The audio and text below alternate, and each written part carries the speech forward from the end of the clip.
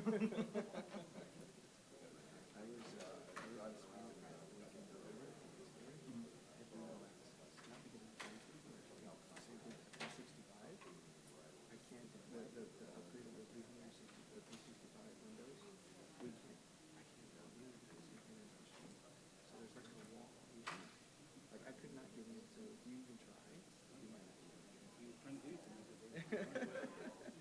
I'm not taking my laptop. I'm not even taking my work phone. No? It's impossible.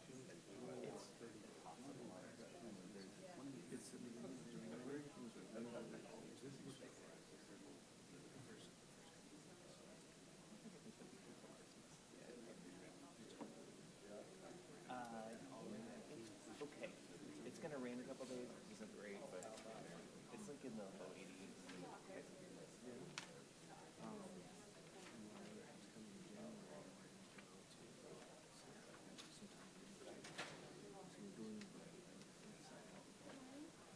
It's part of the charm.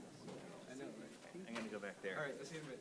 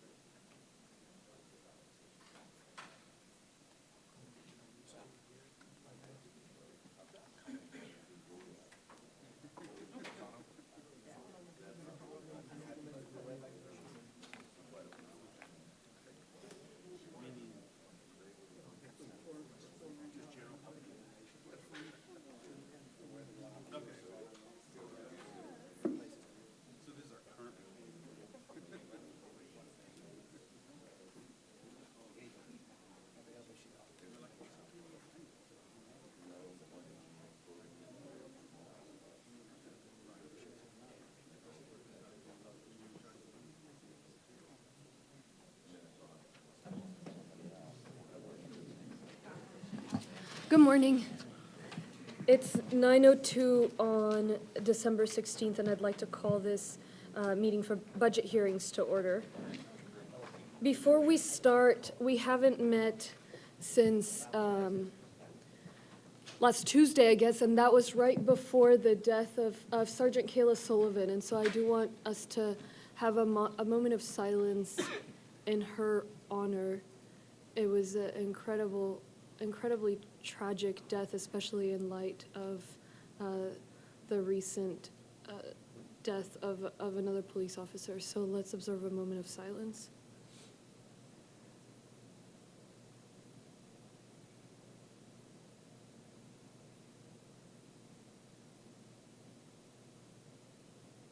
Thank you so much, and thanks again to all our law enforcement folks for the work they do each day.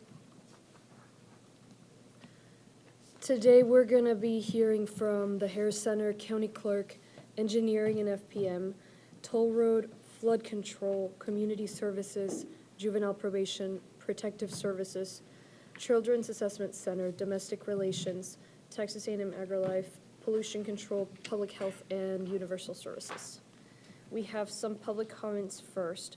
Dominic Mazok, Gregory Turetsky, and David Garcia.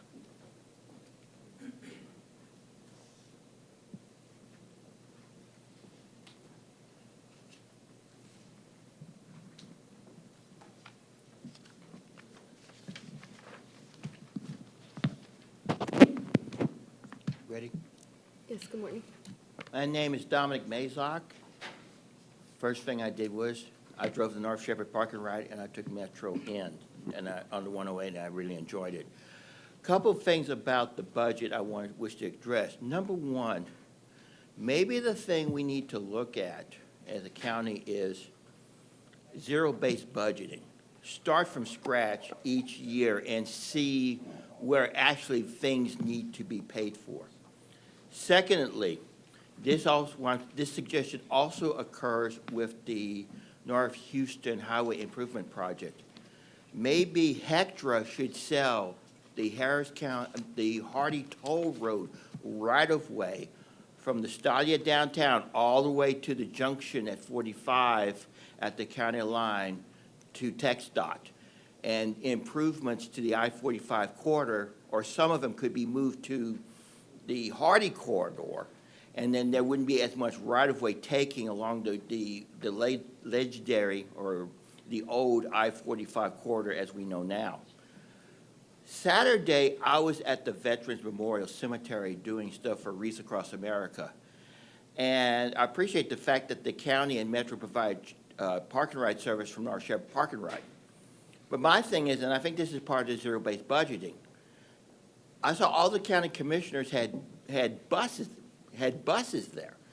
My thing is, and this is something I think we need to look at, is there's times where buses are needed, but maybe instead of each commissioner having his or her own buses, maybe this is the type of service that needs to be chartered out. I think this is another thing that needs to be looked at. Maybe all the county departments need to have an audit and best practices from other parts of the nation and see whether or not they can apply to the county.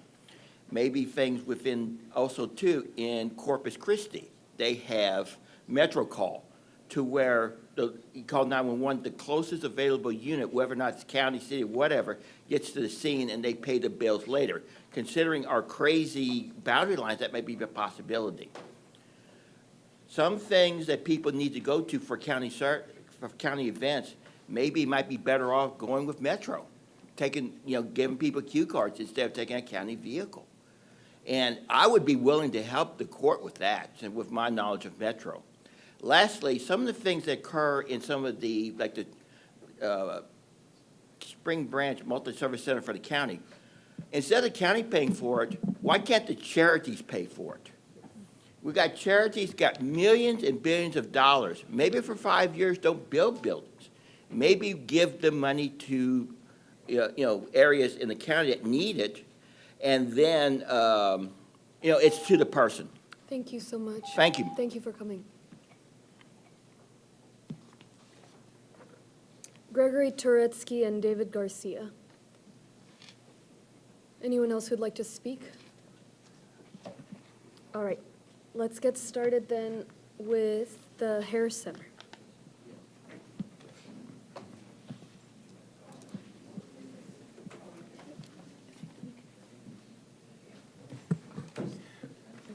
Good morning. Hey, good morning. We'll jump in here. We'll try and be brief. Want to give you a little bit of an update before I talk specifically about the numbers. Sometimes our lines of sight don't cross quite as much, given that we are associated with the county, but not exactly a part of it. We have made dramatic slides towards our strategic plan objectives. Remember, as I talk, that our fiscal year is September to August, and so it doesn't align very closely at all to your fiscal year, and so sometimes those timeframes cause some misalignment. We did have achievement of 21 of our 26 strategic priorities this last year, which we are excited about because it is the first time we've had a concrete strategic plan with measurable objectives in quite some time. Our plan revolves around 6 strategic priorities that our board, who you appoint, as you know, set for us. With regard to innovation, the Harris Center was designated as a certified community behavioral health center.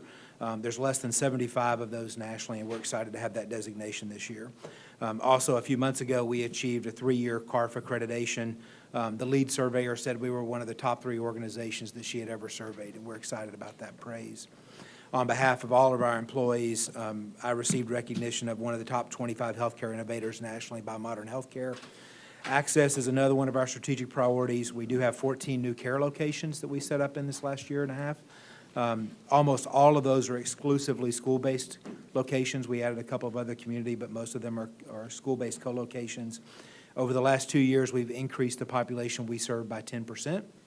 We, this past year, served just over 60,000 unique people throughout Harris County, not including those that we serve through the jail and that contract. We also have extended our hours at our 4 largest clinics to be open on Saturdays now. So if you go to one of the main clinics where we serve individuals on a community basis, those are open on Saturdays and available for care. Through integrated care, we've opened a couple of locations where we have physical health care integrated in with behavioral health care. We have a contract with the University of Houston to add 4 more primary care physicians to our service array, and look forward to increasing those locations this year. We were also recognized by Texas Health and Human Services and the Texas Council as a best practice for integrating mental health care services for individuals with intellectual and developmental disabilities. From a quality perspective, we've implemented a board quality scorecard with over 60 items that we monitor regularly and publicly to identify our progress and where we need to go. We've cascaded those scorecards to a unit level. We've also had a large impact with a clinician and officer remote evaluation, which I'll talk a little bit more about. That's one of the requests that we have in this year's proposal. It has had a large impact, and I'll cover that in a little more detail. From a community leadership perspective, which is one of our other strategic priorities, this is probably one that's better left for others to speak to, but I'll highlight a couple of things. One is we've increased our formal academic affiliations from 23 universities to 32 in the last 18 months. And on behalf of our 2,400 employees, I accepted the 2019 Charlie Shannon Advocate for Justice Award from NAMI, Texas this year. We also strive to be the organization of choice for both the people we serve as well as those who work for us. We've reduced our days positions are vacant by 10%, reduced voluntary turnover by almost 20%, increased our employee satisfaction by 5%, and probably most importantly, increased our patient satisfaction by 6%. So with that, I'll talk about a couple of things related to our budget. The forms are a little bit different. When working with the budget office, we thought while y'all are an extremely important part of our overall budget, you represent about 17 or 18%. So there's a fair amount of our dollars that don't derive through the county funds or the contracts. Remembering some of you, as we've talked in the past, there are really kind of 2 main parts of the budget that the county contributes to. The first is kind of allocated funds, where you take dollars and give to us. And primarily 75% of those funds that the county allocates, if you will, to us, go to either operating NPC or the Neuropsychiatric Center, if you're not familiar with it. It's the place where law enforcement drops off most of the involuntary or emergency detentions for people who are in a mental health crisis. And it also goes to match the inpatient psychiatric beds at HCPC that UT Health operates. So the state gives the bulk of those funds, and the county gives about 10% of that dollar amount as match. The rest of those are allocated across other small departments and operational activities that do require match activities, and we certainly appreciate those. There is a request of about $335,000 increase to that $20 million. That comes in the form primarily of wage increases and market adjustment to salaries to try and remain competitive. I will say that I know that oftentimes the county will look at wage increases kind of across the board and do that separate from the routine budget process, but recognizing that as our employees aren't county employees, those across-the-board raises never actually make it to our people. So we included it in here as a separate part of that request. We did have a third party help us with that effort. We wanted someone to kind of objectively evaluate where we were at compared to market, and they did find that we were pretty woefully behind, and so we took some steps to try and increase that. The kind of the bottom half of that sheet that's in there that talks about our requested budget are in the form of contracted services. So that's where we have a specific distinct contract with the county, and we provide services at your direction and on your behalf. There's $1.8 million increase total across all of those categories of contracted services. That really breaks down into four main parts. A significant portion of it is wages, as I described, except the top half was related to allocated funds. This is related to contracted services. And it's also important, I mentioned, that realizing that really y'all are about 17 to 18% of our budget. So we also have people who don't work in projects related to Harris County. And part of our challenge, too, is if we have a service coordinator, as an example, who makes a certain amount and we give them an increase, it's very difficult to give an increase to an employee who works just for a different program but in the same organization doing essentially the same job. And we had many of those that were the case related to our contracted services. We additionally have included funds to request additional providers at the jail, both in terms of front door. If you look at the front door, that is one of the primary places where there becomes a backlog at times trying to see providers as we get triaged in, as well as there was a mid-year approval for the addition of another competency evaluator. We do most of the competency evaluations for the court system. And so we had far exceeded the volume of competency evaluations that had been contracted for, and so mid-year y'all approved that, and that annual increase is built into that request. We also have a request for a few additional staff. The jail accreditation group increased their requirements to require that now an individual must be seen face-to-face within 24 hours of a referral for mental health services. And so we have the staff in to be able to accommodate that. We were close to that. The biggest exception on that came a lot during the weekends where we did not have as much staff to be able to manage that. And then finally, as you probably heard from community supervision, we increased the dual diagnosis residential program from 60 beds to 100 beds. And so there's some funds in there to offset those costs associated with that. There are three items that are listed as new or proposed services. The first is the clinician officer remote evaluation program I mentioned. We have been working in partnership with the Harris County Sheriff's Office, where we have taken regular patrol deputies and provided them with a tablet where when they respond to get dispatched by 911 and a part of that call has a mental health component, they can use that tablet and connect directly to a behavioral health clinician of ours remotely from the field. And so there's literally, I've got a great, beautiful picture of a gentleman sitting on the bed of a pickup truck in a parking lot where he's getting a clinical evaluation to help that officer decide, does he need to go to MPC? Can we provide supports in the community? Does our mobile crisis team need to come out? Is it, in fact, nothing related to mental health, and it's really a criminal justice situation that needs to resolve through the criminal justice system? Currently, our pilot has 20 individuals who have those tablets. Our proposal would expand those from 20 to 100, and then you add those with the CERT teams. We currently have 20 teams where those mental health clinicians are co-responders with law enforcement, and they ride in the cars. That's obviously a one-to-one ratio. You can have one clinician supporting one officer because they're kind of married together in that car for the shift. In this scenario, we're at about 1-to-16 ratio, so our clinicians can support a much broader array of deputies or officers as they go out into the field with that. We've got the preliminary results from an Arnold Foundation evaluation in partnership with the University of Houston downtown, and it showed a decrease in cost and time-consuming transports, an increase in triage of calls, a decrease in time on calls. The deputies right now would have to wait for one of the CERT teams to show up, whereas now they can just get someone with a tablet to come through. It is a force multiplier, as I mentioned. The complete evaluation is due out in a couple of months. we were talking with Commissioner Garcia, and he's one of the individuals who urged us to put the request forward. And I said I was a little hesitant because the full evaluation hadn't been released yet. But he felt like if the evaluation came forward and didn't continue the glowing results that the preliminary did, then certainly we could always look at that and reconsider that decision. The second request that is here is juvenile forensic reentry services. It's about $556,000. And in actuality, that is a request that will be discussed and presented by Henry Gonzalez when juvenile probation presents. I'm talking about it here really for two reasons. One is the interest of transparency because it does involve us directly. And the second reason is because I want to assure you that that project and proposal was developed in concert with us and I fully support that proposal, and he'll talk more about that this afternoon.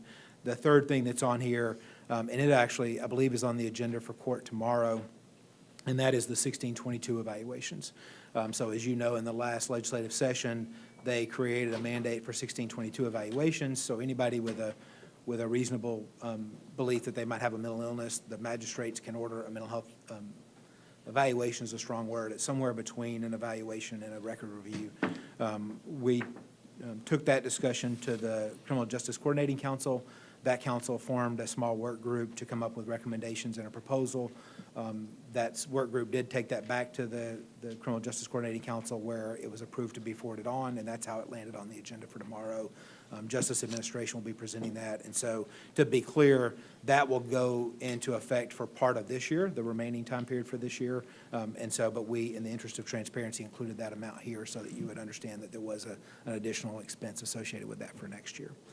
And those are all the comments I have prepared, but I'm happy to answer any questions or have any discussion. You do a good job. Thank you, sir. Yes, Commissioner Ellis. I'm just curious, have you ever benchmarked your mission to how it's handled in another county in the state or around the country? I'm just wondering, how will we on what we spend compared to whoever would be your peer? Yeah, so it is tricky. I will say first, and I say it often when asked questions about finances and allocations, I don't know any community in the country that would say they have adequate mental health services and support. So I think it's resources are a challenge for all of them. Right now, officially in the last ranking that was put out, Texas ranks 49th in spending in mental health care on a per capita basis. They discovered that they did not count all the Medicaid spending. And if you do some kind of back-of-the-napkin math, you think that we probably end up spending somewhere between 35th and 40th in mental health spending. Now, I will say our legislature, the last 4 sessions, have done a lot of work to improve that. So credit to them and kudos to them for that. But we still lag pretty far behind. So that's on a national level. When you look at it from a Texas perspective on per capita funding, when I got here 2 years ago, we were last in per capita funding of all the community mental health centers in Texas. Today, there are 39 community mental health centers in Texas. Today, I think we sit at 36th in funding, so we've made our way up. We're not last. I think they intentionally did that so I would quit saying we're last, to be honest with you. And the part of the challenge, and just to kind of be complete in my description of it, is so in the conversation in the community mental health center world, we talk about being above the line or below the line, and that really is that mean line of what the average per capita funding is. If you wanted to get us to the average, you would have to take all the funds from the smallest 22 community mental health centers and give them all to us just to get us to average. And then, of course, they would not exist, so we would still be below the average because we'd be the last one on that list. So it is a problem that they're trying to reconcile, and in the new formulas where HHSC allocates funds to us, that the legislature has appropriated, they do have a disproportionality piece that they're trying to use in that formula to try and slowly bring the below-the-line community health centers up to the average, although that is a long process and it'll take quite some time for us to get there, I believe. Thank you. Yes, sir. Thank you for your work. Yes, sir. Thank you. Wayne, thank you so much I think especially, there was some portions of your budget submission that were exemplary in my mind. The way you guys presented your objectives and in the strategic plan with measurable goals and realistic goals, only 6, or objectives, only 6 goals, measurable objectives, really well done and an example, I think, for how we all need to try and come up with those concrete goals and realistic measurable objectives. And then this program that you're presenting, the core program, it seems so thoroughly reviewed with data, and so I appreciate that presentation. I appreciate the work you guys do, and know that mental health is a big priority for me as well, so I look forward to continuing to work with you. Thank you for that feedback. I appreciate it. And I will say, a lot of, as you know, a lot of this starts with governance and leadership. And so we appreciate your appointees to our board. They drive us and continue to drive us towards excellence and making improvements. And so we appreciate your support with our board as well. Judge, Yeah. but if Yes, I may, Commissioner. so, I guess the easiest way for you to get some level of parity with your peers in other states would be through Medicaid expansion. Medicaid expansion would significantly help, particularly with our population, which tends to be disproportionately low income, unstable in employment, unstable in housing at times. So those individuals would have compared to the general population, disproportionately would be eligible for Medicaid at a higher rate because of the depth and significance of their illness and condition. I know we got a lot going on, so I won't tie us up today, but I'd like for you to visit with my staff, maybe some of the other staff, so that during this period before the legislature goes back in session, we think of ways to highlight that. I mean, so it's one thing, we say it to each other, but I don't know how we get it out there in the stratosphere, since it's unlikely that they're gonna have severe budget problems when they go back. And I would assume in terms of an area that has political clout, unfortunately, the area that you're over, based on my experience, won't be one that carries a lot of political clout. Yes, sir. Extremely important, but won't have the political clout. And, that's such a logical way, and of course, we just kind of given up on it. Yeah. In a lot of ways, even when I was in Austin, but we ought to think creatively about how we raise that, instead of just, letting it go by. And it's during the interim that it's time to raise that. I don't know where else the money would come from. I will also add, if I can, just kind of in addition to your comment and thought, that another critical issue that I think is coming very quickly towards us, and the interim is critical to that, is the potential loss of the 1115 waiver. That impacts all of healthcare. It's, $3 billion across the state. But what I don't think a lot of people realize is that 30% of community mental health center budgets are from the waiver. And so if you imagine 30% of the limited existing public mental health resources going away with that waiver, that would be catastrophic. And I assume that's less political pressure from states that did the expansion to want a waiver. Yeah. So we end up. Exactly. Along with Florida, we end up among the big states out there by ourselves, needing the waiver. Yeah, exactly. Thank you. Thank you. Yeah, One but- last thing, can you tell us where we stand right now on Epic? I worked last week on the financing component, so we think we've got that taken care of. But where do you see that at this So I think we are at the point where there are a couple of Ts to be crossed and Is dotted to get those interlocal agreements between the county, Harris Health, and us to the court and our respective governing bodies. We had hoped that actually it might make it to the agenda tomorrow for court. It did not make it to that agenda. So we're hoping for January for all three of those bodies to review those interlocal agreements and be able to get those signed so that we can kick off the implementation. It'll be about a 12-month implementation, so it'll take a little bit of time even once those are approved. But we certainly appreciate the court's support and interest in that. All right, thank you. Thank y'all. County Clerk.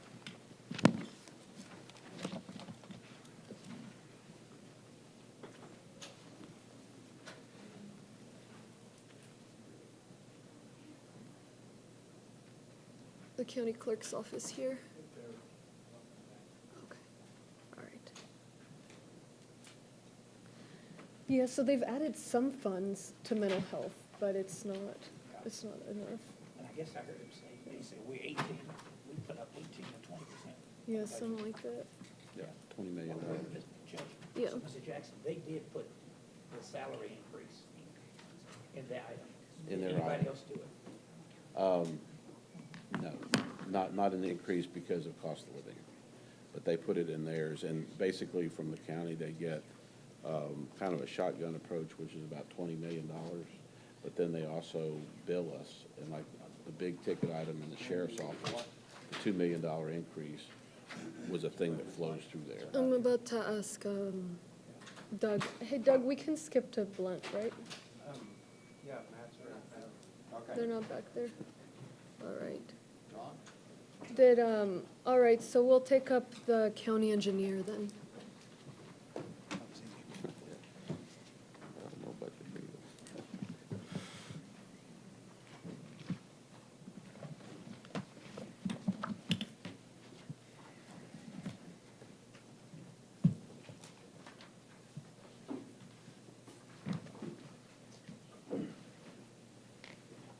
Good morning.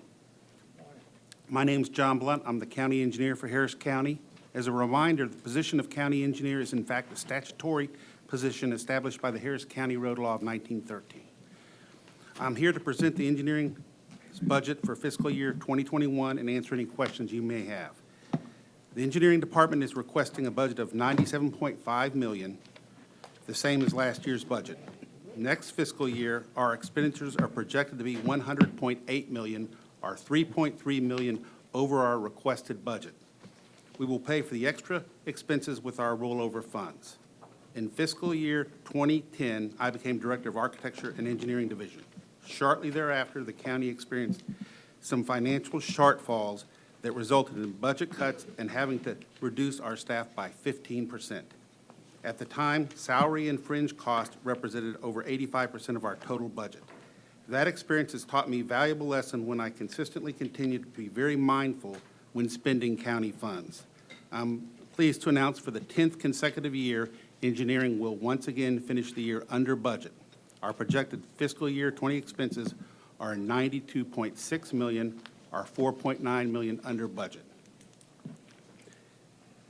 This year, $24.2 million, or 26% of our expenses are dependent on variables beyond my control. These include lease payments, traffic signal maintenance repairs, and facility upkeep and maintenance. Furthermore, these expenses continue to grow at a faster pace than other expenses. We were asked to evaluate several items this year, including eliminating unnecessary tasks, outsourcing work, development of performance measures, zero-based budgeting, rollover, as well as other data-driven metrics. The engineering department continually monitors work tasks to minimize redundancy and discontinue processes that are no longer needed. We currently outsource many skill sets, and including water plant design, wastewater treatment design, and other such items. But due to a very large demand in our services, this year we will outsource our core competency, which is program management and project management. This type of outsourcing typically costs at least 3 times what actual county employees' total compensation costs are. Our challenge is to find, hire, train, and retain qualified individuals in a timely manner. It should be noted that 244 of our 659 occupied PCNs are new hires of less than 2 years county service. That's approximately 37% of our employees have been with us less than 2 years. This statistic is especially important since it takes approximately 2.5 years to fully train a road and bridge project manager. We have an increased workload due to greater requests by our main clients, the court members, as well as taking on $500 million worth of the Flood Control District's bond program and approximately $350 million in CSD activities. Today's young graduates are less interested in retirement plans and health insurance benefits, but rather flexible work schedules and salaries needed to pay off large school debt. After several years of struggling to compete for qualified personnel with non-competitive salaries, this court recognized the problem and authorized pay increases that now allow us to offer market-level pay. However, that's not enough. Unfortunately, today when we see a new graduate, we can match their pay, and the next thing they ask is, so you have 4-day work weeks like the rest of the engineering community? No. You give bonuses? No.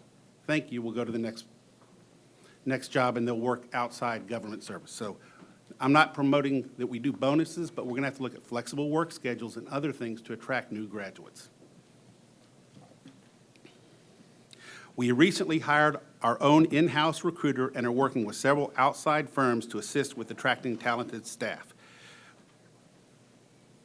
We are continuing to build a more robust intern program with 30 interns planned for this year. Currently, we have 117 open positions, which represents approximately 15.3% of our total full-time PCNs. We have targeted to fill 81 positions this year. Traditionally, it takes 2 to 3 months to advertise, interview, and hire an employee, and then we start the training process. In fiscal year 18, we implemented the eBuilder system, which was selected mainly for its integration with PeopleSoft. Unfortunately, the full potential of eBuilder will not be fully realized until PeopleSoft is online and completely integrated. This project management and portfolio software is an extremely powerful tool which will assist in better project management. We utilize zero-based budgeting concepts in reviewing how we spend our money and to help identify how resources could be used more effectively in conjunction with our department-wide best practices review. We did that review using the American Public Works Association guidelines to help develop a roadmap for preparing this budget. The engineering department administers 13 different sets of regulations approved by Commissioners Court, as well as serving as a statutory county engineer. After reviewing our organization, we identified the need to develop a planning division to better serve the unincorporated areas of Harris County, whose population will soon exceed the city of Houston. Sustainability, resiliency, and equity will serve as a foundation for our planning activities. We have already created one position, and next year we will reclassify as many staff as necessary to be able to fill that role. Additionally, we are asking for 5 new positions to fund an additional survey crew. Our rollover will fund these new and reclassified positions, as well as enable to keep current with salaries. The large influx of civil construction projects will only continue a trend that requires to be very aggressive in finding employees. This year, we've spent over $2 million of our rollovers to fund traffic signal repairs, countywide engineering studies, and continued repair and upgrades to county facilities.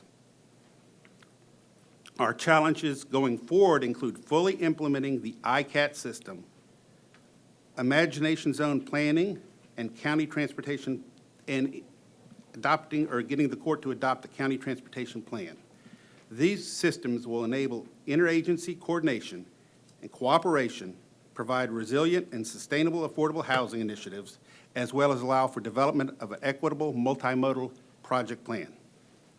Additionally, we will continue working with the Budget Office, FEMA, and other government agencies to work on the Hurricane Harvey damaged buildings.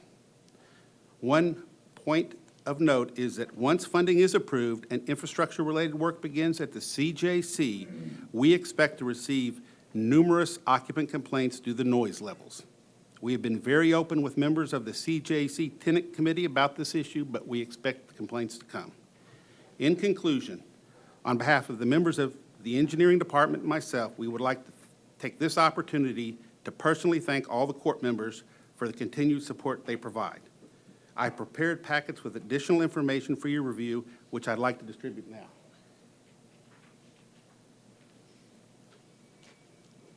I'm available to take any questions you may have.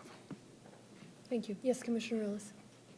Thank you, Mr. Blunt, for your work, by the way. I know I don't say it enough since I'm always whispering to you over here when you're trying to pay attention, but I do appreciate, we all do, what you do.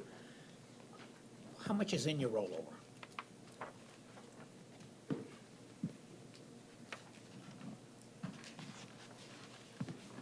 Currently, it's right around $16 million. 1.6 or 6.0? No, $16 million. 16 million. And how often, like at how often do you go dip into the rollover? Fairly often.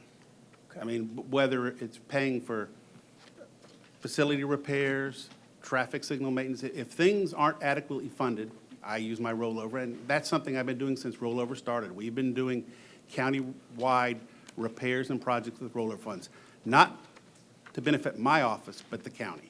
So in the past, how many times have you gone to your rollover to avoid asking for an increase going through this process? We've never done that before. This is the first year where we've not asked for an increase, and we decided to use rollover. And, well, of course, I've been here a couple of years, but what was your increase last year? If you just remember, or roughly, I- not Mr. Jackson might. I don't recall. Genius over here is pulling it, About 5%. a 5%. So it's been how much, maybe in the last 4 or 5 years? What has been, since the downturn, what would they get, just roughly? Engineering, 25%, in 1 year, or 5% each year? about 5% a year. About 5% a year? We essentially got what every other county department got. It Everybody was got the about same 5%. percentage. And again, if things came up or LED lights need to be put in or whatever, that was the flexibility of the rollover. So normally you go to the rollover for, shall we say, incidental, fairly minor, Right. not to keep from getting more. So I guess what I'm getting at is, what's your guess on when the rollover is gonna run out? I'm sure there's a nice accounting way of saying it. But Right. you catch my drift? Yeah, When will the rollover get run over? We'll make it this year. I'm not sure we could do this again next year. Depending on how many people we need to hire with planning staff, how much we have to increase salaries. We have funds in here to be able to raise salaries. We have a salary range. The issue is, last year, new graduates, the cost of a new graduate went up 15% in 1 year. And I anticipate the same thing to happen again. And we're not, and that is a C graduate from U of H. That's typically kind of who we hire, and that's typically who we track. And I have enough interns, I know what every engineering company in town pays. I keep track of that. And it went up 15% in 1 year. And so if you increase the new graduates and they come in, the graduate that's been here a year has to get a raise because the new graduates make more than they do. So it's a ladder type approach. If you increase one, you have to raise them all to be able to keep them. So Now, I remind the court, Yeah. I staffed the entire Fort Bend County Engineering Department from county engineer on down. People left because we weren't competitive with salaries. That's what I wanted to get to, because you mentioned that to me now. Being a C student myself, it's not so bad you end up on the governing board, but I always get A students to work for me, to make me look good. So with what you're proposing with your rollover, you're gonna try to go to a 4-day work week at some point. In the point where Can we keep them? Yeah, So that's the way our I'm headed employees- is it enough? Our employees that are doing solely engineering, not the permit office or other places. I got you. Solely engineering, we will probably move to 4-day work weeks, because quite frankly, if they're managing consultants, they can't have a meeting on Friday because every engineering company is closed on Friday.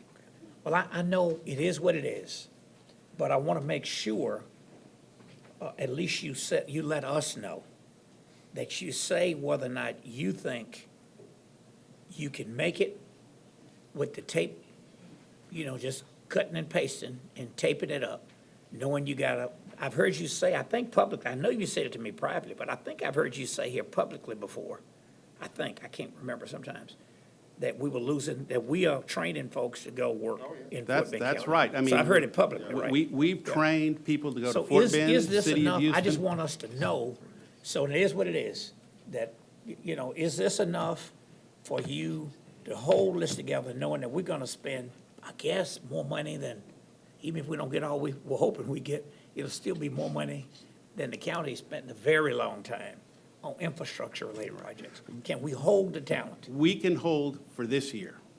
Next year, there's going to have to be an increase, but we can hold it with the rollover. I'm convinced we can. I can't imagine it'll go up more than another 15%.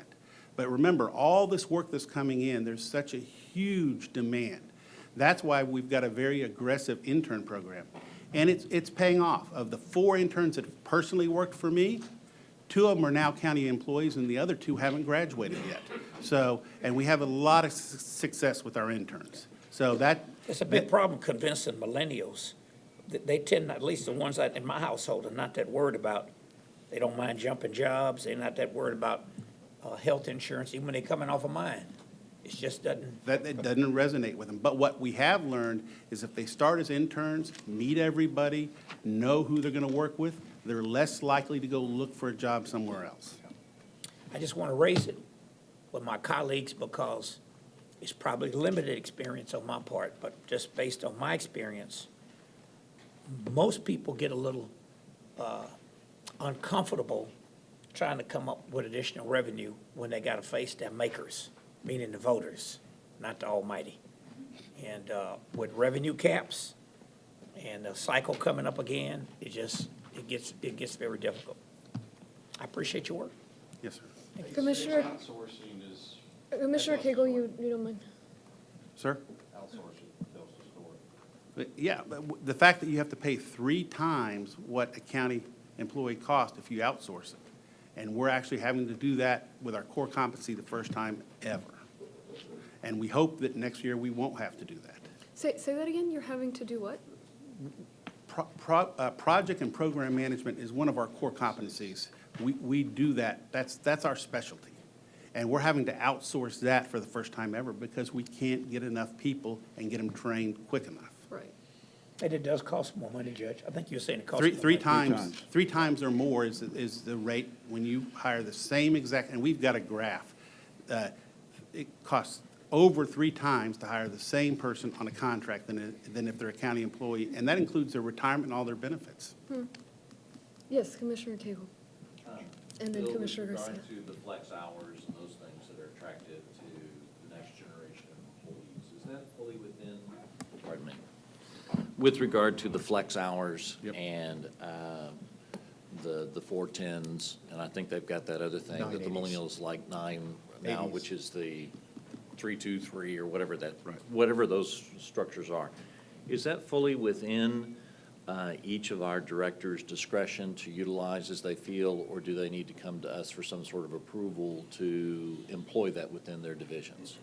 Well, I think they probably need to come to court and get that approved. We're kind of working on that. The new PeopleSoft software is a lot more flexible in that regard, and one of the reasons we chose PeopleSoft is because it's already used at the hospital district, which has all sorts of flex hours for nurses, and so that's a very positive thing on it. We've looked at this, started to even think about it in the detention area, because young people would rather work, 410s. In the nursing community, they have such hard times now, and I know this, like Memorial Hermann just gave bonuses, substantial bonuses to nurses, just to stay one more year. And they work 3 13s and just get 4 days off. So the flexibility is what we're looking at as we have to compete with this marketplace.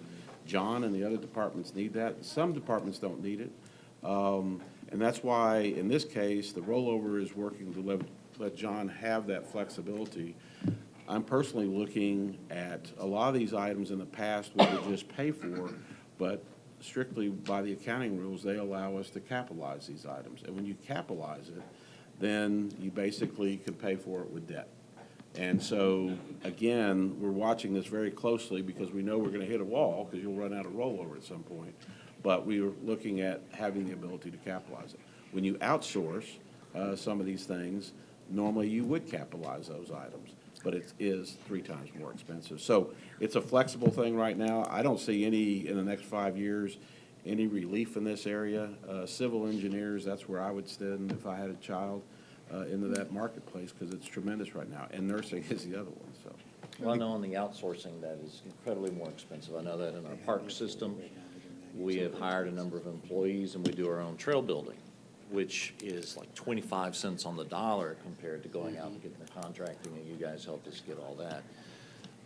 Judge, when we're looking at some of the stuff that comes in later on with regard to John Blunt's report, that budgeting process is real important, because if you have to sell it and go to the highest bidder, it is much, much more expensive than actually getting the equipment and building it yourself. And that's actually something I learned from Commissioner Raddick. That was an idea I stole from his department. And the engineering helps us with the engineering of some of the trailways, and that's another expense that they sort of have that cooperates with us, and that's all covered within here. It's a lot cheaper to do it yourselves than to ship it all out. A lot cheaper. Commissioner Garcia. Thank you, Judge. John, thank you very much, and just want to take this opportunity to acknowledge you and your staff. You know, almost, you're as significant as our first responders are, because without your help, our guys can't get anywhere. And you're also who we lean on when we have the citizens feeling issues out in the community, whether it be drainage related or traffic related. You're the guys we turn to. So thank you and your team for all that you do. Thank you. One thing I did want to ask you about is the process by which, because I talk to the engineering companies quite often, and I'm not a big fan of hanging our shingle out so that out-of-state firms can come to Harris County. But as I talk to firms and I hear some of the conversation around this table about that the cost of our projects are going up because the firms are overwhelmed. And as I speak to them, they say, no, we got more capacity. So how do we go about assessing that well to ensure that we are getting the right value from these projects, and then, or from the firms on these projects? And then secondly, you know, I know I've raised on an occasion or two that PGAL seems to have all of the architecture, building, planning space because they know the buildings well. But how do we go about making sure that we're spreading the work to other competent firms and not just keep putting it on the backs of others who are who can do good work? They've done good work, but how do we ensure that that we're effectively spreading the work, and what's the process that you use to do that? Let me answer the first part, Commissioner. When we look at typically civil engineering firms, we don't do a curve, a simple curve that says, hey, we pay 10% or 12%. Other entities do. We used to do that. The city of Houston, everybody has fee curves. I don't believe in fee curves, because if the price of concrete pipe goes up, that doesn't make it an increase in the skill of the engineer to develop a set of plans. So we do a level of effort. Every time an engineering firm comes in to do a contract, they have to show us what it's going to take to do the project, number of hours, what skill sets they're going to use and what they're going to use it on. That allows two things. It allows us to determine if they're doing something we don't need or they're not doing something we do need, and then we go for that way. That saves the cost on engineering, because if you use a simple fee curve, as materials and everything go up, the engineering will necessarily go up exactly the same, whereas it may or may not. That's how we're looking at that. The second is, how do we get interest in our projects? The court now, for any project over $5 million of architectural, does an RFQ if it's the court. Now, that's been in effect probably for about 3 years. Now, traditionally, you're right, we've used PGAL for our master planning because they are familiar with the buildings, but that doesn't mean they need to do all the projects on the buildings. You want to keep one firm that's familiar with the buildings to do your master plan, but that doesn't mean you should be using them to do all the buildings. And we have diversified significantly in the last several years. Currently we'll have Kirksey on a project, we have Page on projects, but there's only a limited number of large architectural firms. Now, we've been pretty aggressive at bringing in the small firms for these smaller projects. And I'm not just talking about architecture. I'm talking about engineering Right. as well. Yeah, we go and meet with all the associations. We request they send their SF 330, which is their qualifications. And then sometimes we have problems with firms not doing business the way, they want to go on a fee curve. And we're like, we don't use fee curves, and they're not used to doing that. So one of the things we've been previously working with is the city of Houston on their small business initiative with engineering. We always participate with them, and us, flood control, and I think Toll Road this last year actually went and presented. So that's one of the outreach we do with the smaller businesses. Good deal. And I'm not just talking about the MWBEs either. I think we have, a space between the national firms that do a lot of work in Houston and then those firms that are not necessarily MWBEs. So I'd like to see how, because when I'm looking through the agenda, I realize that I tend to see a lot of familiar names, because they're on here quite a bit. And so, but are they the only firms in town? And how are we ensuring that we're creating the competition that we need to make sure that we're controlling the cost to the extent that we can? Yeah, okay, Commissioner, and we'll submit a plan to you in the future to show you what we're doing in detail. Good deal. Thank you. Commissioner Ellis, and then Cagle, and then Raddick. So, 2 points. One on Commissioner Garcia's point, and I think it is a legitimate concern. I think it was under Nice Parker that the city did go and get legislation passed so that they could give some points for, what was it called? Houston First. And I don't think the county has done that. So we'll look, but I'm going to suggest we add it to our Yeah, legislative package. we were told by the county attorney we could not give a preferential treatment to a local firm. So we can go, as Anise Parker did, the city of Houston, I know because I was there, can't remember who carried it. But we can go ask for permission, and it's a small amount, I don't know that it amounted to that much. And I think it is, with as much money as we're gonna spend, it is a valid concern to try and get people who are local, if they're competent and can do it. And there's also a valid opportunity to try and get multinationals or international firms to move here and put an operation here, because people who tend to live here give here. And I'm not talking about to us, in case somebody's watching me. I'm talking about giving to the community and being involved. But we ought to try to change the law to go see if we can do that. But I think most people, if they have pretty good sense, they're gonna open up a operation here with this much work going on. Because for the amount of money we're gonna spend, it is an opportunity. The last thing we want is for something to go wrong.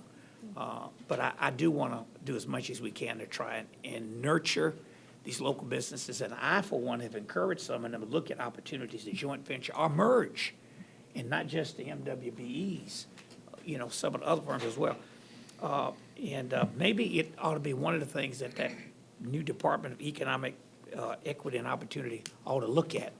I know I think the items on the agenda, we're moving forward to get that done. But the second issue is, and maybe Mr. Jackson can do this, I'm wondering if you could get us a list and send it to us on what every department and everybody has in rollover money. Maybe I've seen it before, and it may be in here somewhere, I just don't know. But sometimes when it's so much, so we can see, including us, see what everybody has in this rollover stuff, so we know when the rollover is gonna get run over, since I'm assuming that's what a lot of people are gonna have to do to try to make ends meet. I think y'all calculated about 140 million, right? For the departments, and it's about another 100 million for the commissioners. So it's $240 million. And again, that's a workflow, that's a working capital that we pay salaries and all that. So if we ran through all of it, that's the problem. That's is that- essentially the rainy day operation. Well, it basically is like a savings account, and it gives people flexibility, but the commissioners usually have about 100% of next year in there. But it allows you to make planning and go for that. But if, for instance, it all went away and everybody spent their rollover, then that means that we would dip about $240 million below zero during the year, and we'd have to use funds. And you keep a running tab on it, if I might? All the time. So we know, and look, I would suggest in the new era in which we operate in, I think you ought to give us a monthly update. Yeah, I'd like to see it once a month. Now with all this other paper, so much of it, all these emails and everything floating, but I want to know. And we ought to just do it by category, We'll give you a just, one-pager on it, and yeah, it'll just one list them page out. would kind of help, Yep. old school, if you don't mind. Yes, sir. Sure, Just no problem. put someone and put it out here where we get it. It is in the individual books and the charts, that you can kind of see, but we'll be happy to put that out there and show you what's in there. We may have to categorize a little bit, because some people, when they get their rollover, then they start transferring it to other things within it. So we'll change the procedures a little bit. So we can see it, and So you somehow can see it show at the all bottom, times. or we can see when rollover is about to get run over. Okay. I'd like to know in advance. Thank you. Commissioner Cagle. Your Honor, there was something that John said that I think is important to put flesh and sinews on. The move from going from the percentage fee to where it used to be that the engineering or the architectural fee was a percentage of the cost of the project, and therefore the incentive was to have bigger and more expensive projects, even though they weren't the cheapest projects, is something that's been done away with just about the time that I came into office.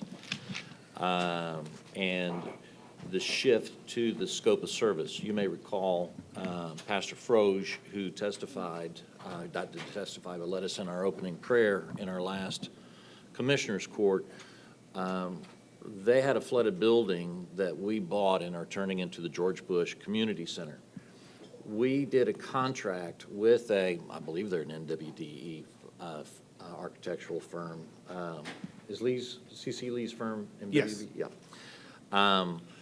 To where we said that we would rather pay him a little bit more in architectural fees than what they normally would be entitled to, so that they could reduce the cost of the overall project on the back end. And they came up with some great innovative designs, working with the existing facilities, that allowed us to get a better product for less money. I know that John did a very similar thing with regard to several other buildings. And this shift of scope of where we're trying to go for value added at the end of the project, instead of whatever that percentage might be when in an engineering project, your pre-planning or your study phase is about 8% of a project, your design phase is about 7% of a project, your planning phase is about 15%. Sometimes by investing in that phase, we're able to save on the 65% of the construction costs and right away in other areas. And so I've been extremely pleased with our engineering of taking that more innovative, modern approach of the value added in those services, so that we're not just paying a flat fee for what you do and you get more if it's a more expensive project, but flipping it so that we're looking at what is the ultimate project that we're going to get at the end, and where to put the money in the project so that we get a better product for less cost to the taxpayers. And so I didn't want that to go past you, Judge, because that's an innovation and a best practice that our engineering sort of started that wasn't done before, and that's been in the last 8 years, 7 years when Yes, you sir. started that best practice. And as far as I know, we're the only entity that does that. Everybody else has fee curves. But it makes our projects cost less at the end, even if it means you might be paying a little bit more to that architect or to that engineer. You get a better product at a better price because we're putting it to where it has the best bang. And wasn't my idea, I guess it was your idea, but it sure has paid off for the taxpayers. And so I think that this is something that we can brag about here, that we are the best practices in this arena. That's great. Commissioner Reddick. John, you do outstanding work. I want to compliment you on that and your fine staff, but you have saved this county untold millions of dollars because you're aggressive. And I know that you have no problem getting an engineering firm, principal or whatever, in your office and explaining to them how the cow eats the cabbage. Yes, sir, that's true. And I have worked with a lot of a number of county engineers since I've been here. And I'm not totally ignorant. I do know that you could make a lot more money somewhere else. And I'm glad you're here along with a lot of other people that can make more money somewhere else. And I can't overemphasize that obscene amount of money. At times the county bled money because engineering wasn't being regulated. Thanks for doing it. Thank you, sir. Commissioner Garcia. Thank you, Judge. John, one of the things that I remember dealing with when I was on council was the fact that Public Works would go out and do a project just to later have the CIP catch up with it and then tear up that same sidewalk or that same street. That used to drive me just bananas. But I don't see that as much here. In fact, I don't think I've ever been told thus far this year that that's happened. What is the process that you use to make sure that we're not wasting that kind of money by doing it the way others may be doing it? We have a project management office that tracks everything. Each precinct has precinct coordinators that track everything to make sure we don't do that. Good. You know, for example, we're designing new roads at the same time we're doing some of these drainage projects, and they're going to cross each other. And we're integrating the drainage projects into the new roads so that it all combines at one time. But it's a lot of coordination, and that's why we push forth this ICAT program, so we can coordinate, because we do very good internal coordination, but we want to make sure we have the same coordination with the City of Houston, TxDOT, Metro, and luckily, they're all on board. Good, good. I just want to commend you on that because it was like a constant thing. Citizens would always call you and say, hey, we just had this street redone, but they're digging it up again right in the middle of the road and then putting all these pipe connectors, and it was just, I mean, you'd be proud of having a brand-new street, and all of a sudden you got a bunch of patch jobs along there. Along it. It used to drive me crazy, and it was just a horrible waste of money.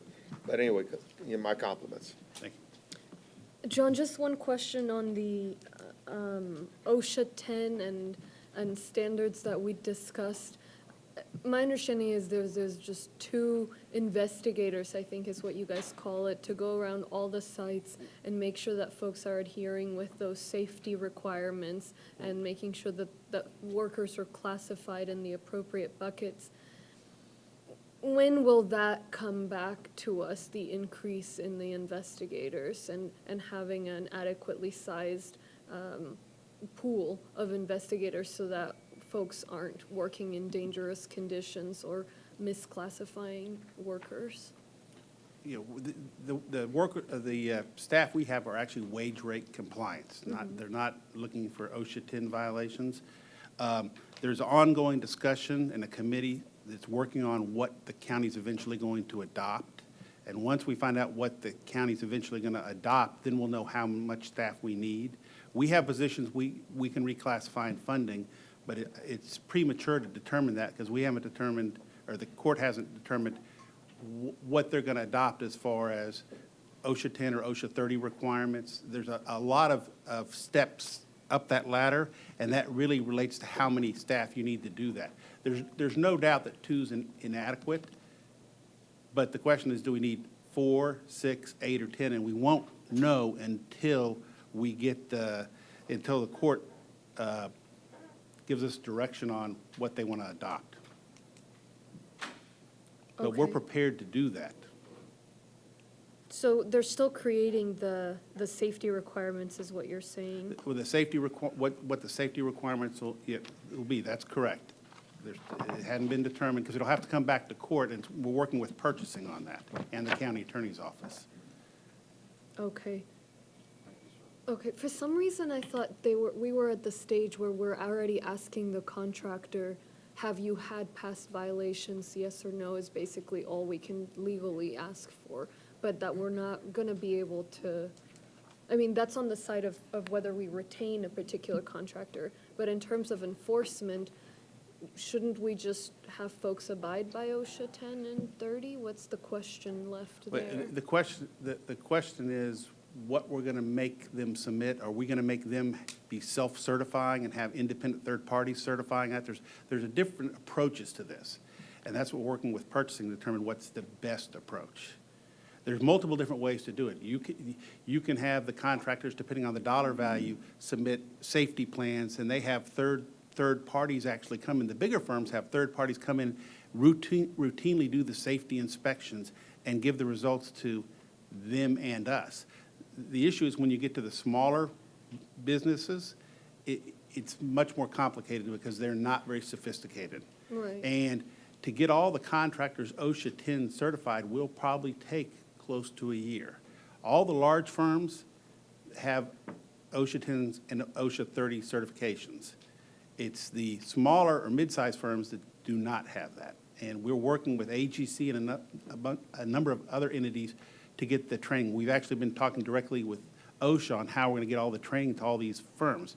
The firm said they're willing to send them to the training and pay the day's salary to go to OSHA 10, but we need to assist them in setting the training up. So it's a sequencing It's a sequence. question.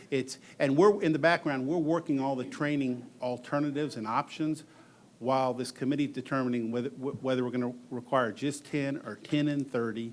And then what we need to enforce it, are they going to do it or are we going to do Right. it? Okay. So it's fairly complicated. It seems simple, but it's complicated. But we are working closely with Houston Contractors Association, Greater Houston Builders, all the entities to determine the best way to do this. All right. Thank you so much for the work you guys are all doing. Thank you. Thank you. We'll take the county clerk now. While they're leaving this last year, Alyssa Max got the best engineer in the galaxy award. Oh. Congratulations. I'm not surprised. Yes. Thank you all so much. Actually, we have 2 Rice grads. That gentleman standing next to her is a Rice grad as well. You've inventoried all of them? Judge, we only have a graduating class of about 450 to 500 people per year, and so we have to keep track of them because we compare to Texas A&M, which has like 40 to 50,000 graduates a year, it seems like. How many a year? Not enough. Go ahead. Good morning, Judge and Commissioners. To start with our department purpose and mission, we provide citizens of Harris County with ample opportunity to exercise their right to vote. We protect and promote the public trust and confidence by conducting open and fair elections in compliance with election laws of the state of Texas. We report each vote cast in an accurate, secure, and timely manner. We provide excellent service to all the residents of Harris County for all of the statutory duties the county clerk is responsible for. We support the courts that we serve with integrity and honor while adhering to the statutes and rules that govern the office of the county clerk. Some of the accomplishments for this year: the county clerk's office received the Secretary of State approval to utilize a countywide polling place program in Harris County. We were awarded a $250,000 grant from the Houston Endowment for the countywide polling place program outreach campaign. We opened 6 new early voting locations, including campuses on University of Houston and Texas Southern University. With the countywide polling places, no provisional ballots were cast for voters who showed up at the wrong polling location. We developed new technology features to help voters find the nearest polling location.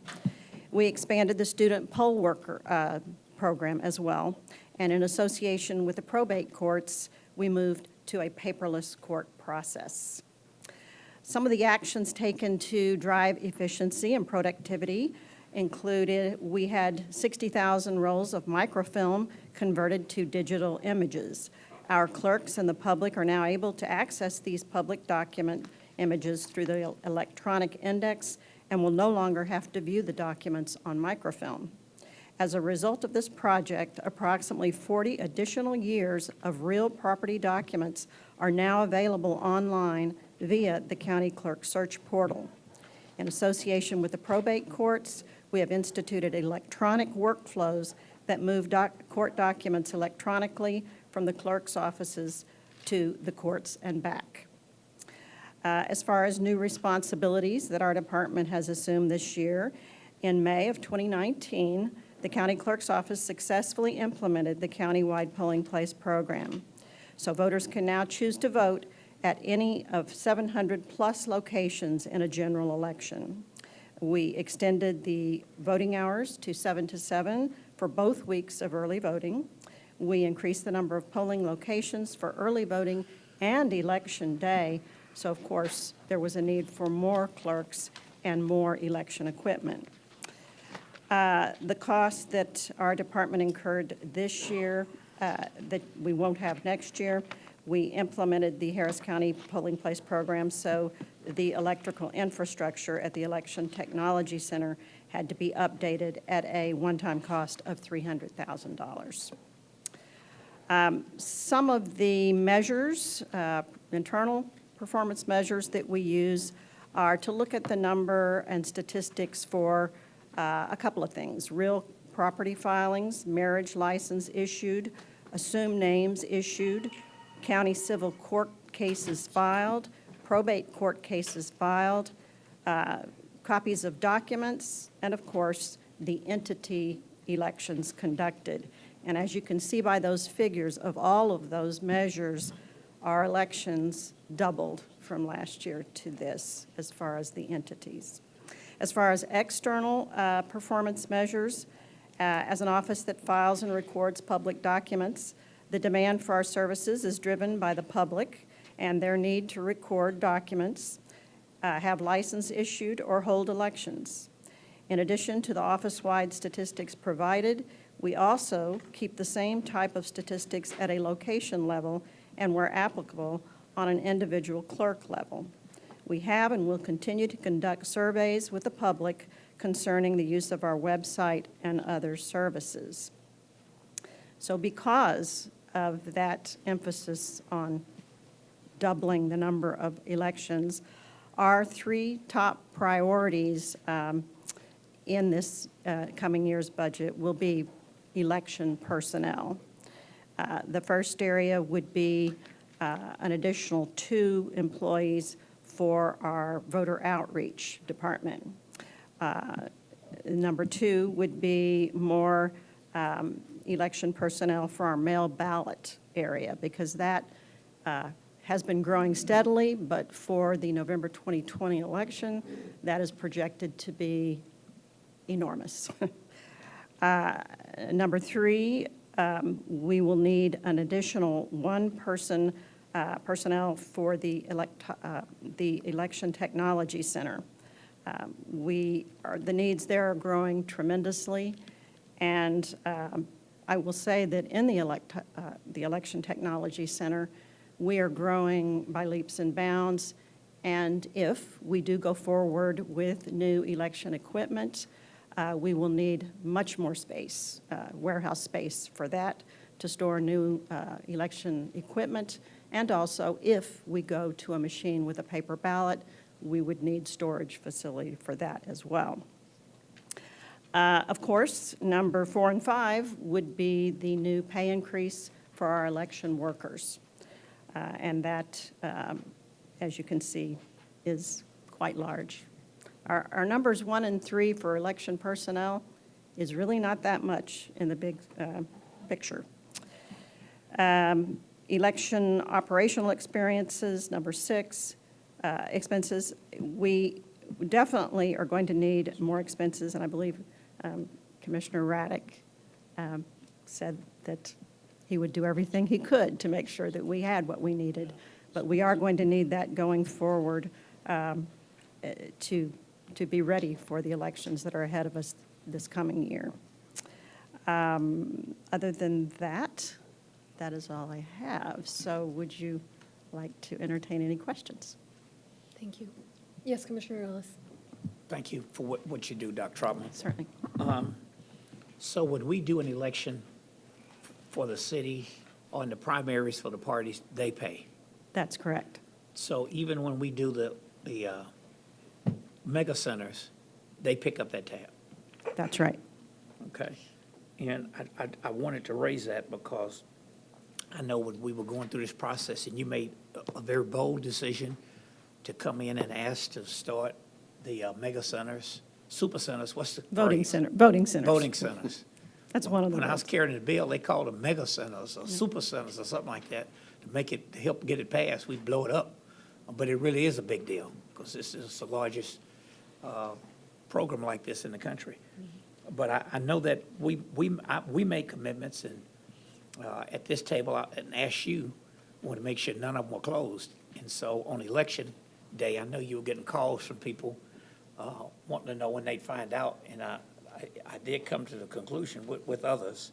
I was with the judge on this recent election night. And the downside of having the voting centers is that you can't go precinct by precinct to know if you won or lost.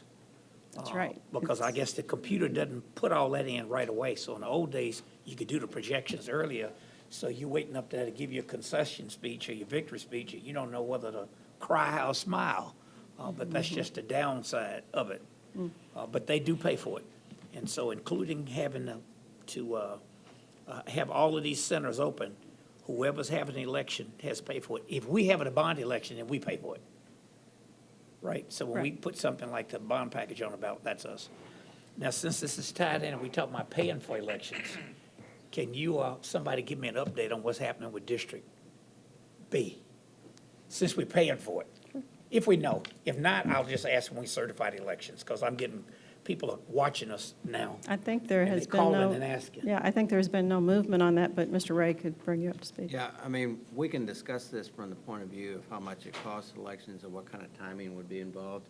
Well, it costs less if we do it sooner. It costs more if we do it later. Yeah, I just want to tell you that the District B litigation is kind of at a standstill right now. The parties are doing all kinds of legal maneuvers. It does appear to me, and I've talked to Dr. Troutman about this, we'll need about at least a 7-week lead time in order to be able to put on a special election.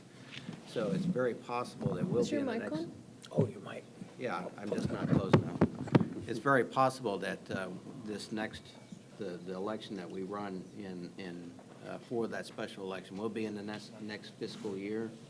And also, we didn't anticipate all of the costs for doing the runoff to be in this budget, so I'm not They give it sure. back to us though, right? Not 100% of the cost. There's early voting costs we have to bear ourselves. I think that if we have a special election, I think we'll try to make them pay for as much as we possibly can. That's the same thing is true for the primaries. The parties will reimburse us for costs, but not for the cost for the early voting. So there is some cost that we bear and will bear. Do we know the breakdown? So special elections about 700,000, I think I read. I see Michael Well, shaking his head. No, I would It say more than that. depends. It depends on how, like if we had to do a special election, it was a countywide election, it'd be more expensive than if we just had it in a very small discrete area. Well, I think I read it was a special election for some council seat. I can't remember whose. And it could be what you're thinking about is how much the city budgeted for that election. That may be close to what it actually costs, but it doesn't, it's not what it actually costs. So it really kind of depends. Councilmember Larry Green. Yeah. Is coming back to me. Right. And was Larry Green, he was a citywide. No, he was a district, Was he? and when he passed, that was a special election for his seat, and it was about 700,000. This is something we'll have to negotiate with them based on what we project as to how vigorous the actual election will be. So that's something we'll have to talk with the city once the court indicates to us exactly when we'll be allowed to put the. But no update on the litigation right now in terms of. Well, that's, the update on the litigation is that the parties are filing a myriad of different motions, trying to force the court to make a decision, and the court has not scheduled any hearing to make that decision yet.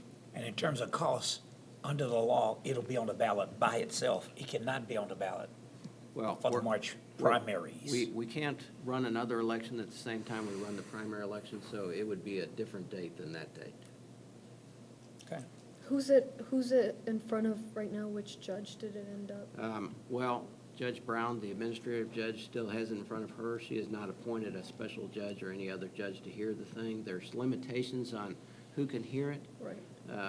So as of right now, it's before Judge Brown. And she can hear it herself if she wants to, but she hasn't indicated to anybody whether that's what she wants to do or not. It could be that she's having some trouble finding a judge that's both qualified to hear the case and is willing to hear the case.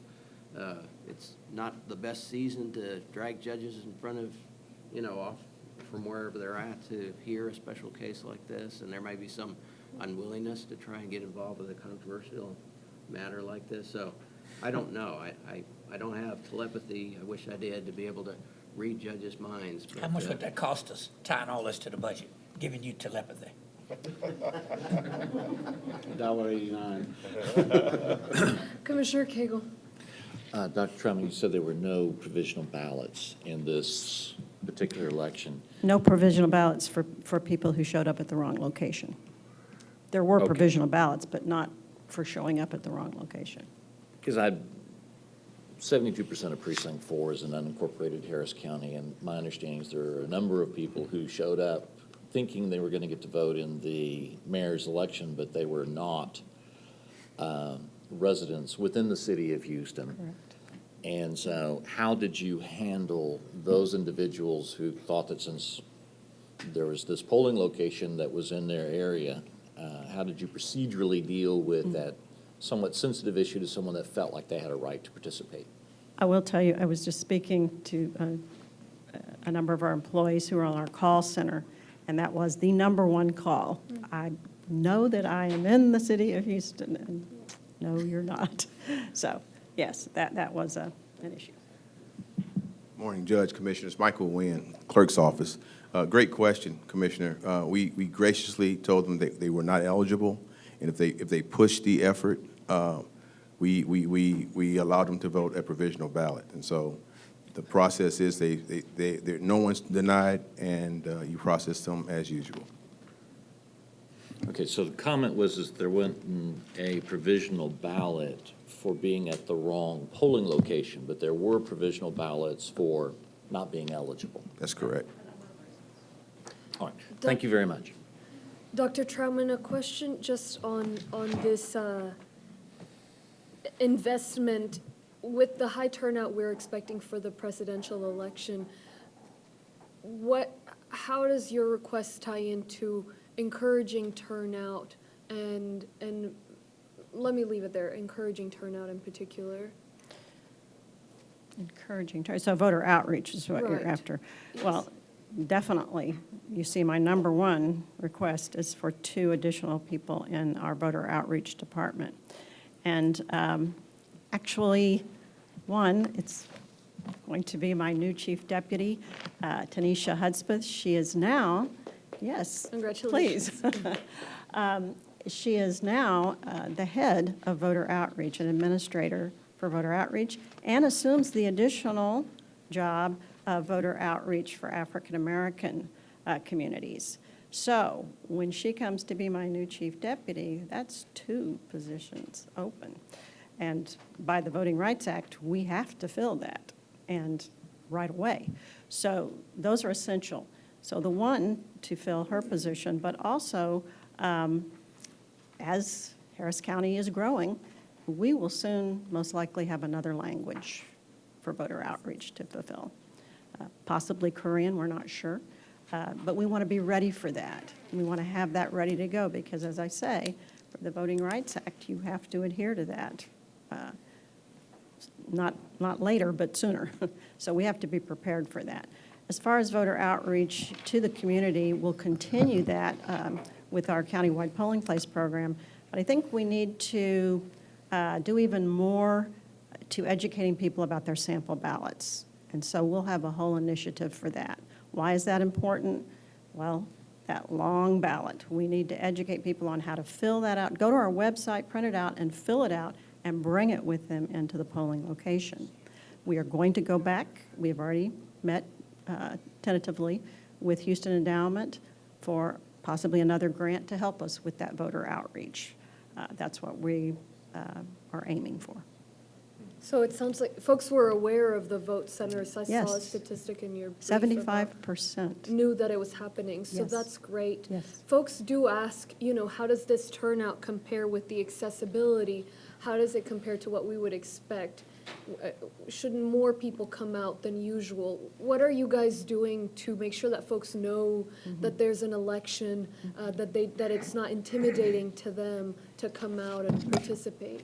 I'm going to let Tanisha Hudspeth answer that. She is the head of our And how voter do you outreach. measure that too? I mean, how do you keep track throughout the year to where you're hitting those benchmarks? Sure. So we'll continue the Vote Your Way campaign. That will not disappear.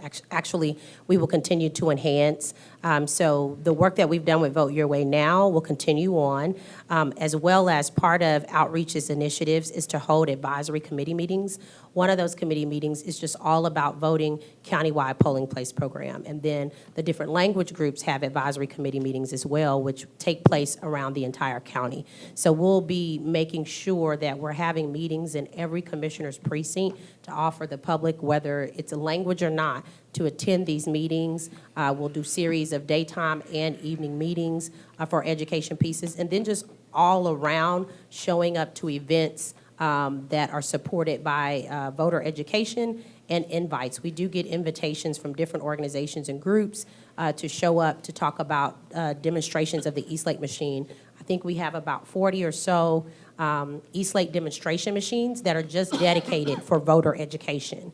And so they're at our Election Technology Center right now, but organizations are open to reserve those out, or we take them out with us for many different events around the community throughout the year. And so we will be gathering back with the Vote Your Way campaign. That message will still go on.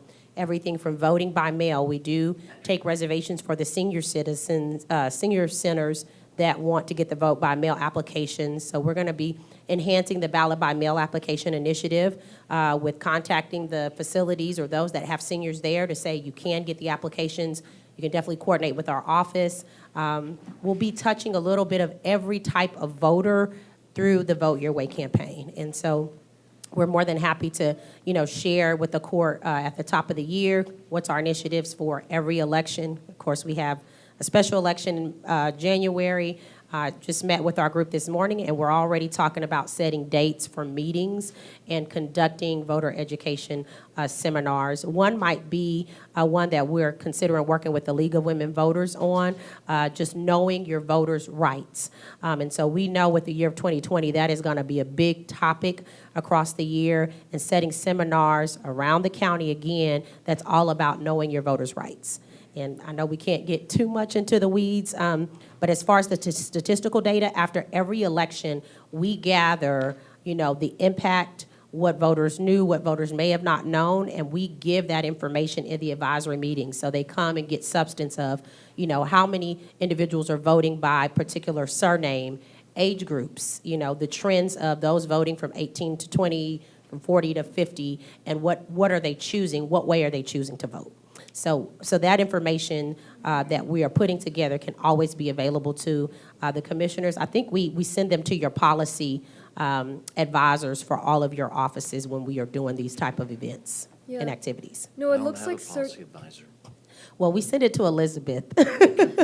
We just send it to Elizabeth. You don't have a policy advisor. So if you don't have a policy advisor, we actually include it to your chiefs of staff. And we always include Elizabeth and Cheryl, and we always include Conrad on there. I don't have either one. Well, we always send it to Conrad, and he lets us know if he needs more or not. So I do understand some don't have policy advisors, but I have the tracking in the emails. It shows that we make sure we get it to every office. So you guys were, obviously it was a success in terms of informing folks about the vote centers, which is great. And then there's so much, you mentioned it, you could teach people about their ballot, you could teach people about straight ticket voting and having to scroll the way through. Absolutely. You could teach people about using the Find Your Polling Location app, or you could focus on turning out, communities that don't participate at the rates that they should compared to other Sure. jurisdictions or whatever. So that's my bigger question. It's a big busy year. Sure. And one thing is knowing how many folks did come out, but a different thing is deciding of all of the information we could put out, what should be the focus? Should it be just making sure that everybody knows there's an election and folks who don't have the right language access or whatever?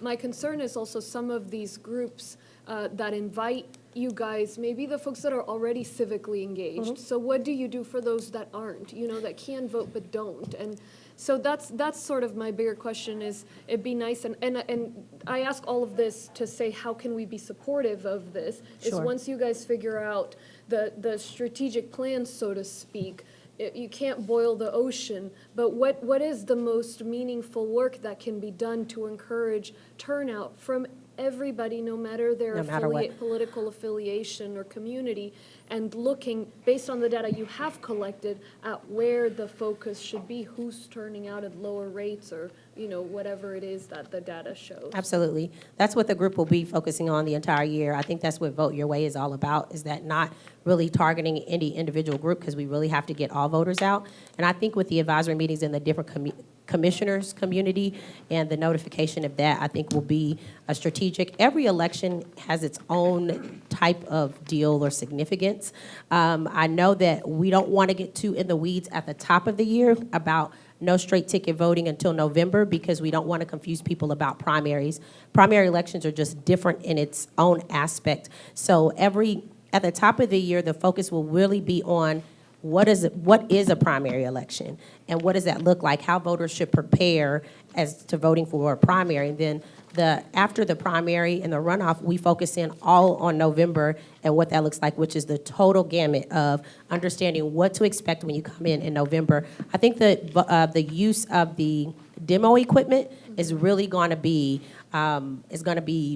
the biggest part of this. And maybe that means getting a couple of demo equipment at some of the community centers in the county, where individuals, if they're infrequently in any of the commissioners' precincts, because we have enough to put a couple in some of the community centers, where if you're there for other activities, you can use the East Lake machine for education purposes.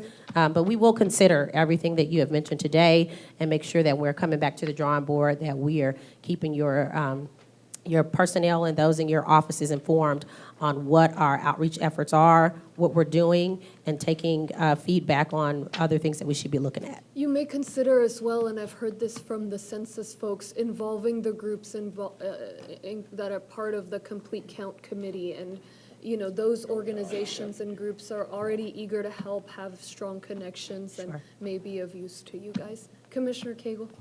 Yeah, Judge, the last word I have on this language issue, I'll borrow from Senator Seneca, who said, "Odora farasum per sormas param cum parket ex quo malam." Thank you very much. Okay. Commissioner Fancy. I'll have to follow up with with that. translation, yeah. Thank you. Thank you, Commissioner Court. Ellis has a Oh, comment I'm for sorry. you. I Yes. want you to think about, and maybe our staffs can help you, since we will have more people in unincorporated Harris County than in the city of Houston. Most people have no earthly idea that they don't live in the city. Someone might live in the city, have no earthly idea they do live in it. So maybe, whether it's on the utility bill or phone bill, some people would do it, some entities, for free, on the tax bill that goes out, if they happen to be a property owner, to let people know. I just can't think of anything that'll be more, demoralizing for somebody than when they show up to vote, and then they kind of lose face, and somebody has to point out, well, I'm sorry, you don't live in Houston. And I saw some at, even on election night, who were there, whether they were for or against a candidate. So we ought to just think about that. I think we'll be unique in that regard to have more people in the county, for urban area at least, more people in the county than in unincorporated than in the city limits. But we'll try to help you think about it. We ought to find some way that we let them know. Maybe, I don't know if it's on that voter registration deal, to show them what city. Maybe it's on it, show them what city, or they don't live in a city. Actually, in their voter registration certificate, it shows their different precincts and those who represent them, but it only shows the number as far as I'm trying to think in my head, visualize And if it. it's legal, you got me. I don't know. If not, we ought to ask for a switch there in state law, because I can imagine that's pretty devastating to somebody. Okay. Absolutely, and we do know there's some people that probably haven't voted since the last presidential, so we're trying to figure out the ways, how do we re-educate those that may have not shown up in the local elections over time as well. So it's a big job. We have a small team, but we definitely welcome the feedback of your offices on making this the best program that we can possibly make it. So see, I'm suggesting a little synergism. I know on the state level, sometimes we would go and get the utility company to put something in, since they send them a bill, most folks are gonna get a light bill or a water bill, and let them know something. They do that as a public service for us. I was just getting ready to ask that question, Commissioner. do Was it this. a public service, or is this something that we would have to No, ask they for do it as a public budget-wise? service. Yeah. I will Yes. get with your office for a contact. Bill Jackson has a comment for you Yeah, guys as well. Yes, sir. so this department has really grown over the years. Yes, sir. And one of the things that we've done with the sheriff's office and then, for instance, court-appointed attorneys, we've recommended that we break the department into functional cost centers. And so I think we're almost there. I will work with the county clerk. But I would like to see actually the elections department to be a whole separate from your regular budget. And by doing that, can account for all the revenues in one area and the expenses. And with this sizable investment in the future in new machines, I want to make sure that we're calculating the interest on that investment and what we're paying over time, and all these costs go together. So when we cost it out of what it cost, we see all the costs in one area. So I'll be working with you. I'd like to get it in effect for next year and work with the court on that. Great. Thank you. Yes. I want to clarify something. I'm not at all convinced we need a new voting system. I think you should have adequate things you need. I've recently talked to a number of election judges who have said they like the voting system they have now. So I'm just throwing out there, it's a lot of money, and I just don't see a big problem with the one we have. It is. I mean, it's definitely an investment. You know, I think it's a couple of things. The newer technology, there are people that like the dial, but we're trying to find that group that doesn't vote, and that is going to be your younger voters. And they overwhelmingly do not like the machines that we have. Now, that's just our feedback that we hear, you know, from different voters and youth groups, that kind of thing. They're trying to get out that vote. They're fine. I mean, as far as working, we have had a few that have had to be removed because they started smoking. Some, you know, we bought right after the fire, and that would be 2010. But we bought from other counties after that, too, that were much older, like 2002 and 2003. So you're looking at a span of anywhere from 10 to, 18 years old. And that is getting to be older. We certainly don't want to wait till they all start smoking at the same time. We want to be sure that we are prepared and ready to go. Whether we do it next year or the year after, we need a plan, and we need definitely to know what's going on out there on the market. And that's going to help with this RFP process that we're about to do. I do know one thing, no one's going to ever build a perfect voting machine because they wouldn't be able to sell anymore. Oh, yeah. Just like all technology. I mean, whatever we do purchase, 10 years from now, we're going to go, what? This is crazy. We need to update. You're right. Thank you. Thank you so much for the work you guys are all doing. Thank you. Toll Road.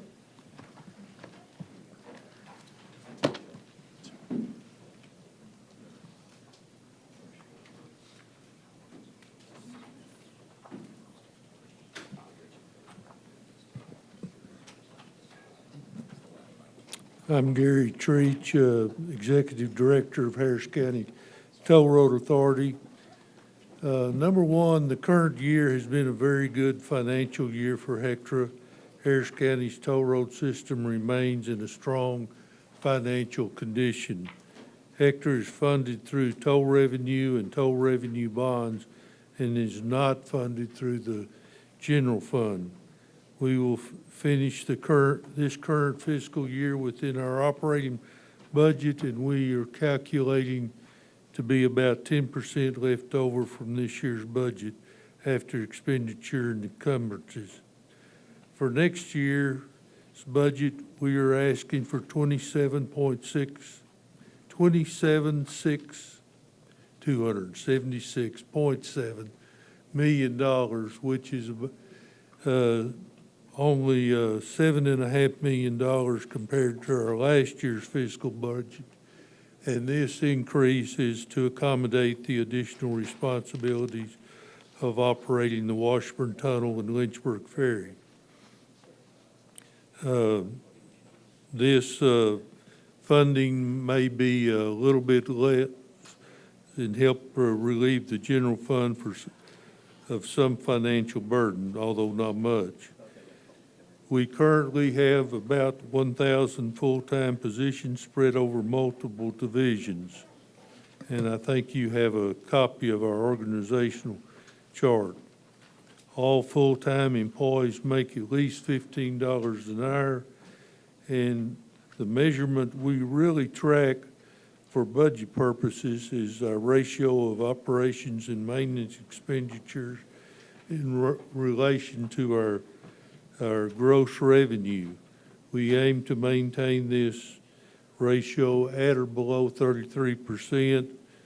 We project we'll have about $840 million in total gross revenue budget this year, and O&M expenditures will be about 24%. We do place a very big emphasis on DWI, and we are fortunate to be allowed to devote our resources on this problem. This will continue to be a top priority for our agency, and unfortunately, this problem continues to plague our region. Every weekend, well, virtually every day or every night, but every weekend, the number of DWI arrests continues to increase. With that, I'll answer any questions. Yes, Commissioner Ellis. Only, since you mentioned DWI, so what do you all spend in resources on DWI enforcement issues? I don't really know. It's handled through our constables and what Oh, so you all give them some money? Oh, yes. From the toll road? Oh, yes. So maybe, I'd just like to see how much it is and get some And metrics we on can, how. and we can break that down and give that to you. But what's amazing is there are many traffic stops that they're not even thinking about DWI, and find out the driver is inebriated. Can you all use your money to catch them if they're drunk before they get on the toll road? I'm just curious. I don't drink, but if I was drinking, I think I'd guzzle up a little bit before I got on the toll road. I don't know that we, Just see if The it's age- legal, because it might So be a they- way. Yeah, so the way it works now is the toll road contracts, has contracts with the constables to administer all sorts of things on the toll road. They have their own division that helps people out. They run out of gas, change tires. So in the past, we have had programs where the toll road funded them to have a special initiative to do, for instance, additional watching DWI, and wrong way drivers is a one that they've had before. So it is legal. So if it is, we wouldn't want to abuse it, and it may free up some money for us to do something. Now, I don't drink, so in the legislature's a running joke. They don't want me fooling with those issues. But I would assume if I was a drinker, I'd drink before I got on the toll road. You got to be a pretty good drunk to know you're getting on the toll road. Well, and some aren't, and they have fatal accidents, and so. Yeah. So, wrong ways, and so, but the toll road can allocate resources to pinpoint and handle some of these initiatives, which would free up some other funds. I think I talked to Commissioner Garcia at one time that may be something the sheriff would want to use some of those resources. On tax collection, I want to get some sense of how that's going. This is tied into revenue. Do they do that, or someone else do it, since it's being handled where we collect the fines? So the fines and fees are now part of the county attorney's office. Okay. And Lineberger, that contract is expired, is my understanding. well, the fines for DWI, they go to the justice of the peace or the constable. They don't come to HECTRA per se. But I meant the item that we took from being outsourced to bring it back in-house. That's in-house, and from what I can evaluate, the toll road is up their call center, and a lot of things that used to get to that point are now being handled on the front end. And so I Correct. think it's running much more efficiently. I think it was from- in December. It was Commissioner Raddick's Yeah. motion, I think, it was the last quit in Right. December. So I just want to get a sense of how that's going, and do they pay for it? So Yes. what if we have to do, the toll road pays for The it? payroll, toll road pays for those costs. Any problems? I haven't heard of anything. I've just heard positive things. It's working very well, and as a matter of fact, it's saving our customers a whole lot of money that we're being overcharged on all these fees. So it's a much more aggressive program to inform the people that they have a problem and they need to take care of it, so that they don't have this huge accumulation of fines or fees. And so I think it's been amazing how well it seems to be working, and county attorney, y'all are involved in it, so. Yeah, basically, there's a call center that they run that this whole operation used to be contracted out, but the call center was beefed up so that they have administrative enforcement for unpaid tolls. And those that can't be collected that way are referred to our office, and there are several members of our staff, that's what they dedicate themselves toward, in order to do the legal collection of unpaid tolls. So I don't know, do we collect more money than we did before? I had the impression that we did, the net at the end. Total amount of dollars we collect is probably less because we have, quote, our regular call center that handles 5,000 to 7,000 phone calls a day, and then we have a separate call center for fees and things, people that get invoices. And, but we try to work with the customers. We'll give them a break, I mean, within our guidelines.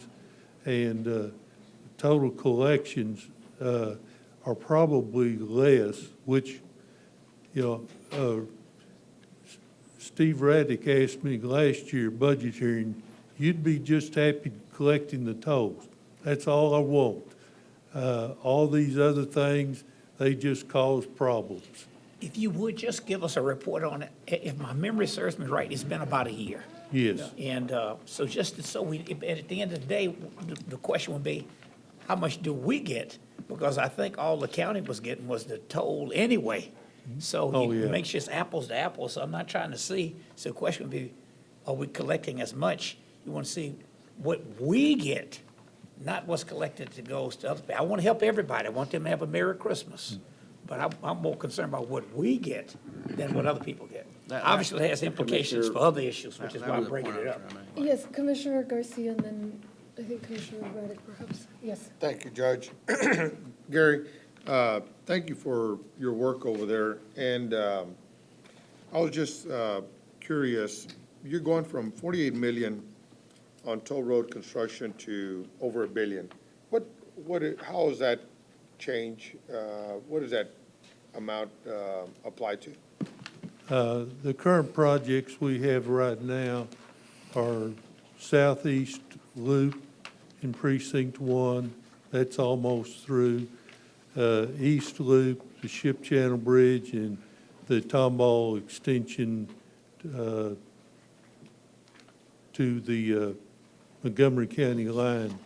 And those right now cost us a bunch of money, but we handle that through, we come back to the court for each project, but we fund those through either bonds or money we have collected so far. A lot of the toll road projects, we are not bonding out, like the Tomball extension, that's about $100 million.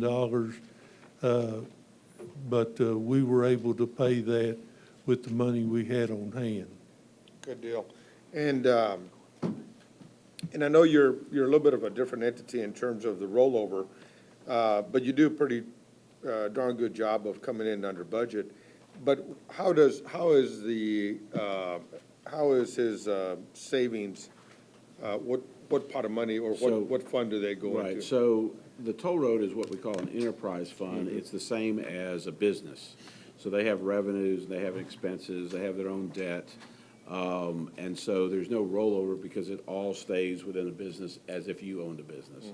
And so and one of the things is that in our office, we invest the funds that they have that are sitting there ready for projects. So what we try to do is work very closely with Gary and his team to make sure that we don't borrow more money than we have to, and then that reduces the overall cost over time.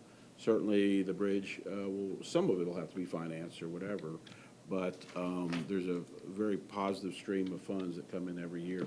But it all stays in that bucket except for things like the mobility fund comes out, and we charge the toll road for those services that we provide internally. For instance, we do all the HR, we do all the payroll, we do the IFA systems, and we work with Gary and his team and get reimbursed for most of that, and we'll look a little bit closer at that.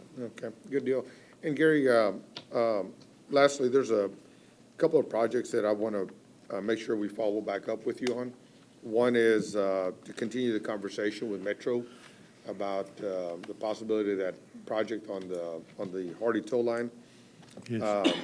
The conversation with TxDOT on on I-10, because we need to get that bridge over the San Jacinto River addressed. And then thirdly, wherever the conversation of the Hardy connector goes into downtown, the question of how do we effectively manage that traffic so it's not all bottling up right here, and figuring out if there's some other connectors that can be constructed so that we dissipate that traffic as it hits the downtown community, so it's not all being dumped in one particular place. And to let you know, I know it takes a while to get all these things done, but Metro we're working with, and they're doing a study or soon to complete one to the airport. We meet monthly with TxDOT, and they are fully aware of the I-10 bus lane, and we are looking at what the downtown impact will be with if we have the Hardy Toll Road connector comes in. So all of that stuff is continually working. I promise you, we haven't forgot any of it. Good deal, good deal. Thank you. And on the Hardy line, let's just make sure that it becomes something really attractive for our business community to use, and resist, putting in 50 stops from Bush to downtown.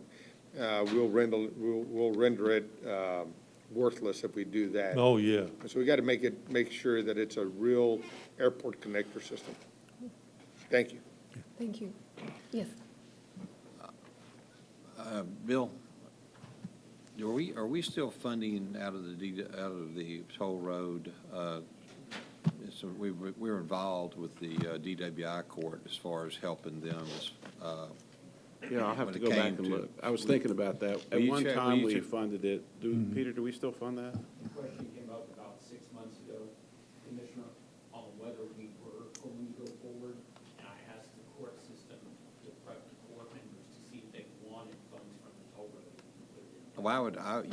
That's one of our, big challenges. If we're gonna reduce DWI, we're gonna have to deal with the people and try to phase them out of drinking, because that's why you have these repeat people, and we know who they are. It's my understanding that the funding that the toll road system did give to the DWI courts is almost all fully expended.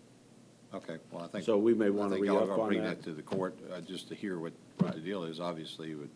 I think it's an initiative that's very well, it's worth pursuing. Well, in the other area, I looked at IFS, the amount of time it takes to do the processing of blood in order to come back with results. It takes, if you just go to a laboratory, it takes about 3 or 4 minutes to come up with that, but sometimes it takes as much as 30 days. So if someone is sitting in jail over something like that for a test that should only take a matter of moments versus a lot of time. So I'm looking at seeing if there's an opportunity for us to beef up that processing time to make sure that we get the people taken care of. And I haven't come to the toll road yet for that, but certainly that was one of my initiatives. Good deal. Thank you. Thank you. Okay.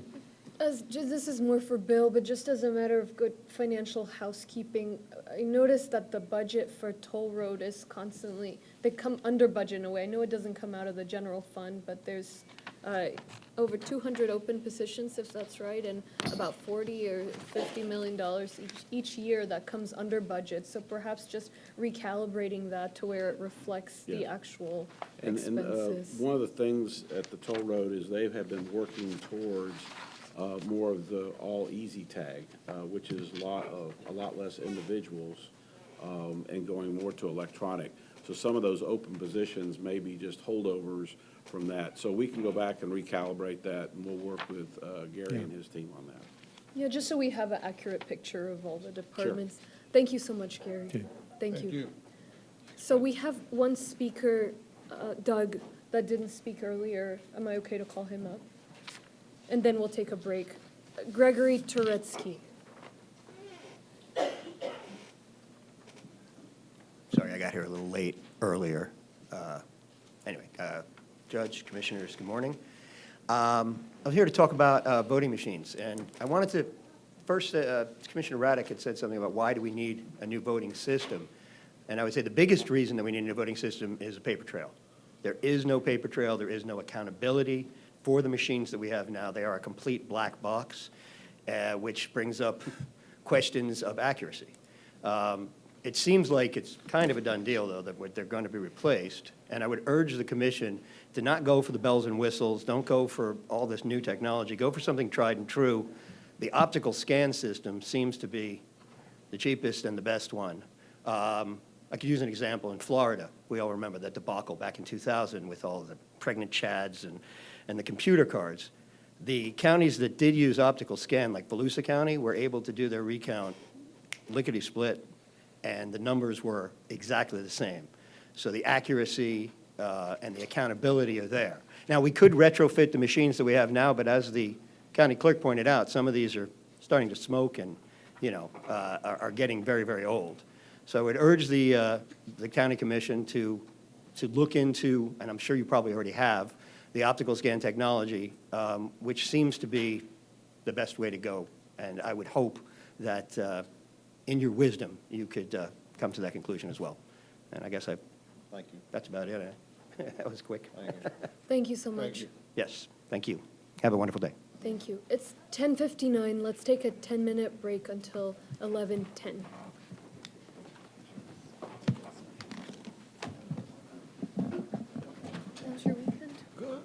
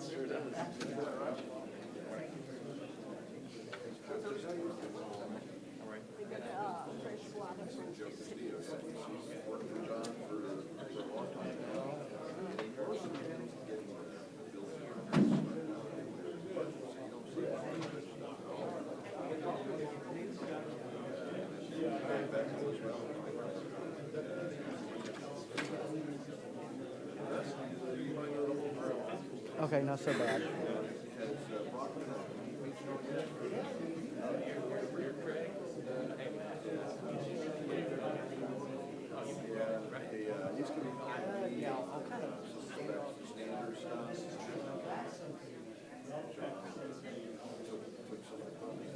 I just look at old Sam. Oh, yeah, he never always has that.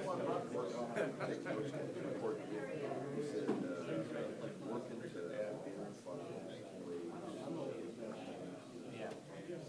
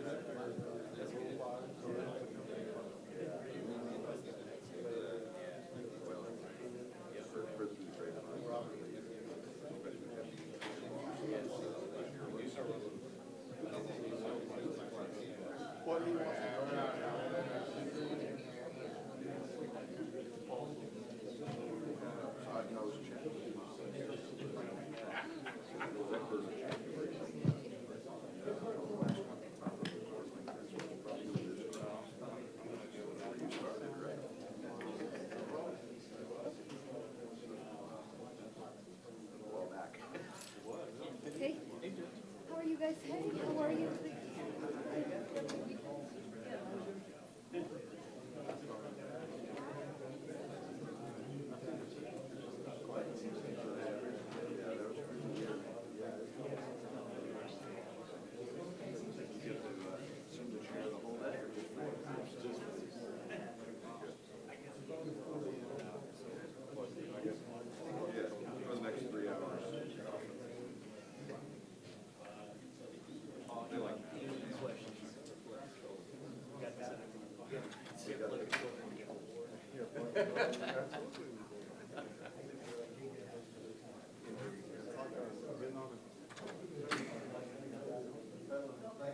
Fast as I can.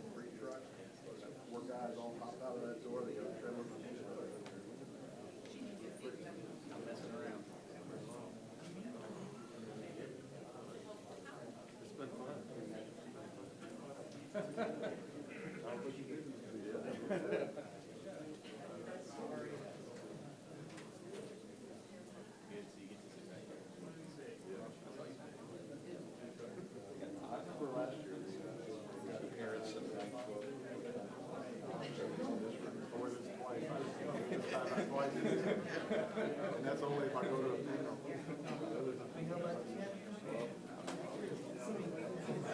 I saw Russ just drive down, I'm gonna go back and back my jacket off.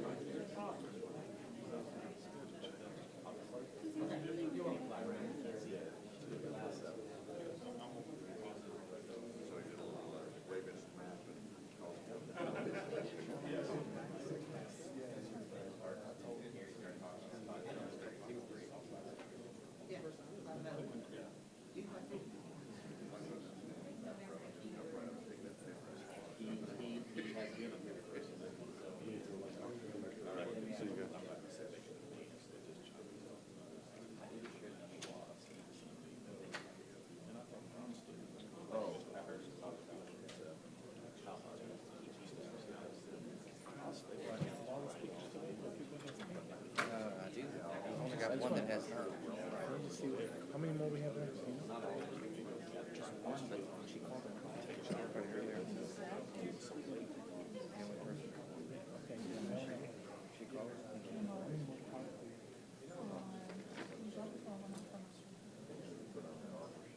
We've got 2, 3, 4, 5, 6, 7.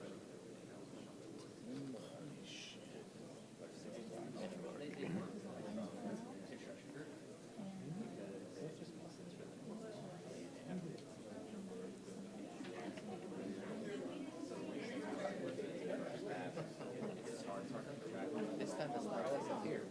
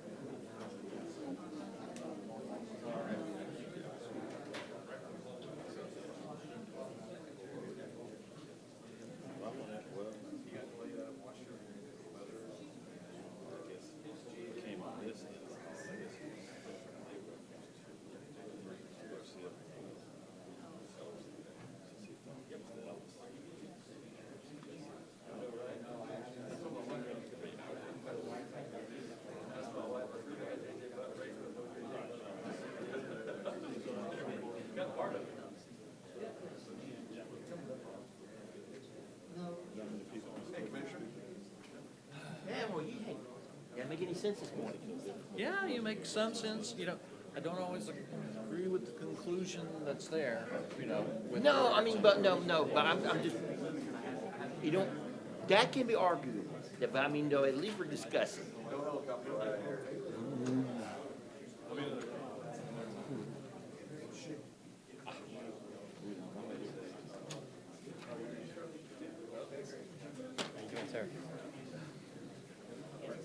Mean as a snake and getting meaner.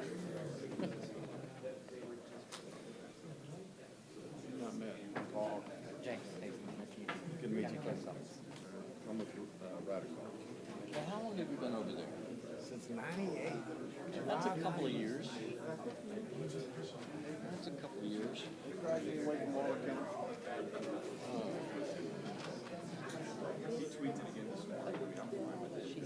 want mine?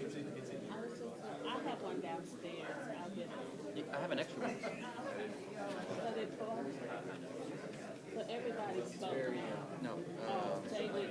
Yeah, I haven't heard from him or. Okay. Thank you. Yeah.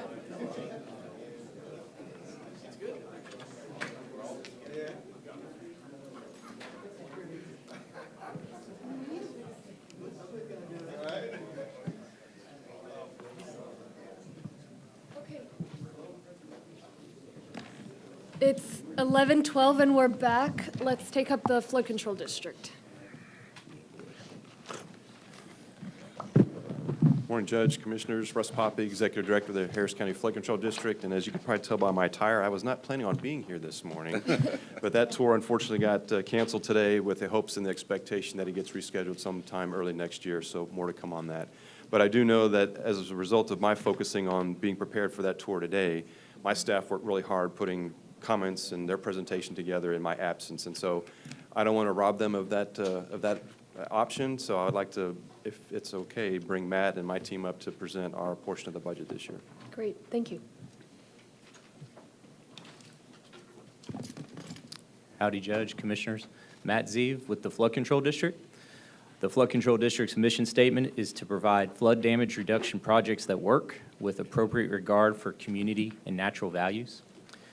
And next fiscal year 21, we expect to receive our normal $120 million allocation for operations and maintenance activities. Out of that $120 million allocation, we project $43 million in payroll. For payroll, we currently have 406 total positions. 323 are currently filled, which leaves 83 open, and we plan to fill 14 more before the start of next fiscal year for 337 total filled positions to start out the fiscal year. Also, out of that amount, we have $11 million budgeted for staff augmentation. The Flood Control District has 13 different contracts for different staff augmentation activities, everything from construction inspection to project management to also helping us review submittals by the consulting community. Then out of that, we project to transfer a little over $6.8 million to Harris County for various support services, including but not limited to support from the Purchasing Department, the Budget Management Department, the County Auditor, the County Attorney's Office, Universal Services for Fleet and for IT services, the Harris County Engineering Department for support from the Real Property Division, and from the Facilities and Property Maintenance Division. We also will transfer funds for Constable Precinct 1 for law enforcement and building security.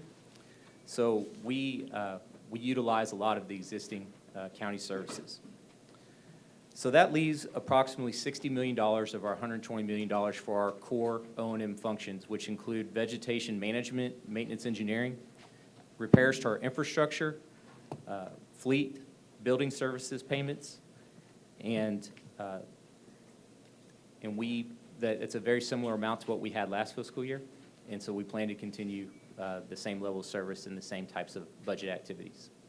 And I'll be happy to take any questions. Well, Judge, they asked that I go easy on them, and it just motivated me. No, listen, guys, I thank you. And a little bit similar to the conversation that we were having with John Blunt earlier. I know you have the same challenges with keeping talent on board and the salary challenges as well. So thank you for everything you're doing. Thank you, both you and Russ, for helping us work through all of these ever-moving challenges with GLO and doing what we can to ensure that Harris County doesn't get pushed by the side. Appreciate y'all being at the hearing the other night, and hopefully we'll be able to make a case to the Secretary of HUD on why, you know, Houston, Harris County needs to continue to be thought about very strategically, because if not for our damages, Texas probably wouldn't be in the mix for a whole lot of stuff.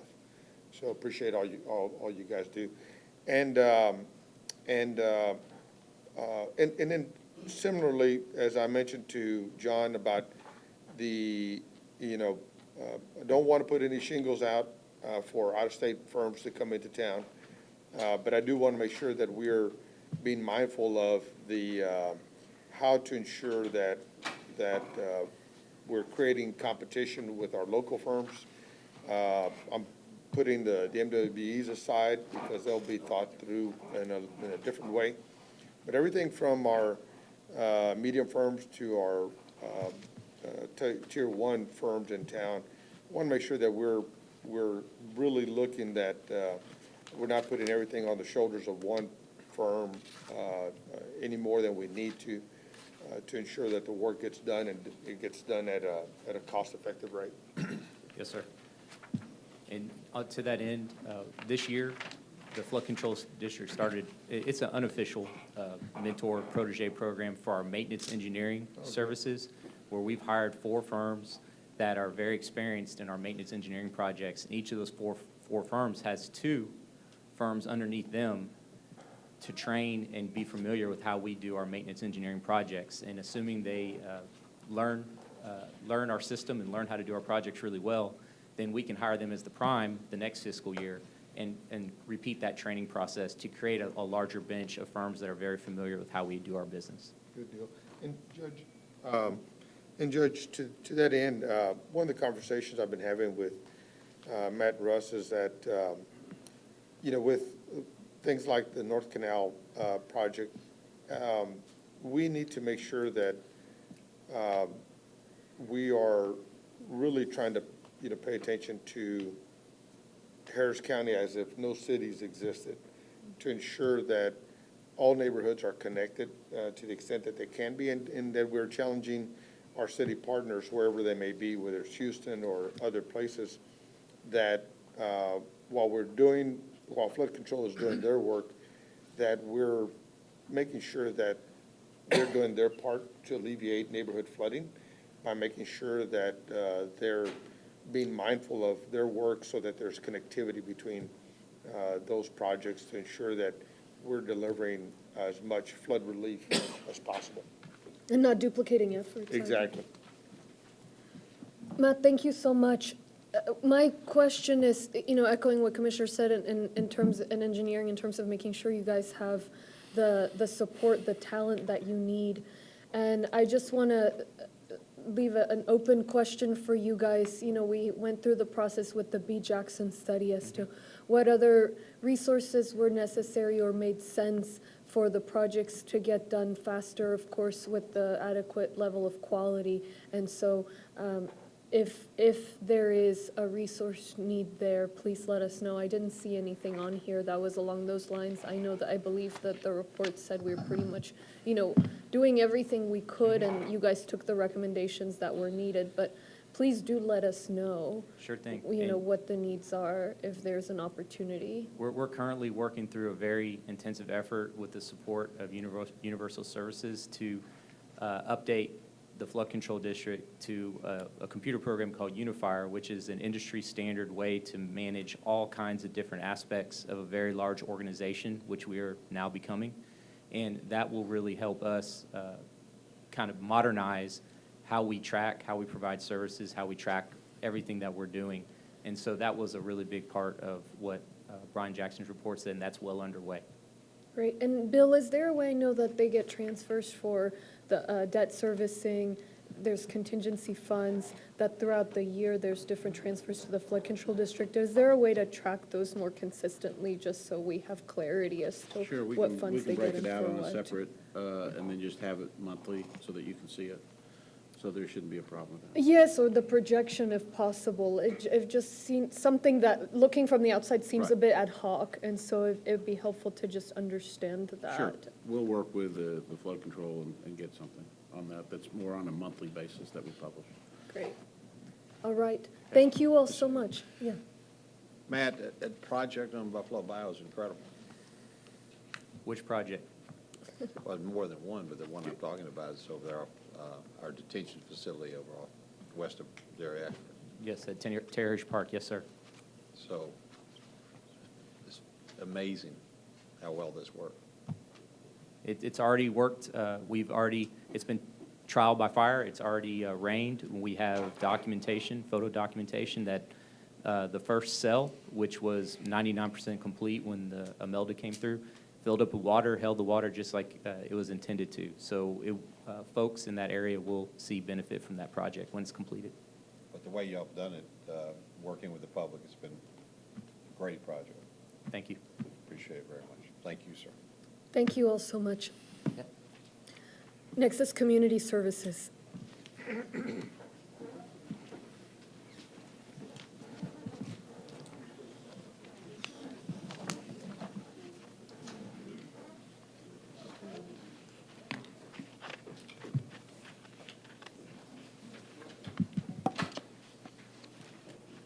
Good morning. My name is Craig Atkins. I'm with Community Services Department. And we have quite a few people from Community Services here with us today that helped put this budget together. UNIT has an extra handout. Can y'all hear me? Did you touch this one? I'm sorry. No, I have not. I promise. Judge, our presenter has a bug of some kind or another and wouldn't shake our hands, but then he wanted to hand me a document. So I'm going to be giving the first half of the budget presentation today. Thank you. And then UDIT is going to give us an update on the disaster recovery efforts from the department. CSD's mission is focused on addressing planning, development, housing, infrastructure, transit, and public service needs for the county in an attempt to create opportunity and provide services to the most vulnerable. We provide services that are unique among our fellow departments as we direct our services to the underserved of our community, performing jobs that are key to the improvement and growth of those we serve. Next year, our budget is expected to run around $420 million. That, of course, includes disaster recovery funding. Our general fund is only going to be $12.4 million if ours is approved, and that would come out to about 2.9% of our total funding. Right now, there are 295 positions filled or in the progress of being filled, and next year we're also asking to create another 21.5 PCNs for general fund and 31.5 in grant funds. The department is made up of 4 program areas: social services, Office of Housing and Community Development, transit services, DR, finance, which is supported by finance and administration. In the social services department, they deliver emergency assistance to over 6,400 households last year. They engage in comprehensive case management services, provide permanent supportive housing, and homeless prevention and rapid rehousing programs. They also have under their umbrella bereavement services and cemetery operations, which consumes about $2.25 million of the department's total general fund budget.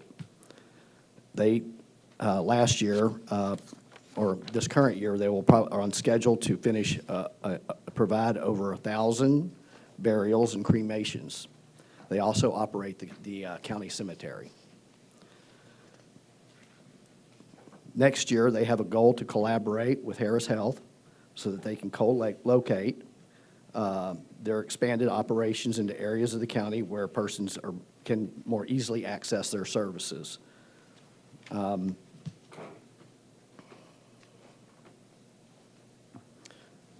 Another unit within community services is transit services, and they operate on a budget of $926 $100,000 in general funds, which are leveraged against around $12.5 million in FTA and local partner matching funds.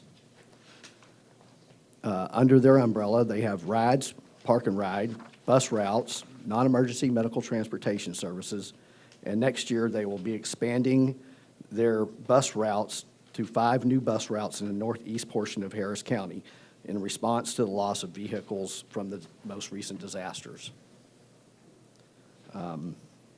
Under the Housing and Community Development Group, they include HCRC, Outreach Planning and Development, Grants Management, and also some housing assistance programs, which includes housing repair, down payment assistance, and special housing and special initiatives. And then, of course, we have the DR unit who will give their update in a minute.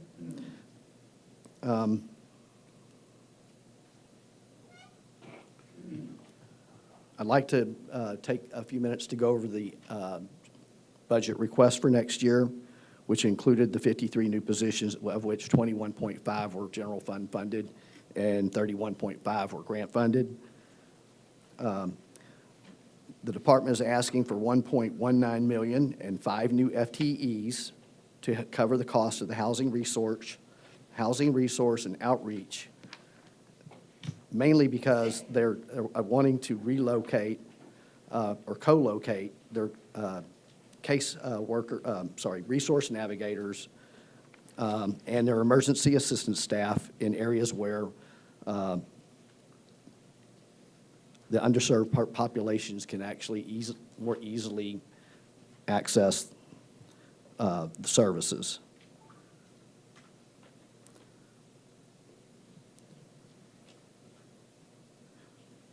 The next request is, I also wanted to cover the fact that this particular unit has relied quite heavily on affordable housing funds in the past, and that reliance on those affordable housing funds is beginning to run out, and that source may be limited in the future.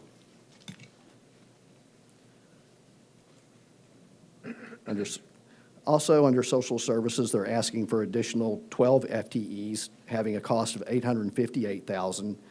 And again, this group too will be co-locating with Harris Health and other community areas throughout the county.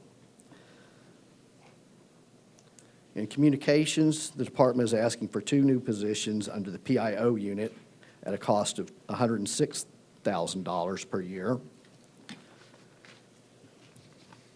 And then under transit, they're asking for $119,000 for next year in support of the 5 transit bus routes that I mentioned earlier. And finally, the department is asking for $257,000 placeholder in anticipation of a compensation study that's being worked on by David Kester's group and Shane Carousel's group. And that is mainly to address pay equalization and attract and retain quality staff, particularly in the social services worker group area. And then next, I'll turn it over to you to give an update on DR. Yep. Yes. Just real quick before we move on to unit. So how many positions altogether was it? Total was 53. 53. 31.5 of those would be allocated to grants, 21.5 would be allocated to general funds. Okay, so do you have space and equipment for all of them? I didn't see that in the request. That currently, with the expansion of the lease that we expanded the lease most recently in the northwest area, yes, I believe we do have that space. We've been working on that. And Martin, do you want to speak to that? Martin? That's okay, as long as we have space, and that kind of leads to the other question, which is if we're adding these individuals, like example, the ones that are part of affordable housing, and a large portion of the CDBG GDR is affordable housing, why can't those positions fall under this new grant? Could you re-ask your question one more time? So you're saying that the affordable housing bucket that we had in order to fund these positions in the past is kind of going away. Right. But why wouldn't these positions fit into the new CDBG DR affordable housing? I can't. Okay, that's fine. I'm Just sorry. some questions we can talk about later Okay, after sure, the hearings.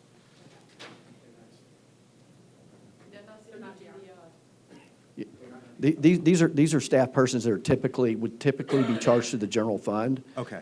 But previous administration allocated their costs to the Affordable Housing Fund. Got it. We're wanting to use those affordable housing funds for real affordable housing developments rather than spending it on staff time.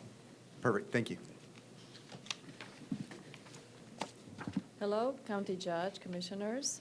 My name is Judith Harachek. I am the Chief Recovery Officer for Community Services Department for the Disaster Recovery Unit, comprising of owner housing programs and infrastructure programs. Just to recap where we are today, January 29 of this year, the Commissioners Court approved contract with the General Land Office for the first allocation of about $800 million for the housing programs. Oh, I'm sorry. Hello. Should I start over or continue? Okay, all right. After the contract, within 90 days, we have launched the programs for reimbursement, for home repair and reconstruction, and for buyout. By June, we had opened 5 intake centers. And in September, we identified some serious challenges. We reassessed the programs and set really aggressive goals for production. For efficiencies, we have hired a second intake vendor. We have hired a program manager to help us manage the program. We also have now 10 intake centers opened.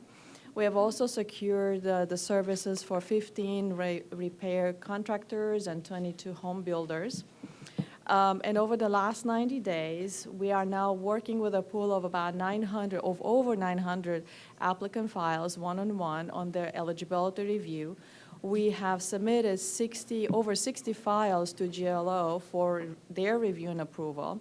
We have issued checks for reimbursement comprising over $94,000 in direct assistance to homeowners. And we are closing our first buyouts by end of this year and providing direct assistance for replacement home. We are revising our goals to better reflect the program requirements and regulations. And we have assessed our staffing capacity and our vendors. We're making some changes to the vendors where we are transitioning off ICF, off of our team. We are right-sizing our teams so that we speak to the program output and to the critical demand.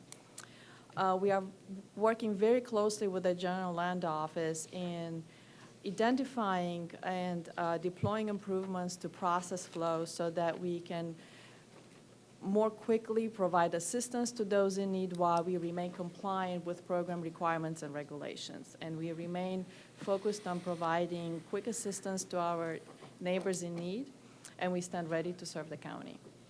Thank you.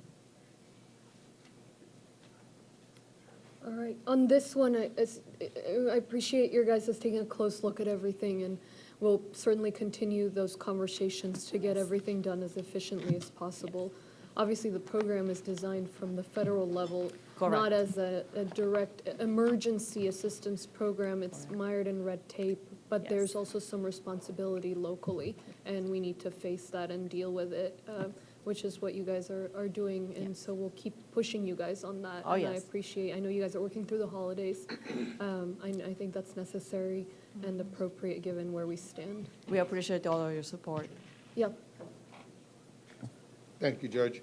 And thank you all for being here. And I want to just thank the team for all you guys are doing. All things community, you guys tend to be the net for all those various things. But I do want to make sure that you stay laser focused on recovery because I am very, very concerned about what I'm reading related to the city of Houston. And I do not want that to blow back on us. And so I appreciate the conversation of the right sizing that you're doing in that regard. You're going to have to make some tough decisions, but this is extremely critical. It is. And I will just have to assume that if you're telling me that you got it under control, and assuming that the state is not playing politics with us. And, but if they do produce evidence that there is some failure in the system, in our system, then I have to put that on your shoulders. Absolutely. And so I just want to make sure that I'm being very transparent with you. It's business. We have a lot of people that are, anytime they read some article of this nature, the conversation of not getting help, the conversation of, and I know there's a lot of intricacies that people don't often mention, like they haven't turned in their tax returns and things of that nature. But even to that extent, I am looking for creative thinking Yes. on how to resolve those issues. That if we are working with the federal government, will they also hold the information to tax returns? So is there some electronic way to resolve that instead of having the people whose home flooded, whose furniture got thrown out on the lawn, whose boxes were soaked, to be the same people to go ask them to go find their tax returns. So I'm looking for some real detailed, creative ways to accelerate, where we've been and where we need to get to, because I am very, very closely monitoring this conversation, and I don't want Harris County to be a part of it. Understood, sir. Thank you. I would just, thank you for what you do. I've said privately when I met with Ms. LaMelle and some of you all who've been in those meetings that throughout my career, the people who operate the program that you're operating tend to have more headaches, more challenges than most other departments because of the red tape that is involved. I understand why the federal government and the state government put the red tape there, because they get mandates from both the federal government and the state government. And I'm also fairly familiar with the transition from old categorical funding, where HUD was created specifically for affordable housing.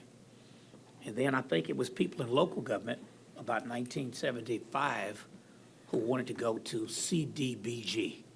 They wanted to get the block grant approach, really, so they could go and get this money in many ways to do what they wanted to do instead of what the federal government wanted them to do with it. Know that fairly well, because although I was a struggling graduate student, that's what my thesis was on, the transition from categorical funding, this is what you can do, to block grant funding. And then all these headaches come up. And I think you all in the meeting, I told Daphne, I can remember the names of people when I was a council member who would have to come and go in that department, because you'd have issues, because our culture here was generally not to go after the federal money for housing because we didn't have a sensitivity to affordable housing. You had the NIMBY issue. So the attitude was just don't take it. And then when the pressure came to take it, the city didn't have that skill set built up because the better folks had gone other places. I want to make sure you're asking for what you need. And I have said privately and will say it publicly, I don't have a problem with the idea, if we can't manage it, to outsource it and manage the people who are running it, like all of it. Now, I do have to tell these developers when they come in, it's a whole different world doing this kind of housing from the affordable housing they build without Davis-Bacon and all of those other issues in it. That's in part why the city decided almost 30 years ago to use some of their money, bond money, for affordable housing. County hadn't opted to do that. At some point, we might have to do that. But the longer it takes for somebody, the more frustrated they get, then you can't find them. And I know when this issue came up before, and the issue was whether you just do it in-house, the intake, bring in another firm. And my attitude was, since we don't know what we don't know, just do all three till you figure it out.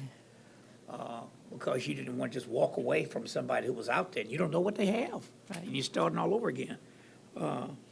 But I hope, you know, at the hearing the other night, the comments I saw in the paper indicated, you know, sort of a detente of sorts, to try to hit the reset button. I hope that is what's happening, but make sure you're asking for what you need, all of the help that you want to get. If you need to bring in the outfit that Neil Ratcliffe, who, when he was with the government, was helping us a lot, Yes, helping the city and the county. yes. I hate he retired. He's on our team. Yeah. Well, I hope you all use him. I will tell you this, at the end of the day, at least when I know I got to meet my maker, meaning the voters, short term, meet the other one later. You know what I mean? And I don't want to meet my voters and then meet the other maker soon because I'm stressed out. They won't know you all. They'll know these 5 people at this table. So I don't take the position that if I want to call somebody like Neil that y'all have as part of your team, I want to talk to him because I know he was there and he knows it. If y'all have a problem with it, you better come in with him. Because if not, I'll put it on the agenda. It would have the discussion in here. But just don't let it, are we on pace with our counterparts? It doesn't necessarily have to be the city, but, well, that's a good one. Are we slower than the city? I read the press accounts, and I hate to respond to press accounts, other when they keep writing them, you know? But are we on, and if we're farther behind, why? We have been putting the systems in place to make sure that we adhere to the program requirements and regulations. We've been working very closely with JLO. I had a conversation with them on Friday, and they are very supportive of us. Is there anything else you need that you haven't asked for? While we are transitioning. Or do you want to think about it? We are thinking about it, thank you. We'll be coming back if we need to, yes. Well, and just don't wait. I mean, we're not. I think this department, I'm sorry. That's right, that's right. I think this department, historically, you would come in, you just kind of program, was my judgment, not to ask for something, because people get upset because you ask. I would prefer you get upset because you didn't get it. Understood. Than to take the heat off of us because you didn't ask. Particularly, when a good bit of it is federal money. You know, and even if it's stuff that's not federal money, stuff we have to do. We could have to do more than we think we have to do because we think we're going to get reimbursed and find out later we won't. Right. What did we get, Mr. Jackson, out of that outfit that came in for free and the tab got up to about 25 million? What did we get? Yeah. Out of What it? was their role in this guidehouse? It was called something else So- initially. Think of it like an insurance policy, that you have to submit all these claims to the federal government, and they're the ones who put together those claims. And in this whole process, the federal government changed the way they did it. They used to, you kind of give them part of a claim and they give you some money. Now you have to put the whole thing in there, and that's what Guidehouse. And it was basically, they gave us about $800,000 of free time up front, went through an RFP, and about $20 million. Was it RFP or request for information? Was it a full-blown RFP process? You know, I don't remember. So it was, Jeff. so originally it was a RFQ, and then a Guidehouse was the ones that came back to us after that year and said, look, based on the guidance that's coming out, we probably need to do a full RFP to guarantee that you get reimbursements moving on. So they recommended that we did the full RFP process after we did the initial RFQ. Ultimately, they didn't win that RFP, but it was the right thing to do. Now, I'm asking, what role did they play? Because before the judge and Commissioner Garcia got here, in part, at least I was given the impression, this is so we wouldn't end up being in a position where I'm asking these difficult questions 2 years later. I mean, I thought, what were they called first? Something else? They were part of the accounting firm, Price Yeah. Waterhouse. So at least it was my impression, Price Waterhouse was going to guide us through this process. Correct. And I guess it was pretty accurate since they changed the name to Guide House. And in that house, Yes. I don't want to be here where, you know, I wonder, well, the house didn't get guided right. No, sir. The main, we're still receiving payments from Ike at this point. I mean, these things take a very, very long time. But the main thing was the federal government created this portal system that we're having to deal with right now. The best way to give you an example is where all of a sudden you would have a window in a building that got broken out, now with this portal system, we have to explain to them what mechanical, electrical, plumbing, what the flooring is, and all those things within this building in order to get the window paid for. So it was helping us navigate through that system, and actually a part of their fees also are reimbursable as far as. Well, and I think the decision to get Price Waterhouse come in for free was something that was coming from budget management, not from community services. That's correct. So Right at now the I want to beginning. stress this. I can't think of anything more important than getting this stuff right. And generally, it has been, you know, the child, the baby that didn't get as much attention in government, in my judgment. And, you know, look, I remember in the quiet conversations when the bond package was being put together and we're going to the voters. And I clearly remember saying, part of the pressure on the city of Houston to put some of its money up for affordable housing, $20 million in 1991, was so that they were having all those headaches, and I can go through the directors of community, Vera Jackson, you remember these names? I can go through the city folk who were over that department who would get run off from time to time. And all this red tape, and somebody can't figure it out, then you don't get reimbursed, you know, and so I wanted to try to have a separate item on there for affordable housing, where you wouldn't have all these strings. And we could go give some people some relief, but, you know, I didn't get the sense that there'd be 3 votes. But that didn't propose it. But there ought to be a role that the other county departments play, budget management in particular, because that guidehouse deal, I was given the impression, this is it. This is gonna help us put everything in place. And here we are 2 years later, and in a position where we're having to react to all of this. Well, and I was given that impression too. And the other thing, that you run into a problem, you'll go out there, they give you the money, and then years later, they start audits. Maybe 7, 10 years later to see if The you're- clawback stuff. The clawback. And so the thing is, the thought process at the time was to help us navigate that and to have a company that was gonna be in business 7 or 8 years from now, that they could explain how this thing got put in and packaged up in a bow.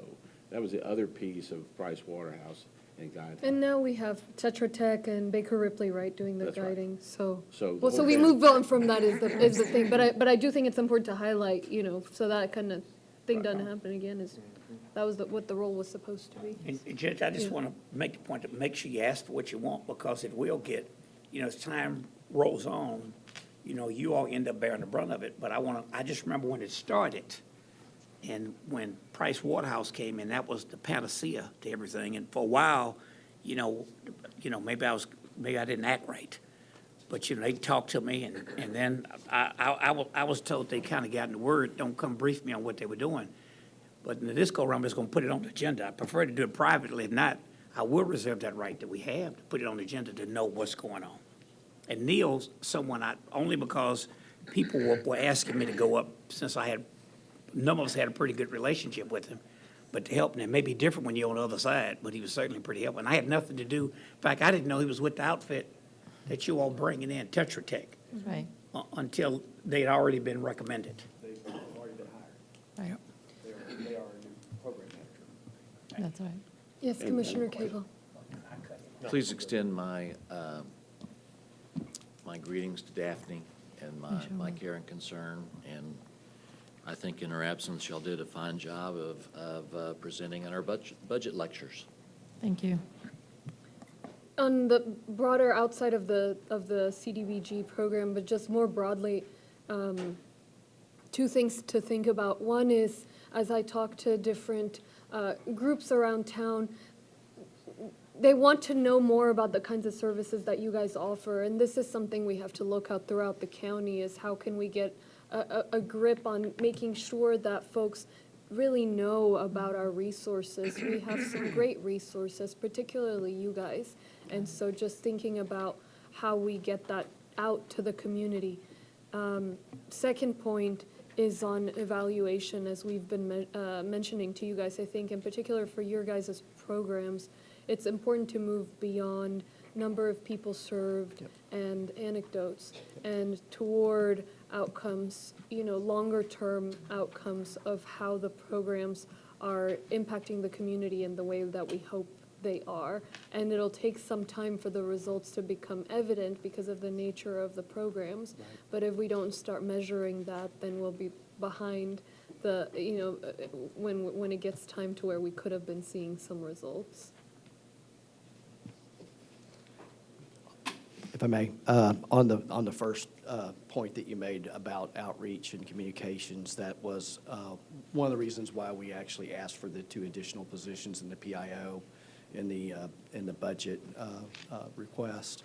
On the other item, we do have a new chief program officer that's come on board, and that's what he is being tasked with, is no more anecdotal measurements and beef up how we analyze what we do, how we do it, and what is the community getting for what is the community getting with the dollars that are spent, and making sure that we are leveraging the general fund dollars as best as possible against the grant funding that we have as well. Great. Thank you so much. Yeah. I'm wondering, maybe Mr. Jackson can answer this. Why does this department have such a small amount in rollover compared to some of the others on this list? So when I look at this community services, it's about 584,000. Domestic relations, 1.7. I'm just curious. Yeah, our rollover this past year was around $550,000. When we do have a rollover, we usually plan to use that as discretionary match in our grant funds, where we typically run out of admin dollars by the end of the fiscal year. And so that money actually goes back into our grants. Yeah. So I'm asking to try to help you. Just when I go back, I guess like in fiscal year 13, you all had $57 million in rollover.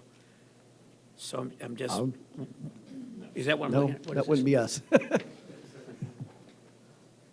Community services, that's 57,000. Yeah. They're just so small. It's 57,000, 72,000. There's no zeros at the end of that. Yeah, that's what I said, 57,000. That's what I meant to say. Did you say 57 million? Oh, well, no, I meant 1,000. There have been. Why has it historically been so low, is my question. They primarily live off of other Grant admin funds. And only a small amount. And the previous director was trying to get to the point to where they weren't relying on any general funds. Yes. And so overall, the general fund was about 10%. Yes, sir. Before DR money, we were sitting around 10 to 12% annually. And this year, it's Obviously, with 1% of their DR funding adjusted coming on budget. board, it's a lot lower. And the stuff historically you focus on has been for the folks in the county that have the least among our population, right? Yes, sir. Yeah. So I'm just making a point. It has been sort of the kid that didn't get much attention is the point I'm making. When I run through a lot of these other balances in the rollover amount, I was just wondering, is it because y'all were doing so much or because you had so little in general revenue? I assume it's because you had so little. Yes, sir. They had other funding sources yeah. like TERS. There was a portion of the TERS that got paid to them for low-income housing and other types of items. But no, it was not a high-ticket item, if you want to say. As an example, Commissioner, their adjusted budget this year is $1.2 billion. Yeah, And this federal is- money, I get that. Right. But with the strings that are attached to it, I mean, I'm just making the point at some point, and it still wouldn't be enough with all of the equities out there. So maybe I should have just gone and then pushed that issue, to put that money on the ballot for affordable housing, and let it get turned down. And it might have impacted the bond package, which is why I was asked not to do it. All right, thank you. On the PIO note, there's a couple of conversations that we keep having, and of course about technology and updating our digital processes. The other one is staff retention and recruitment, which we'll have to think about more holistically as we discussed the other day. But another one that I saw that I know the Flood Control District is working on, and then you guys have this PIO positions, is just broadly communications and doing a better job at the county of communicating. So I just wanted to put that out for my colleagues as something that, we can't do it all at once, but maybe next year as we think about these other more structural questions, how do we think about coordinating across the PIOs in the department, making sure that each department has adequate communication staff and that countywide we have, adequate messaging as well and some sort of system there. So Just wanted to put that out there. Judge, could we ask if Jake, not from State Farm, is in the back? I'd like to kind of know what that strange noise was. Oh, I missed it. We'll have to, if someone knows, let us know. Thank you so much. Thank you. Appreciate it. Appreciate it. Thank you. Juvenile probation. People mad at you. People mad Yeah. at you. In the hallway plate.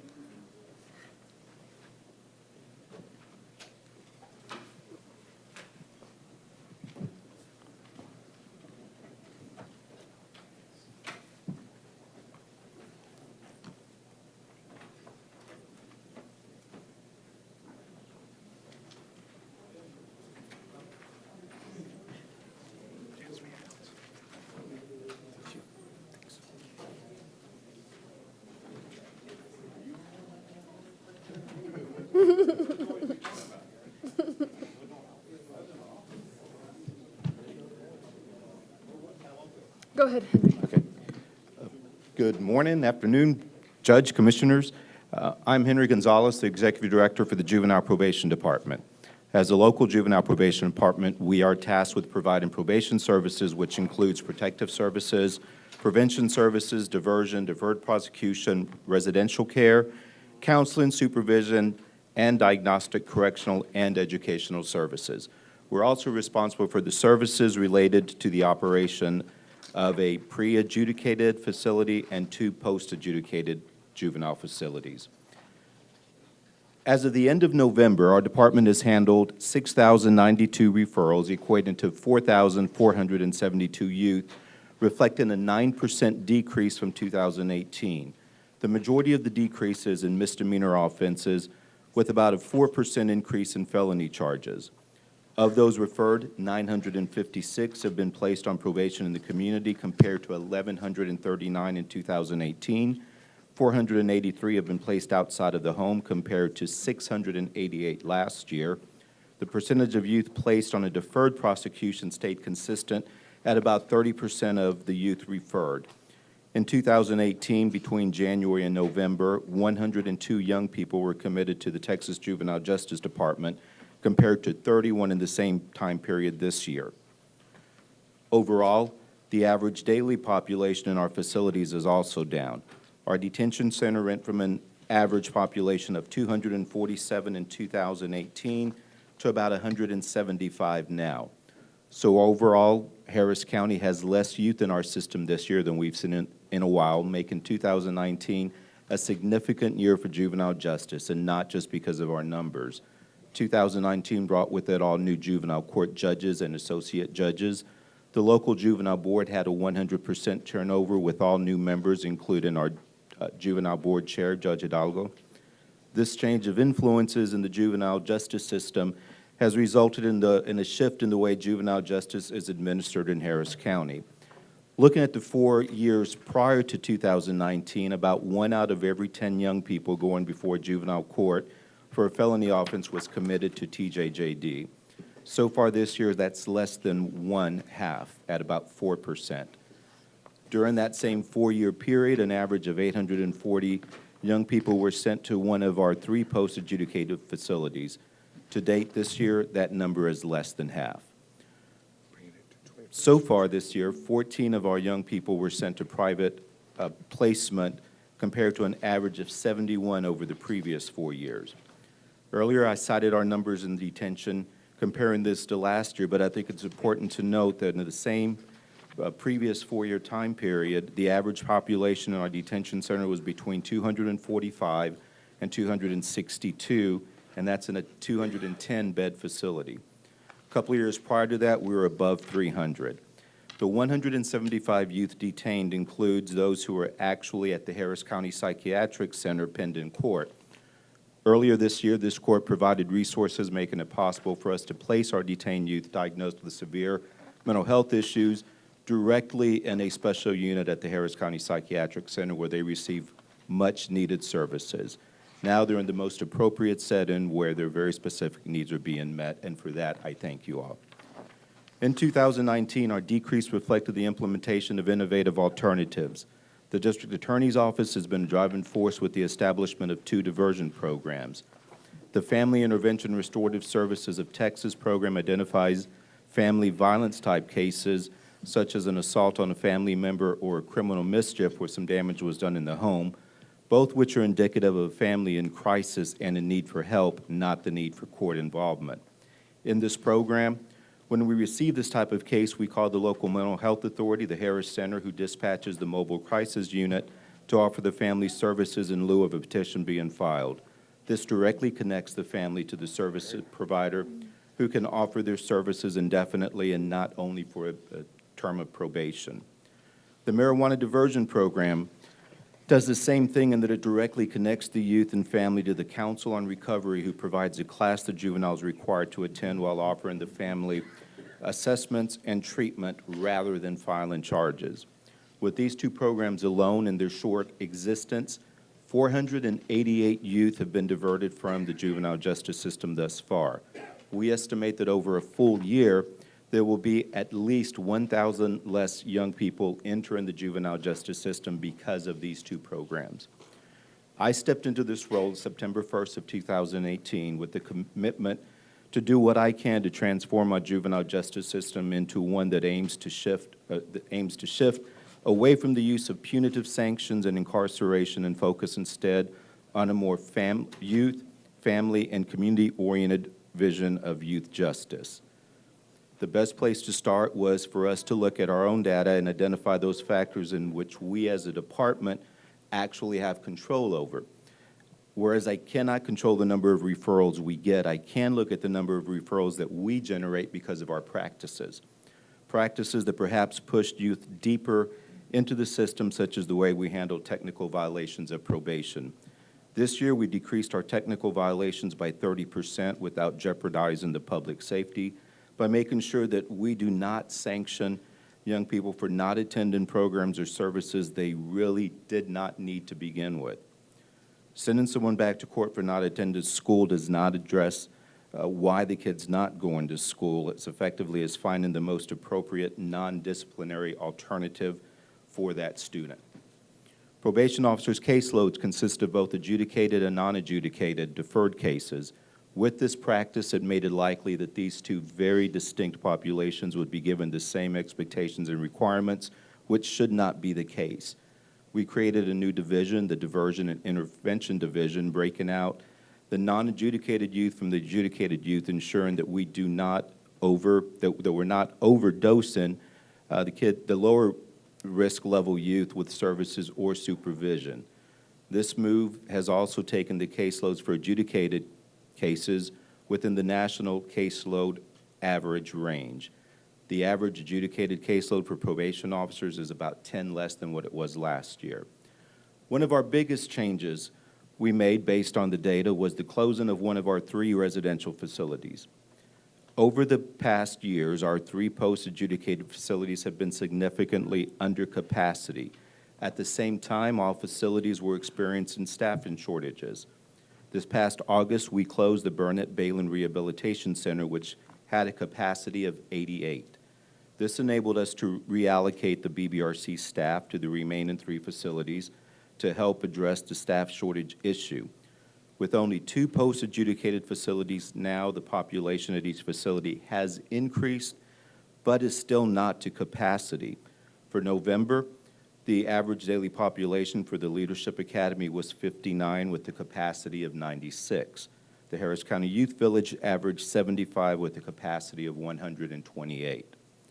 In 2019, our department re-engaged with the Annie Casey Foundation in a Juvenile Detention Alternatives Initiative with a focus on the deep end of the juvenile justice system with efforts to further decrease the use of out-of-home placement. We are currently in the assessment phase at this time with the final report expected in the early spring. We recently received a review and evaluation report from CGL architectural firm, which I just handed out, of our detention center to provide us with proposed solutions and recommendations on how to best utilize existing space to enhance youth programming. There's a pending juvenile task force with the objective to enhance an equitable, sustainable youth justice model that promotes the development of young people into healthy, thriving adults. I look forward to these reviews and assessments as they will assist us in better defining the continued transformation of our system. We've also begun working with the Texas Policy Lab at Rice University to help us identify missing essential information to evaluate the effectiveness of what we do throughout our department and to make better informed decisions. With all of that being said, by not asking for any specific additional funding at this time is not to say that there are no needs. I just want that ask to be well thought out and well planned. Whereas I do anticipate the need for additional juvenile supervision officers to ultimately bring us into PREA compliance, I want data to demonstrate the actual need based on the current average daily population and perhaps adjusted capacities, as well as implementing best practices within each of our facilities, including the best practice on how to best staff youth facilities. Naturally, we'll want a salary study, which I suspect may require an interest in the future to create a more stable, tenured, and effective workforce to better serve youth. I want to clearly identify functions that would be best provided by other organizations. For example, over the past few years, we have proudly grown our health services division, providing direct mental health services, and we realize how fortunate we are to have the resources to do this. However, just like the case with the Harris County Psychiatric Center, I have no doubt that the Harris Center can effectively carry out some of these functions. We've recently been working closely with the Harris Center, identifying those services that they can directly provide. We've identified gaps in mental health related services that, if we add, could help us further reduce the number of youth in our facilities and our system overall. For example, adding Harris Center eligibility workers and transition coordinators into our department would facilitate connecting families directly to services in the community, while more importantly providing much-needed continuity of care. The estimated cost for this would be approximately $960,000. However, with Medicaid billing and current funding, approximately $560,000 would be requested. One evidence-based practice that has proven to be highly effective for us is multisystemic therapy. MST is an intense, family-focused, and community-based treatment program for juveniles with serious criminal offenses and are possibly abusing substances. It's also a therapy strategy to teach their families how to foster their success in recovery. Currently, our MST capacity is about 150 families a year, as this is not an inexpensive treatment, but still less expensive and more effective than out-of-home placement. I'd like to double our capacity by adding an additional team. This additional team can actually be contracted to the Harris Center. The cost for a full team is a little under $1 million annually, but some of this cost can be recouped through Medicaid billing. We've applied for a grant that, if we get, would match a new team, which could then ultimately triple our current capacity. I would like to seek guidance from this body, as well as the Budget Office, and options to fund this. One is by submitting a supplemental budget request to add to our allocation, or even that of the Harris Center to cover this, or the other option is to use our rollover to cover the first year cost and then request the adjusted cost next year, either in our budget request or that of the Harris Center. Another area we've looked at is our charter school, which is currently funded minimally with county funds. In a recent salary study, we discovered that our teachers' salaries are about $15,000 less than school districts in Harris County. The funding system for charter schools will not give us the needed funds to increase salaries, and being that our students are those in our facilities, the decrease in the population in our facilities decreases the revenue that we bring in for the charter school. A $10,000 increase for teachers would require an additional $631,000 annually to supplement the charter school budget. With the charter school's fiscal year being different than the county's, if we elect to pursue this, I could use rollover funds for the 2020-2021 school year, and then coming back to this court next year asking for additional funding for the subsequent school years. Additionally, or naturally, that amount would be contingent, again, on our actual student population. Whereas we do continue to make improvements to our facilities, The projected cost is unknown at this time as current assessments are pending, and the pending task force should yield some valuable recommendations. Harris County Juvenile Probation is the fiduciary agent for the county's Triad program, which is a collaboration between our local CPS, the Harris Center, and our department. And Dr. Quintana, who is our Assistant Executive Director, will present on Triad's budget along with Dr. Harper, one of our partners. I thought I was going to be after, but that's okay. We can deal with it. Good afternoon. Like I said, I'm Deanna Quintana. I'm the Assistant Executive Director for the Juvenile Probation Department, but I'm here to talk to you briefly about Triad and the budget for Triad. The Triad Consortium was created by this body in 1974 in response to a request by MHMRA, now the Harris Center, Harris County Protective Services, and Juvenile Probation for the development of new residential programs to serve children with complex needs that could not be met by individual agencies. Triad's initial budget was $509,232. The executive directors of the agencies entered into an agreement to organize and manage the Triad funding. It was mutually understood that no program, project, or services will be funded by Triad without an agreement of these three agencies. MHMRA was chosen as the administrating agency because at that time, the MHMRA board was the county commissioners, and because MHMRA had the most flexible administrative structure. To this day, Triad is governed by the executive directors of the three agencies. Each member appoints a Triad associate who represents the interests of the agency and monitors and reports on the Triad programs. I'm the associate for the Juvenile Probation Department.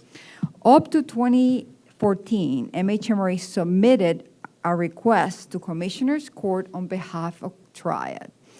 Unfortunately, these funds became bundled, for lack of a better term, with other money that was provided by the county to MHMRA, which makes it very hard to keep an accounting of Triad funds. As a result, in 2014, the Juvenile Probation Department became the fiduciary, and a new department code was created.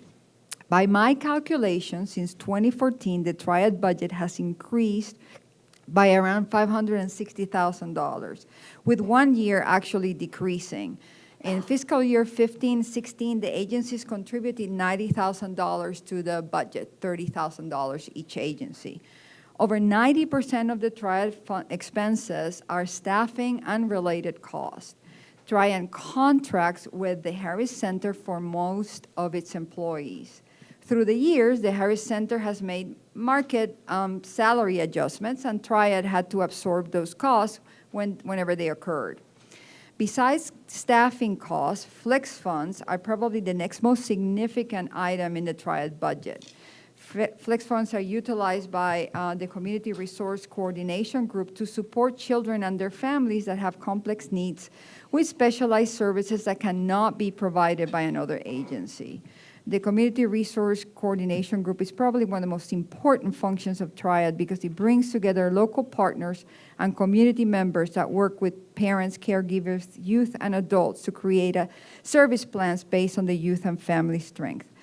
Triad is a very unique interagency collaboration that continues to foster an ongoing positive relationship between the three agencies.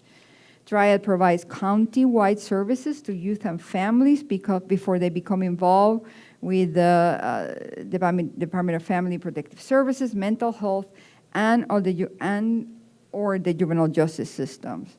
For several years, the Triad budget has exceeded the county's allocated funds, but it has managed with the use of rollover funds. For the fiscal year 2021, the cost of running Triad programs will exceed the county budget allocation by almost $71,000.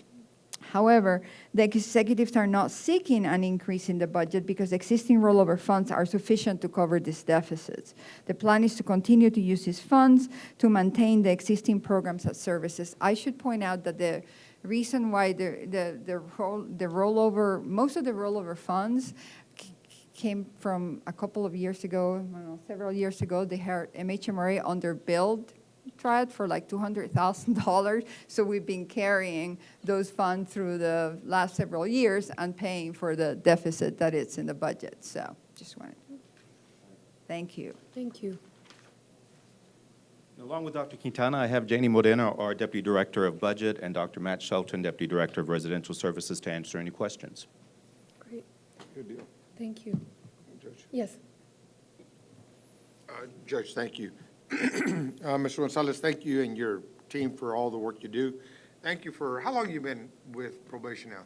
34 years. Damn.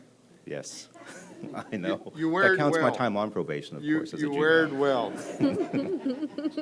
You wear it extremely well. But Thank in you. in all seriousness, thank you for the leadership you provide. You have a very, very challenging area of operation. These young people, for whatever reason, sometimes get caught up in some, I guess fascinating is the word, circumstances, and they come to our attention, and then you're charged with trying to figure out in what direction they go. If they ultimately take the track to TDCJ, or if there's some track that makes them amenable back to our society. Exactly. That is not, that's not a task that I would enjoy having. And so I applaud you for doing it well. Dr. Quintana, thank you for all you're doing, for your expertise. You know, we were talking earlier about engineers that can otherwise go to the private sector. You could have a very lucrative career in the private sector, but we applaud you for being here. But we applaud you for being here. But, Mr. Gonzalez, in terms of all the challenges that you have before you, you've proposed a very modest budget. Mm-hmm. And, but if there is something that we're going to have to realize immediately, we're having conversations about the youth village. Correct. What are going to be those things that, in all likelihood, in the mid-year, you'll be putting before us? I think our biggest challenge really is going to be, first of all, deciding if we're going to come into compliance with PREA, the Prison Rape Elimination Act. I really want to get a good understanding of how, in the past, we staffed our facilities, because it concerns me that if I was to use today's population to come into PREA compliance, I would be asking for about $7 million in additional funding for juvenile supervision officers.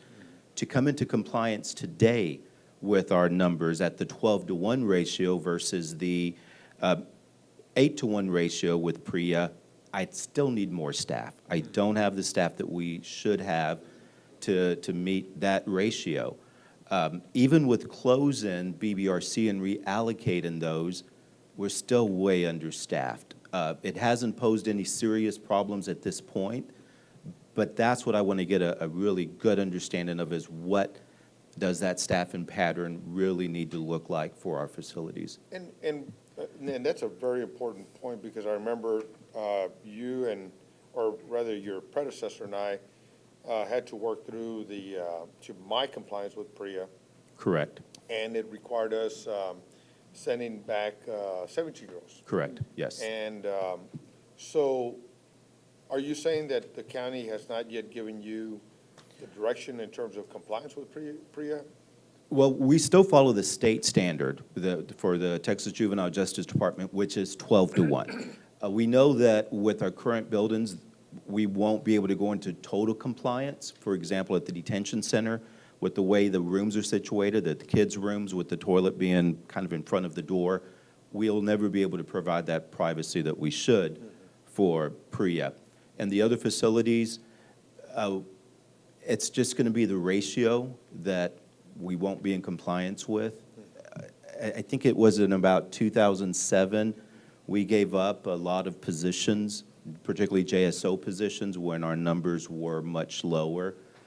And I believe what we did at that point was take it and based it on our or not our capacity, I'm sorry, on our actual numbers and not capacity. And without those positions, once numbers went back up, it really threw us out of whack as far as compliance goes.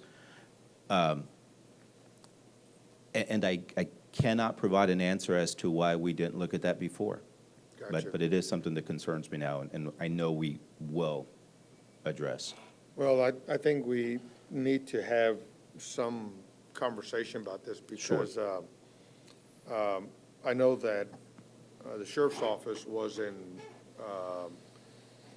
severe pressure at the time to be compliant with PREA. Mhm. And there's some ramifications that if they want to exert the pressure Right. and deem us non-compliant, it could be a problem. Correct. For everybody involved. And so I'm not sure if this is a county attorney's role to try to help us figure out, but I assume that compliance is compliance. Right. There's no half compliance that we can achieve. Correct. And so I think it's important that we understand this and work to get in front of it. Definitely so. Good deal. But Thank to you. clarify, Henry, for right now, the state standards, I mean, you guys aren't Correct. out of compliance. Correct, we're not out of compliance. With the state standards, we are compliant. And there's still some question as to the requirement for a juvenile facility to adhere to PREA, but it is best practice, and even though we're not required to, TJJD still encourages you to do that. So we have a compliance audit coming up soon, and so we go through that whole practice. And you pass it. Yes, we passed it in the past. Yes, we have. And, I mean, along the same lines, and I appreciate the work that you guys are doing, and you're waiting until the analyses are done to put together a thoughtful package of recommendations, but it's really interesting. We visited New York recently with Henry, and they have 25 kids under custody, and their crime rate among the kids is just fine. I mean, it hadn't gone up or anything. They've just figured out smarter ways to keep tabs on them and programs that are, reintegrating them as opposed to putting them deeper into the system. And so Correct. one way to look at the ratio is we need more officers, and another way to look at the ratio is we need fewer kids in detention. Doesn't mean they go free and they don't get Right. any accountability. It just means that whatever the system response is evidence-based as opposed to, a hammer Yes. swinging of let's lock everyone up. Correct.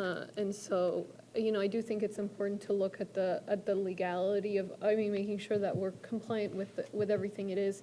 But I would say if there's a need to bring in additional staff, let's think about, we're not trying to perpetuate, Correct. incarcerating all of these kids in a way that all of the data will tell you is counterproductive. That you should not do, exactly. The MST point, so you're saying that you guys are, submitting the grant application, I believe I signed Correct. that. We sent that off, And yes. so are you saying you guys, and from what Wayne Young was saying earlier, you guys need funding right now, or that's if the grant comes back, we're going to need matching funds? Right now, I can use our rollover funds to add that additional team and ideally contract with Wayne and the Harris Center to be the provider for that additional team. They're confident that they'll be able to recoup some of that cost with Medicaid billing.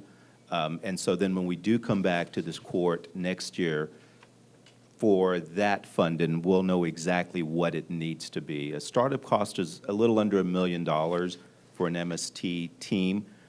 For that million, if we get that grant, we'll be able to add 2 teams. And then again, through Medicaid billing, the required funding should be lower than that. So this was all to say, you guys are going to be coming with this next year? Correct, yes, next year, right. And then in terms of shorter term, you're going to come back with us, to us when you hear back from NEKC and perhaps some of Correct. the juvenile task force? Yes, If that comes exactly. back soon enough? With some better direction and. Okay, great. Thank you all so much for everything you're doing. Oh, one more question for you, Henry. How you been doing? Good, thank you. Burnett Balin, Yes. that working out well? Well, what our plan for the Burnett Balin Rehabilitation Center is to eventually turn that into a day treatment center, which would give us another alternative to placement, so that the same services that are being provided in our residential facilities can be provided in the community, and the kid goes home every night. So we would provide transportation to bring him in, give him those services, the education, the wraparound services, and again, the kid goes home. Knowing that the youth village needs repair, to do that effectively, we will eventually have to move the kids out of the youth village and then into BBRC while the repairs are being done. And then, once that's done, move the kids back to youth village. At that point is then when we can begin the transformation of the Burnett Balin Rehabilitation Center into a day treatment center. Gymnasium and all that working well? Yes, the gymnasium is beautiful. We're using that right now kind of as a smaller day treatment center. That is our Education Transition Center, which is an alternative school for our kids that are involved in any level of the juvenile justice system. So we have about 50 kids enrolled there right now, and they go and come every day. And so we're using the gym right now for that program. 8 Million Stories is helping us with that. Okay, there's some discussions going on with the city to actually take part of the Burnett Balin property. Oh. It would actually become, it wouldn't affect you. Oh, okay, but good. It actually would become a detention facility, working with the city to pay us for detention. We have to legally work that out. But at any rate, that would be a facility that would help with flooding in that area of many homes. Right. And so at the end, it would be more of a park setting with water features and things Right. like that, and not be used as it is today. Okay. The city has it under lease from us, but it's our property. Good, and that would actually complement what we are doing out there, because if we can create that day treatment center, since on the same property as the local CPS, we'd love to see that really be more of a one-stop shop for youth services out there. So you worked for the county, what, 30 something? 34 years, well, actually 35 years total. I spent a year with adult probation before here. Well, I commend you that you've achieved coming up with original thoughts, although you've worked at the county for over 30 years. And some people don't think that's possible, but I admire the work you do. Thank you, appreciate that. you. Thank you. Thank you so much to you and your Thank team. y'all. Have a good day. Thank you, guys. Okay, it's 12:28, if I can see the clock correctly. I think, let's take a lunch break, folks, for an hour, come back at 1:30.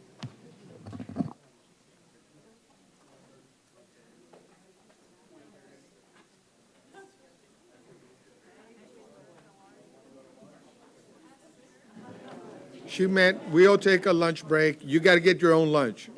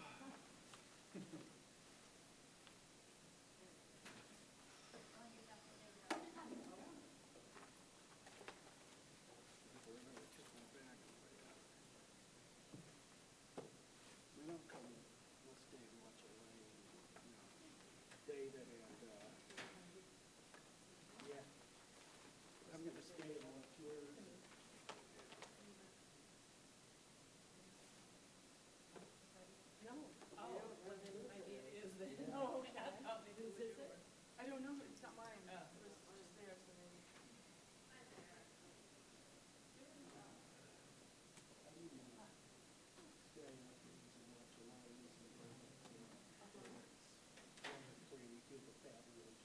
Okay. I have to run anyway. I need to get my toys and do the, bear. I haven't heard back from CJ, tried to call her, I texted her, saying 1:30.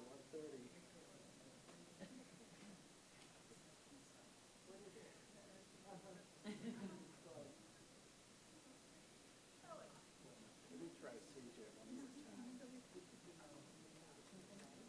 Yes, well, he's, got the tax in order. He's over the quick health services division.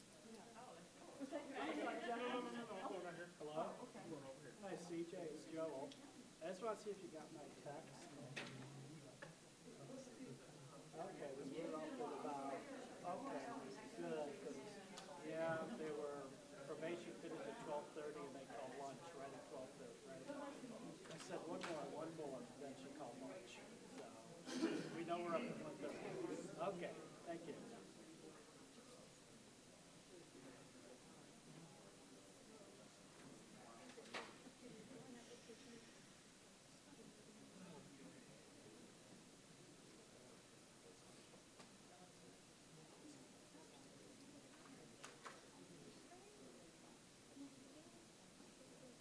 Hi, Carol.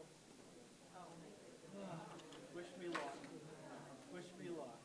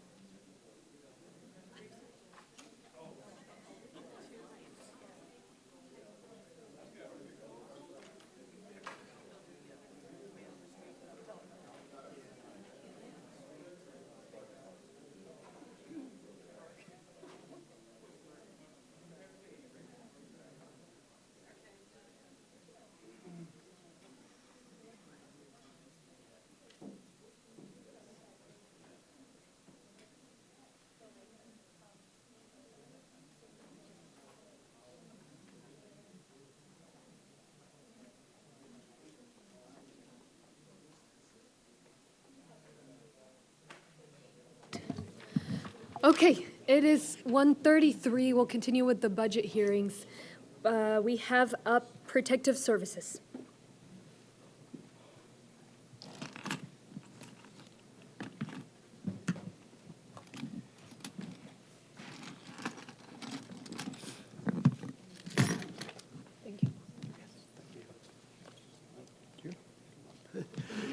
Good afternoon. I'm Joel Levine. I'm Executive Director of Protective Services for Children and Adults. And I'd like to introduce a couple people. This is Miss Candace Broussard-White.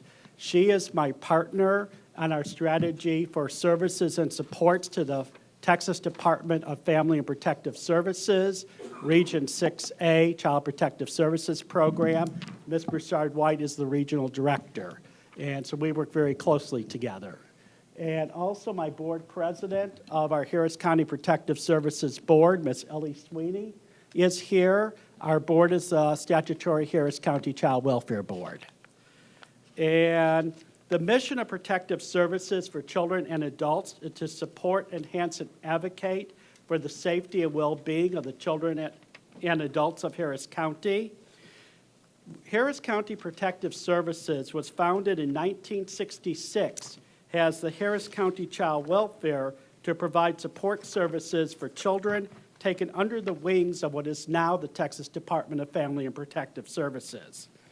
53 years later, we still provide this support, but the now county department has expanded services for juvenile early prevention intervention and adult services.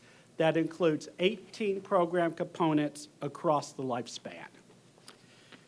I will briefly highlight, and our budget request, I should say, we are asking for 3.8% above last year's allocation, which is a little over $1 million to support the 9 priority items that we submitted. And I'm going to highlight just the top priorities.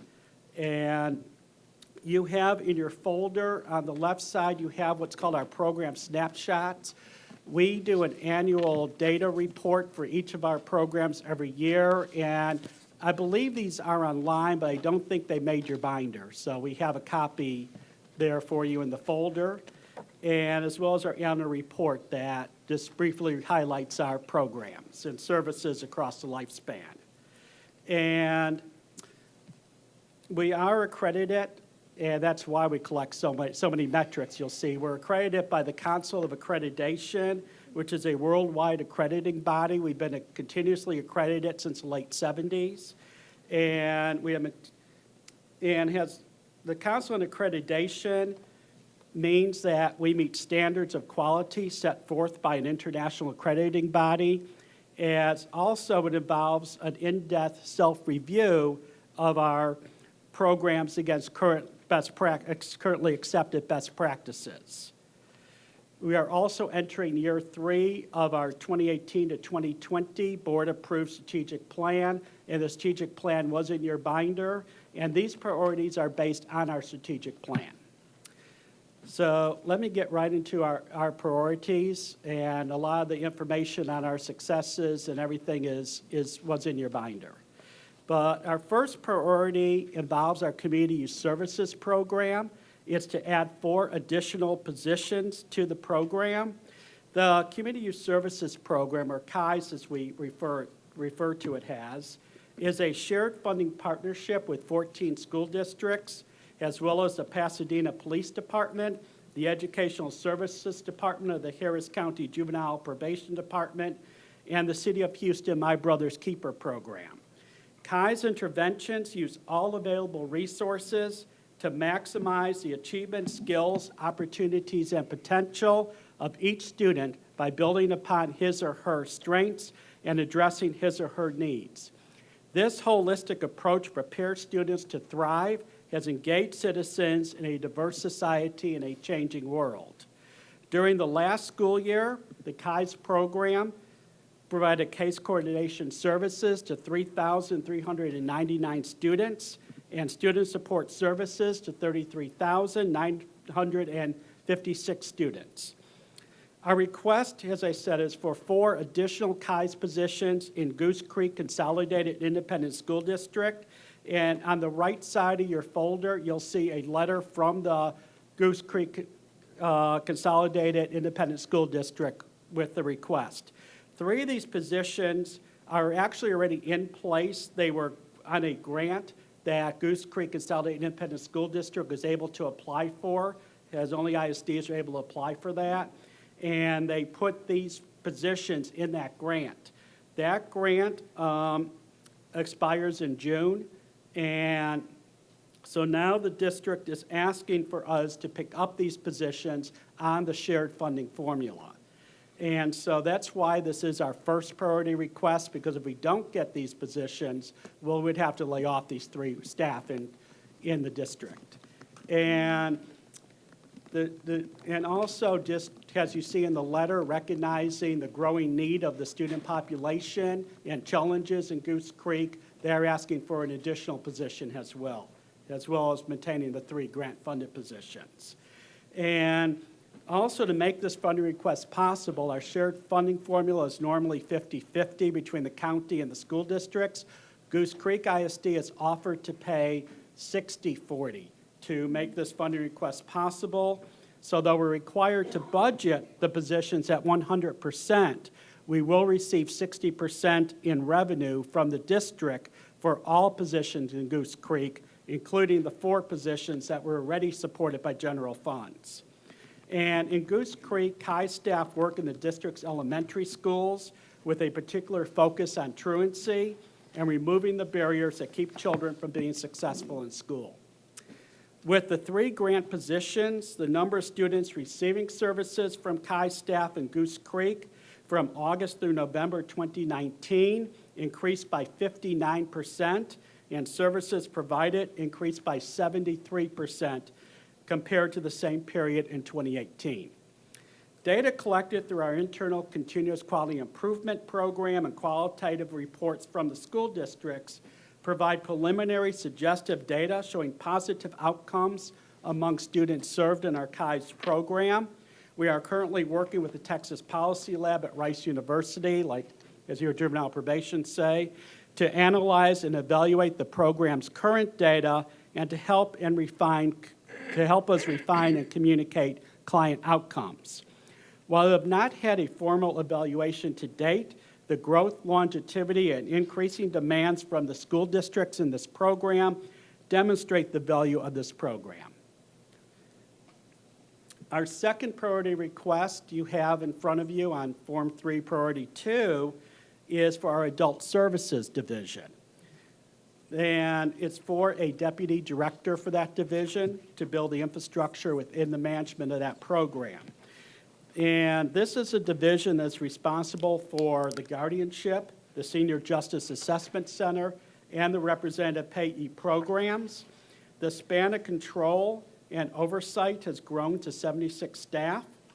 In August 1991, Commissioners Court authorized the Office of Management Services to complete a study of guardianship services in Harris County. The study found that it would be more cost-effective for Commissioners Court to establish a guardianship office than to continue paying private attorneys to provide guardianship services. Commissioners Court signed the order creating the guardianship office on November 5th, 1991, for the purpose of handling all indigent guardianship cases under Section 247 of the Texas Probate Code. In March 2003, the guardianship program was transferred to Harris County Protective Services as Commissioners Court determined that the guardianship program was more in line with our mission. The guardianship program is appointed by the probate courts to serve as guardian to indigent and incapacitated adults in Harris County. In most cases, these adults don't have family who are able or willing to become their guardian, and they don't have the financial resources to secure the services of a private attorney or guardian. The program serves as guardian for approximately 1,150 wards at any given time, and our staff are specially trained and certified to ensure their living environment is safe and secure, ensure that they receive proper nutrition, medication, and appropriate treatment and manages their financial affairs and advocates for their preferences and needs. Not only does the program protect the most vulnerable Harris County citizens from abuse, neglect, and financial exploitation, but also provides a cost savings to Harris County. Often these adults cycle through the Harris County Jail, Harris Health Hospitals, the Harris Center, and psychiatric and private hospitals. Once a guardian is appointed in our program, public and private benefits are secured, safe and proper housing is secured, and appropriate medical and psychiatric care is maintained, resulting in a significant reduction in their interaction with county and city departments and facilities. The program also secures revenue for the county through Medicaid reimbursement for guardianship services and the reimbursement of court costs, attorney fees, and guardianship fees. During this calendar year, 2019, the program has provided Harris County a reimbursement of $736,000 and change. Also with our adult services, we launched the Senior Justice Assessment Center in June of 2017. The center is the first of its kind in Texas and one of only about 3 across the nation. We provide prosecution and restoration for elder victims of abuse and exploitation. We partner with State Adult Protective Services, the University of Texas Medical School, the district and county attorney, and area law enforcement agencies. Since its inception, the program has received 412 referrals, and the DA has reported 61 convictions as a result of this multidisciplinary model. HCPS received funding for a 2-year period from a Victims of Crime VOCA grant that began on October 1st, 2019. In an effort to support this much-needed program and meet our 20% grant match, we moved a program manager position from the grant to a general fund last year. The University of Texas Medical School, Department of Gerontology, is completing a third-party outcome evaluation of our Senior Justice Assessment Center, and we should have that shortly. As the SJAC continues to grow, we'll be coming to the Budget Office to discuss county support of this promising initiative. Our third priority, and I won't do all 9, I promise. This is the last one I'll talk about. Our third priority involves, but this involves the build-out of our Integrated Health Services Division. The HCPS Integrated Healthcare Clinic is a foster care center of excellence by Superior Health Plan, and we provide medical services, dental services, psychiatric services, as well as care management, kinship navigation, child and family assessments, and we even have a placement prevention evidence-based program, the Nurturing Parent Program. And CPS involve children and families. When children enter state custody, they are required to have a physical within 3 days of entering custody, and then a child and adolescent needs and strength exam, and a Texas Health Steps within 30 days of coming into care. The DFPS caseworkers rely on our clinic to meet this statutory requirement. Thanks to additional funding that was provided last year for our clinic, that we are working with our contractor, University of Texas, on adding a pediatric nurse practitioner. Actually, our nurse practitioner is accepted this morning to expand to weekend hours to accommodate the needs of DFPS caregivers in the first quarter of 2020. This innovative integrated healthcare model for CPS-involved families has greatly increased the demand for clinic services. In 2018, we completed 2,532 medical appointments, 696 dental appointments, 372 psychiatric appointments, and 69 families received kinship navigation services. Through the Hogg Foundation for Mental Health, we did have a third-party evaluation completed on our integrated healthcare clinic by Dr. Tony Watt with Texas State University, Department of Sociology. The evaluation reflected the need for a medical case manager to support the integration of service delivery. Many CPS-involved children present with multiple medical conditions that require specialty care. This requires multiple referrals that require lengthy time and research that takes the medical assistants and nurse away from seeing patients. This would be the primary role for this position. We also had a priority item. It was our priority 6 for a therapist for this division. We collaborated with the DePelchin Children's Center on a state grant that they recently submitted. And if successful, we will be able to have this full-time therapist with a 50% match. And in our contract also with the University of Texas Medical School for pediatric services and psychiatric services, we pay a 10% administrative fee for Medicaid billing that we book as revenue for the county.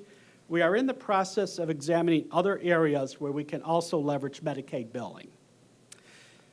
We did have a 4th and 5th priority request for a deputy director and accountant for our financial and business services division. With the retirement of our division director, we will look at restructuring within the division to meet these needs, and we may be back. Information technology is managed within this division. Due to the nature of our responsibilities, we rely on multiple systems, including Evolve for case management, CPAS for check writing, Guardianship Financial System, Representative Payee System, et cetera, et cetera. We have struggled with expertise in managing our IT area and have not been satisfied with the outcomes we have achieved. I am interested in working with Universal Services on moving certain IT functions, including personnel and budget, to this department. I have an appointment later this week with Bruce, and we're going to get that conversation started. Outside of our priorities, I do want to just bring up 2 other initiatives we're working on this year. One is our Houston Alumni and Youth Center, that is our public-private partnership program of Harris County Protective Services. We provide wraparound programs and services to current, former, and former foster youth, ages 14 to 26, for them to successfully transition to adulthood. For years, the Hayes Center has identified that the greatest barrier to overcome was safe, affordable housing for our youth when they leave foster care around their 18th birthday. They are usually left to navigate adulthood without the natural supports that most young people have. The Hayes Center is that support. In 2016, we developed a bridge housing program at a local apartment complex with private funding from the Hayes Center Foundation, a nonprofit organization that was established to raise funds to support the tangible needs of the youth served at the Hayes Center. With the lessons learned from this program, the Hayes Center, with the support of HCPS leadership, Harris County Community Services Department, and the Harris County Housing Authority, have agreed to work together to build a Hayes Center campus, which will house the Hayes Center services along with the 50 apartments for youth aging out of foster care. This agreement was codified in an MOU that was approved here at Commissioners Court on June 25, 2019. This past summer, the Hayes Center was chosen by Gensler Architects for a pro bono project, which helped the team visualize the concept. The Hayes Center Foundation is in the process of applying for a Community Development Block Grant disaster recovery funding through the Community Services Department. The greatest need is a site to build on, as the center already has an established program with wraparound services and case management, an opportunity for project-based vouchers from the Harris County Housing Authority, and the support of the Hayes Center Foundation for other funds needed to develop the Hayes Center campus. We have found a site in Precinct 1 that meets GLO site requirements for DR funding. That was not easy. The plan is for the Hayes Center Foundation to acquire the land and then transfer it to Harris County once the grant funds are awarded. The Hayes Center Foundation also plans to apply for CDBG disaster recovery funds through the City of Houston. Since these are homeless youth, we can apply through both the county and the city. And when that RFP is released this coming winter, the Hayes Center Foundation is committed to raising the remainder of the funds through capital. Also, last year I spoke about the necessity to change the name of the department. The confusion of our name with the state DFPS Child Protective Services has had an impact on our ability to represent ourselves in the community. This has been a process. Our board and staff have worked over the past year on a pro bono consulting project with the Rice University Athena student-run marketing firm. We like Rice. At the HCPS board meeting earlier this month, we selected 3 names from a list based on board and employee feedback to field test at various locations, and such as children's festivals throughout the community, as well as conduct focus groups with staff and stakeholders and clients on these 3 names. And I expect to have a proposed new name for our department to bring to you here at Commissioners Court by the summer. And I do want to say that changing our name does not mean that it will change any of our services and supports for Department of Family Protective Services. Are still our partner, and Ms. Broussard-White and I work very closely together, and they are all our children. And there's children that the state has statutory responsibility for once they come into identified by the Child Protective Services system, though there are supports and resources and support that the county has an obligation to provide because these are Harris County children. And we will continue to work together in the same format. We're changing our name, as I said, because we have evolved to so much more with our prevention adult services, and also just because of the confusion it's caused in the community. And also, I do want to say, finally, before I wrap up, that I know there's been a lot of talk today about the rollover and about staffing, and, we have a rollover about $4.5 million, and that rollover comes almost entirely from lapsed funds over time from turnover.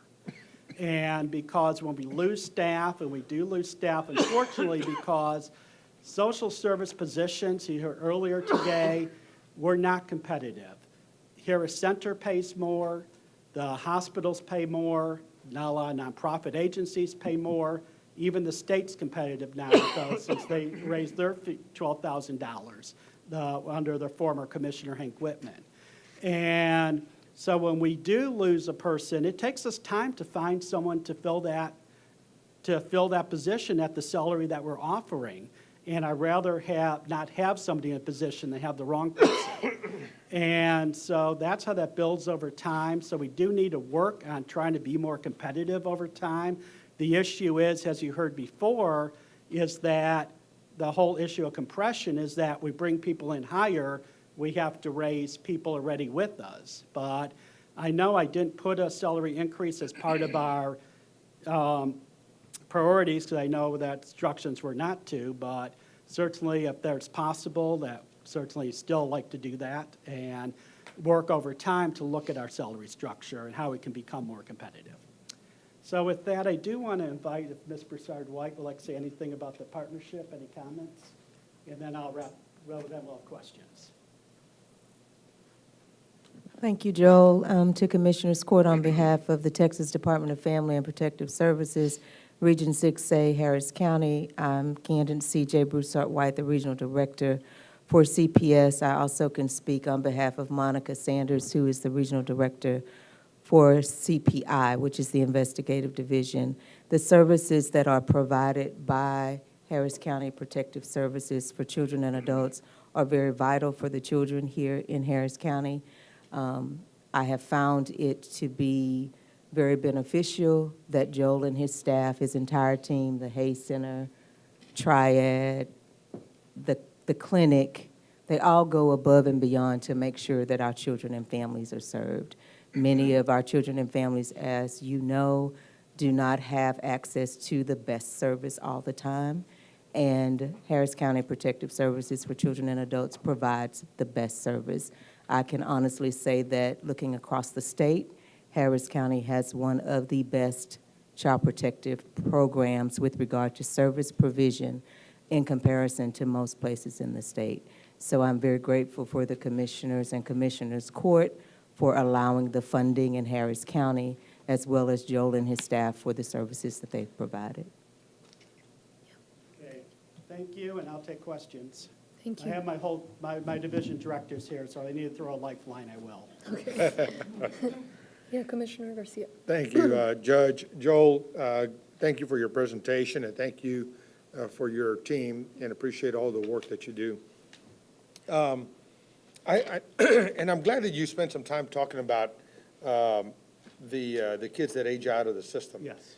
And if not addressed, this is a whole new batch of potentially homeless people, young people that will be getting on the streets of Harris County. And it works counterproductive to what the city of Houston's trying to do and what I've got going with the homeless and the judge with the homeless task force. Yes. And so so this is a glaring gap in your current program services, correct? I'm sorry. This is a glaring gap.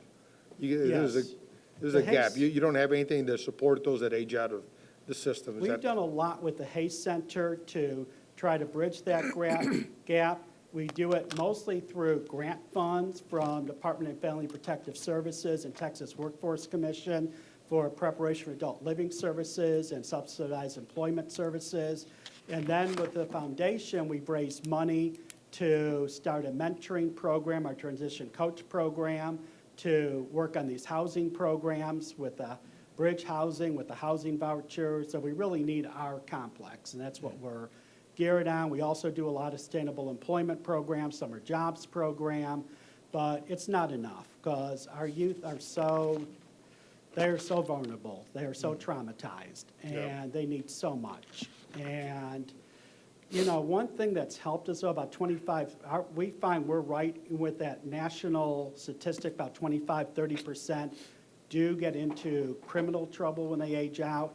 And a lot of it is not villains. It's mostly misdemeanor type stuff, possession of controlled substance, it's criminal mischief, misdemeanor trespassing, assault, driving without a license, driving without insurance. And I will say that one thing I'm pleased about, this is an area where the bail reform has really helped because we had a lot of foster children and former foster children go right into the jail and not understanding, have nobody to call, going right in and pleading, not knowing, thinking, oh, I'll just sit my 3 days and get out, not understanding the record that follows them and the damage that does to them. Yeah. And also we have 17-year-olds, and I know raise the age is a state issue, but we have 17-year-olds that foster children in county jail, and there's no foster child should be in the county jail, period. But we have 17-year-olds that get in trouble in foster care, and that's where they go. Thank you. So, I mean, it's a huge area of opportunity for us to make a continued impact that we can get this for you. Yes. Also, I noticed that you're in partnership with the My Brother's Keeper program I Yes. wholeheartedly support. And you have it here with the city of Houston. How was that collaboration? I know you told me once, but remind me how the partnership We with. work very closely, and with my Youth Services Division Director, Ginger Harper, works very closely with Stephen Williams and the City of Houston Health Department, and we have set up a care team at the weekly high school feeder pattern. We're in Fleming Middle School and Bruce Elementary School, and we have 2 KAIS workers, and we fund those KAIS workers. We have in our 50-50 split with the city. And then we also, through My Brother's Keeper, we have a parent partner, two parent partners, and we have a coordinator, and a career coordinator. So it's in the Wheatley High School feeder pattern that we're doing that work. We're also working with My Brother's Keeper in terms of the LEAD initiative at Attucks Middle School. Commissioner Ellis is working with us on that. He's funding a full-time staff person at Attucks Middle School is under part of our program. Good deal. And then lastly, how much of your operation is grant funded? I would say, Brian, do you have an estimate? Our combined budget's of $43 million in 30, but that is. Yeah, 27 general and 43 combined, so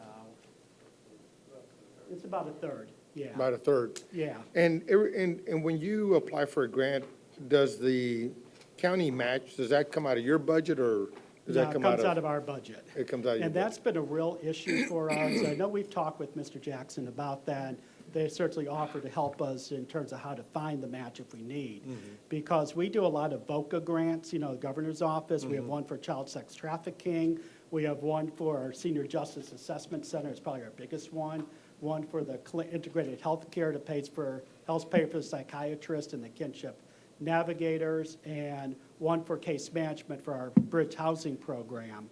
And there's a 20% required match on each of those, and they're very strict on what goes into that match. So we always have a real challenge trying to come up with that match.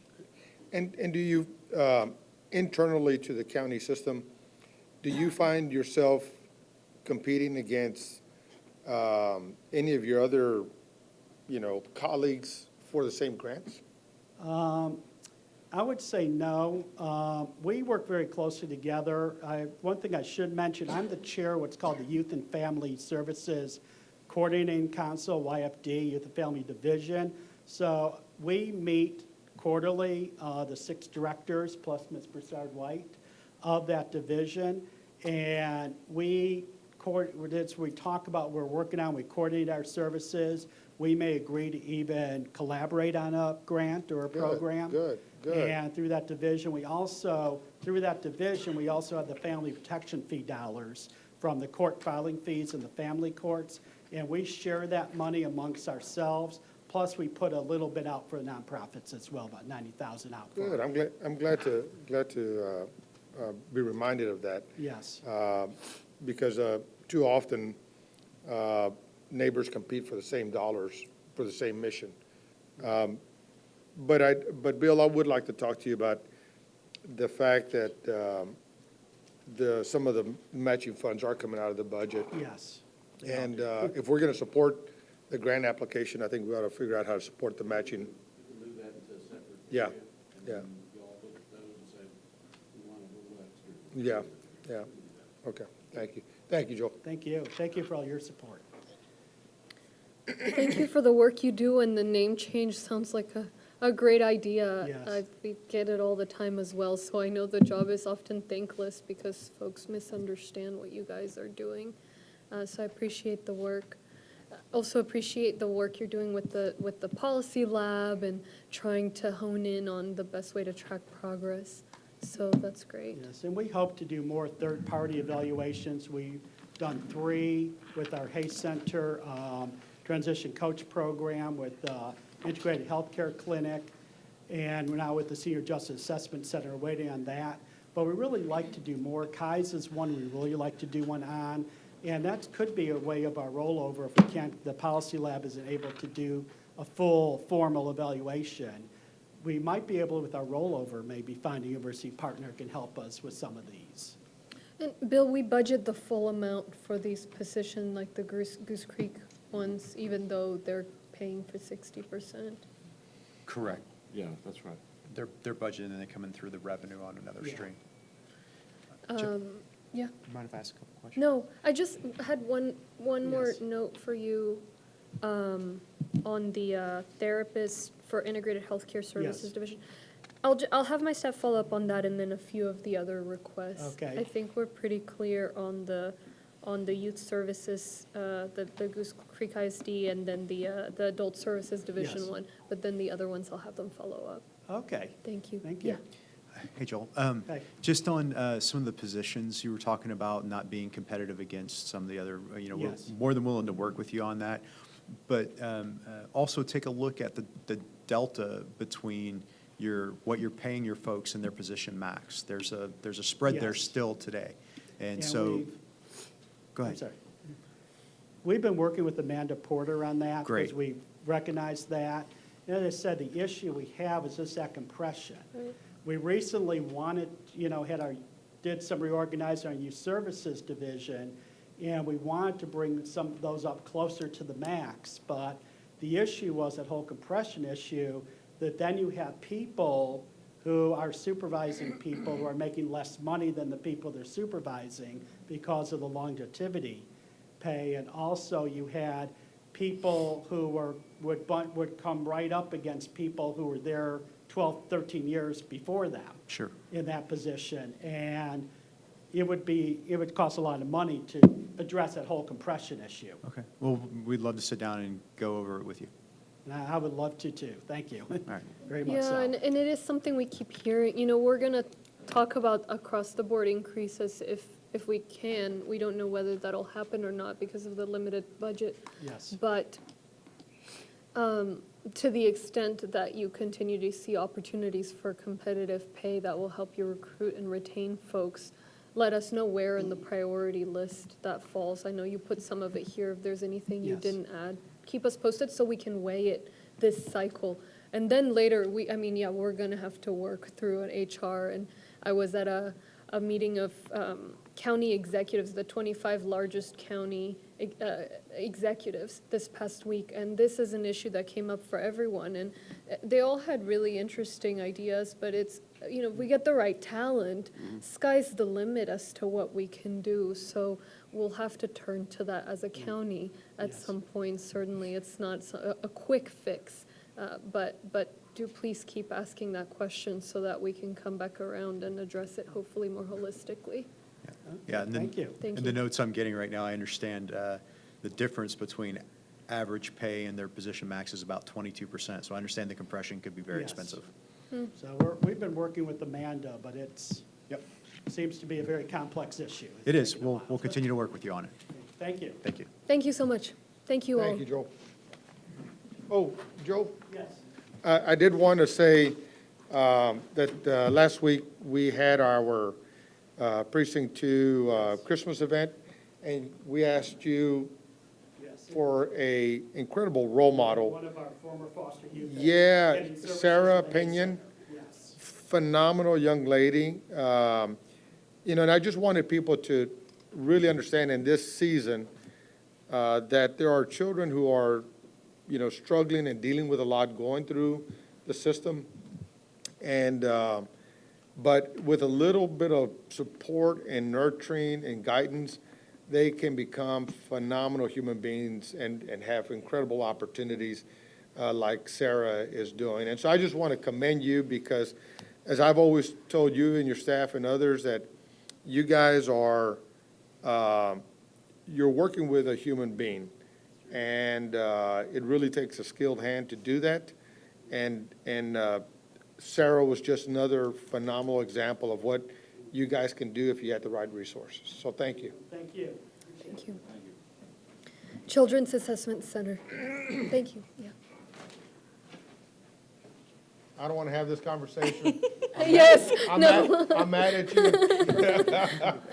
I'm presenting my budget All right. Commissioner Garcia. If it please the court, Elaine Stolte with the Children's Assessment Center, and I'd like to introduce some of my guests. I have Carrie McCracken, our Assistant Executive Director, Kathy Wells, our Program Director, and Betsy Runge, our Chief Financial Officer. I want to thank all of you for all of your continued support for the Children's Assessment Center. As you know, we continue to work efficiently and effectively with the allocated budget we are provided. Therefore, next year, we will be able to manage within the same level of funding, provided we have the ability to use our rollover dollars to assist us with our allocated amount. First, I'd like to answer and address some of the questions that you posed our department. Secondly, I will respond to that really nice budget and personnel sheet that you provided to us. I just loved it. I was like, oh my gosh, the first time I ever got that.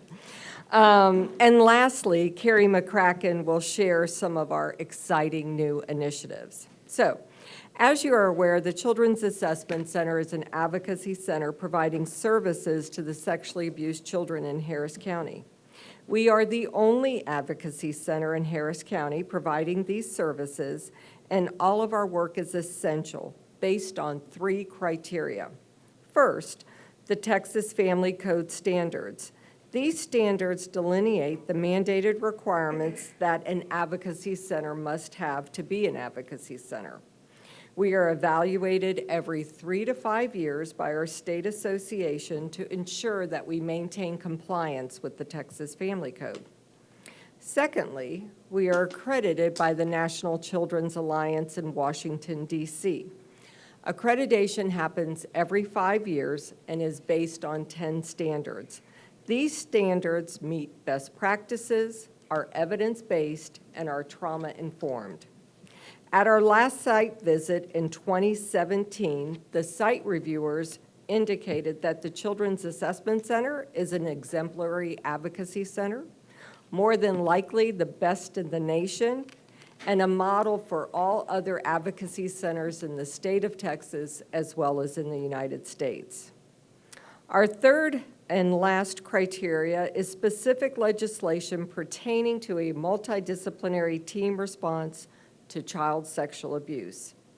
These may be legislative mandates, or they may be rulings that have been set forth by the Health and Human Services Commission.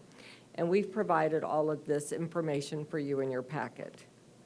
Currently, there are 800 advocacy centers in the United States and 71 in the state of Texas. Together, our goal is to create a seamless, multidisciplinary team response for children who have disclosed abuse. Our advocacy center collaborates with 54 partner agencies. Some of them are governmental and some of them are nonprofit to provide best practices for our children and families. When a child discloses sexual abuse, law enforcement and CPS respond. Their first step is to bring the child to the Children's Assessment Center for a forensic interview. At the same time, our family advocates provide crisis intervention for these families as well as the non-offending caregivers. There may be a need for a sexual assault exam, followed by therapy and psychological services, all at no cost, so that our children, our families, their siblings can all heal and overcome their abuse and be productive citizens in Harris County.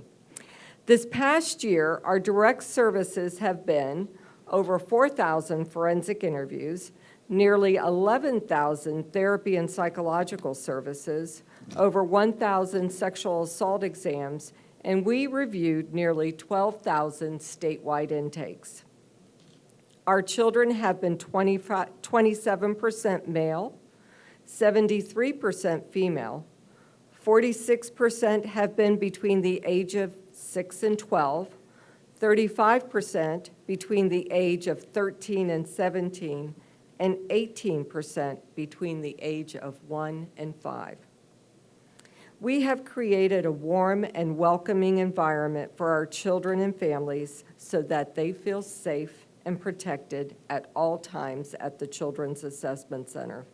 In 2017, we embarked on a 5-year strategic plan, taking into account all the work that we do with our 54 partner agencies.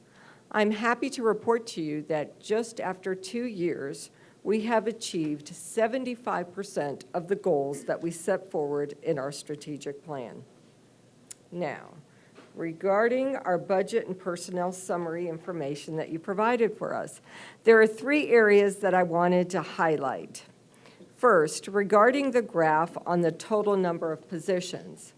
This increase is due to the Children's Assessment Center Foundation Board funding 34 much-needed positions at the county. By moving these positions from our foundation over to the county, we were able to provide these employees with insurance, retirement, and upward mobility for their careers at the Children's Assessment Center. So I thank everybody who worked with us on that innovative project. We are very grateful for this continued collaborative partnership between our foundation board and Harris County. This also supports the fact that the Children's Assessment Center does not have expenditures over our budget, because we always work within our budget, as Bill Jackson knows. The graph pertaining to our open positions. The Children's Assessment Center will continue to review and monitor these in order to effectively match open positions with the needs of the Children's Assessment Center, utilizing a performance-based approach and consistent with the new Harris County process. We will make changes to these positions throughout fiscal year 2021 as needed. And lastly, the salary increase graph is actually a reflection of the staff members we have promoted this past year. We love providing supervision, coaching, and training so that we can promote from within our department and provide upward mobility for our employees. I am so, so proud that we have been able to do this for 13 dedicated Harris County employees who have been so passionate about their work at the Children's Assessment Center. So it was a really good thing. To conclude my remarks, before Carrie comes forward, as you know, the work we do is very challenging. It is very difficult. Many of these cases are heart-wrenching. I am so grateful that our capital campaign is complete. Not only have we provided a wonderful, incredible environment for our children, but we've also provided an amazing facility for all of our staff and our partners so they can work in an environment that fosters collaboration and communication, which provides for efficient case process, which ultimately provides for the best outcomes for our children and families. We've always placed a high priority on prevention, but now we can even do more. We're very, very proud of all of our accomplishments, and Carrie will talk to you about some of our new initiatives. Does anybody have any questions for me? No? Okay. I mean, just, well, if Commissioner Garcia says, I feel the same way, but I do want to say thank you so much, Elaine. I mean, years of leadership and strong vision and passionate commitment to the work that just shows in the results, in the staff you've built, in the feedback from the community, the children you've served. And I know tomorrow we'll be entertaining an item about your replacement, but I'm tempted to scowl as well because you'll surely be missed. Yeah. Well, it's been such a pleasure working with all of you, and as Commissioner Garcia and all of you know, I've been very close to everyone here, and it's been near and dear to my heart. So, but we have amazing things that we are doing, and Carrie's going to highlight some of those. Thank you. Good afternoon. Now that Elaine has gotten you up to speed on the great work we are doing at the CAC and the wonderful things we've been able to accomplish to date, I would like to take this opportunity to share with you the plans we have for the future. Clearly, the #1 priority for the CAC will always be to continue to provide the first-rate services to children and families. Looking to the future, however, we strive to see how we can further meet the needs of Harris County's sexually abused children. I must stress that in both our short-range and long-range goals for the future, prevention is at the forefront. We have always offered training to professionals and to the public free of charge on recognizing the signs and symptoms of child abuse, and we will continue to do that, but we really want to increase our efforts on prevention training. We served almost 5,000 children last year, and we firmly believe the only way to reduce that number is with prevention.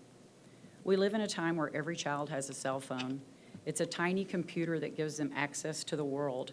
This tiny computer is being used by predators to talk to our children, stalk our children, lure them into sex trafficking, expose them to pornography, and to distribute child pornography.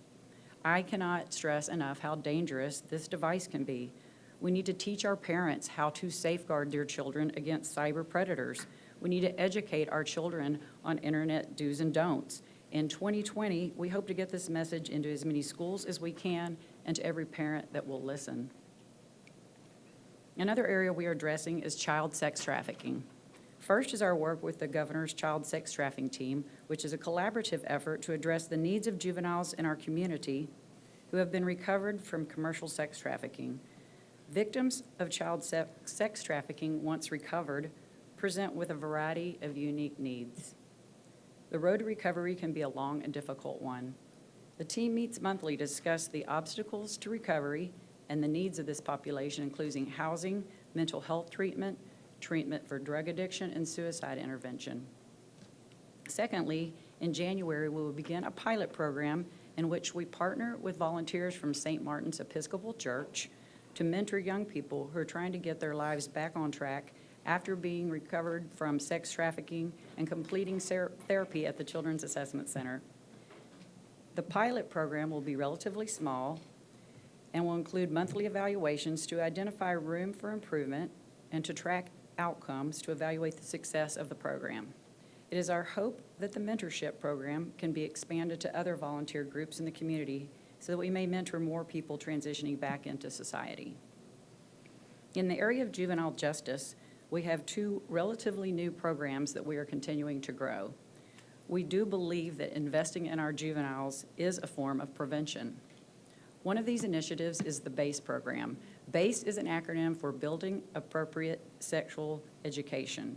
So this is a program that began in 2018 where the Children's Assessment Center partnered with the Harris County District Attorney's Office to address the sensitive issue of youth who are sexually acting out.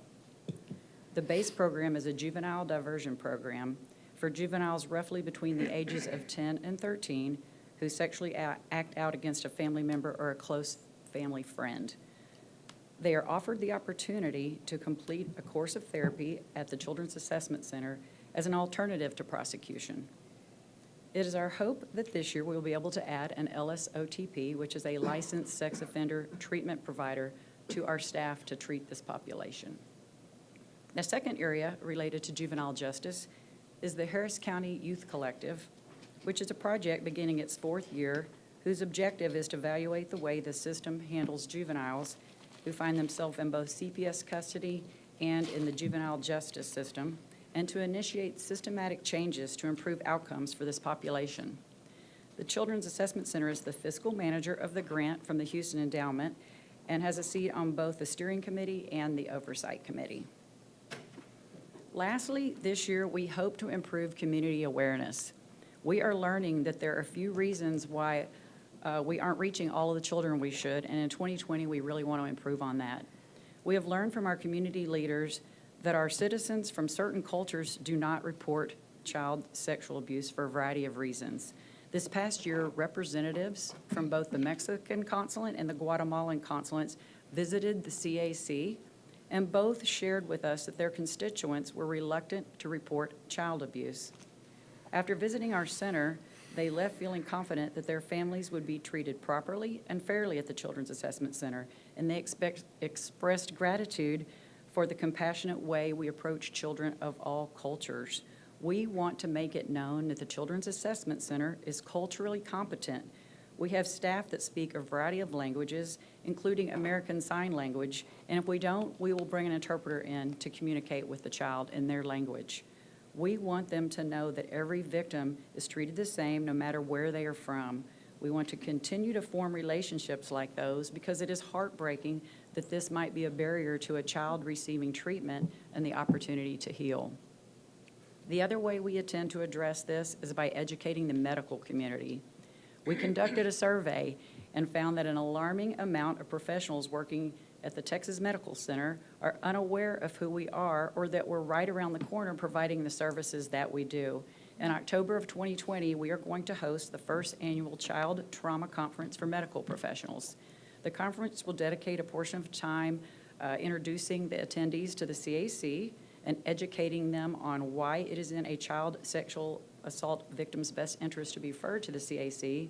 And the remainder of the conference will be dedicated to trauma-informed care for children.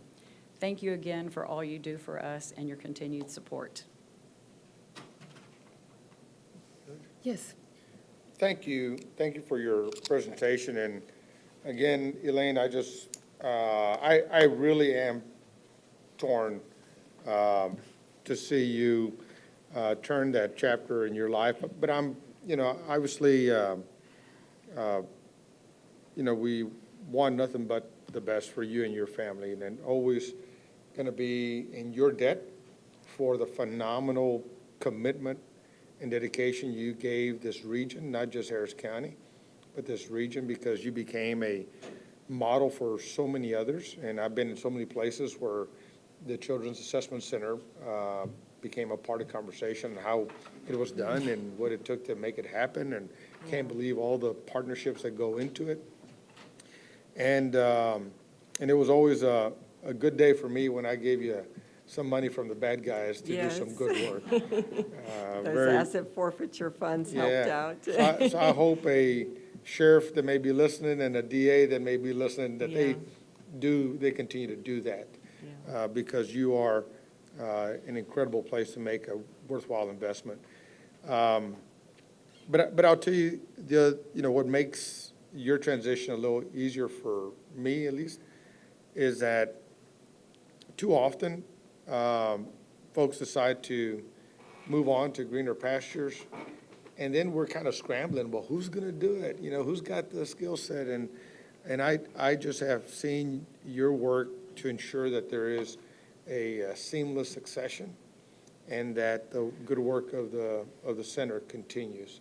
So that takes the edge off of me a little bit. Yeah.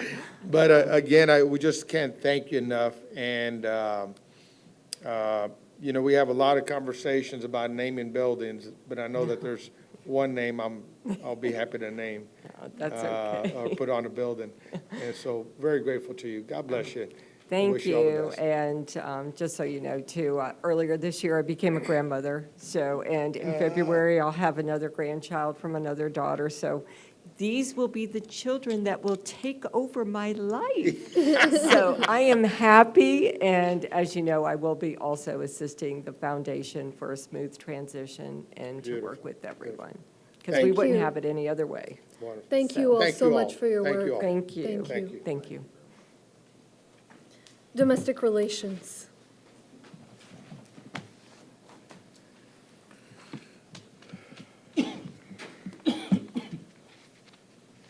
Good afternoon, Judge, Commissioners. I'm David Simpson, Director of Harris County Domestic Relations Office. Thanks for this opportunity. Your DRO was created back in 1983 with a mission of providing services to families, mostly moms and dads, grandparents, aunts and uncles, adult siblings, who find themselves in litigation that's pending in our family courts involving children.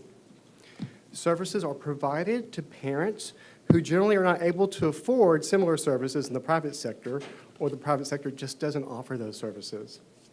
And these services are provided to these parents free of charge or on a sliding scale.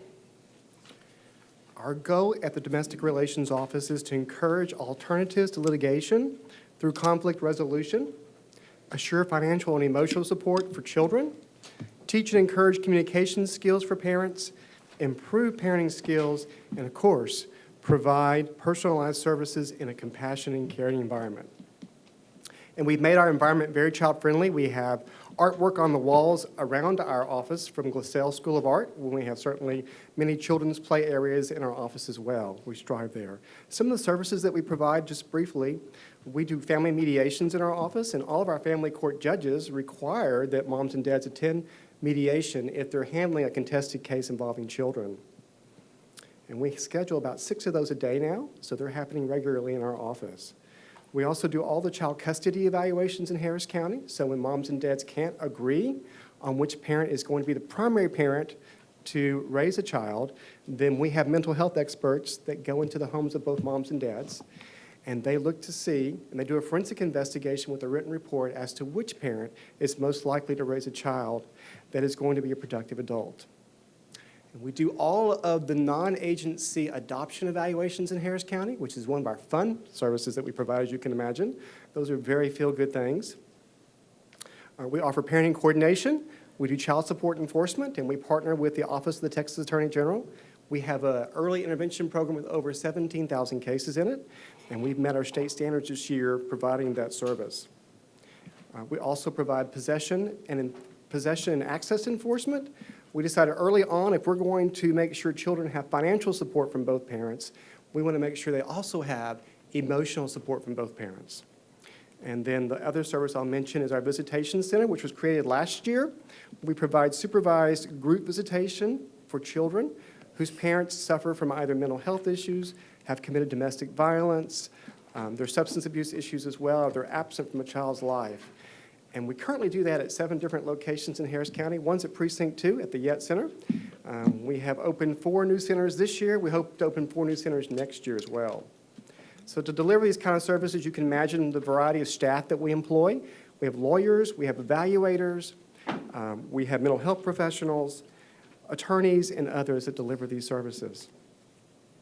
There are 9 DROs in Texas, mostly in urban areas. We provide the most variety of services, and recently we were visited by the Hidalgo County constituency who are hoping to open a DRO there, and they wanted to come look at our facilities when making a decision what to add.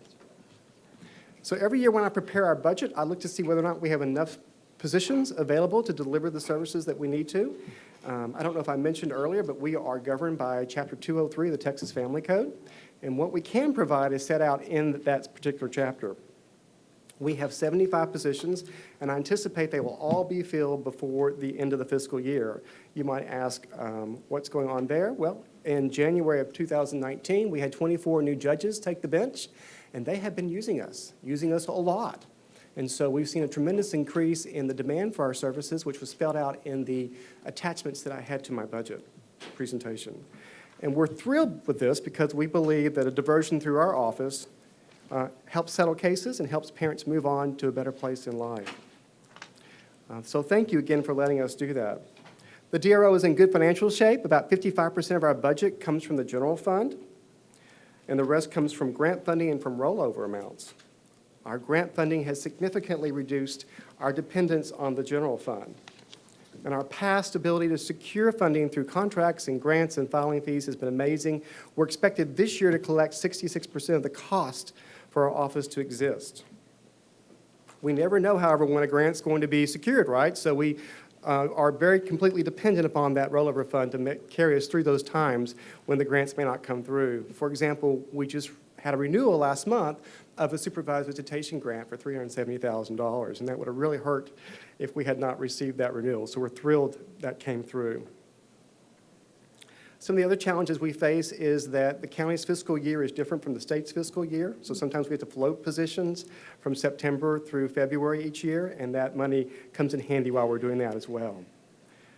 Accomplishments this year. I mentioned earlier we've had increased caseloads, just to let you know what they are. 46% increase in our child custody evaluations, 9% increase in our adoption evaluations, 16% increase in our mediations, and it goes on and on. But we've been able to meet those needs, and we're thrilled that we have been able to.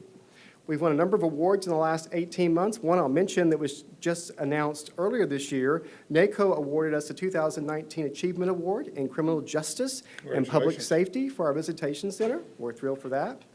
Other things we did this year is we know that e-commerce is very important, so we have enhanced our website. You can now apply for services online. You can apply for a mediation.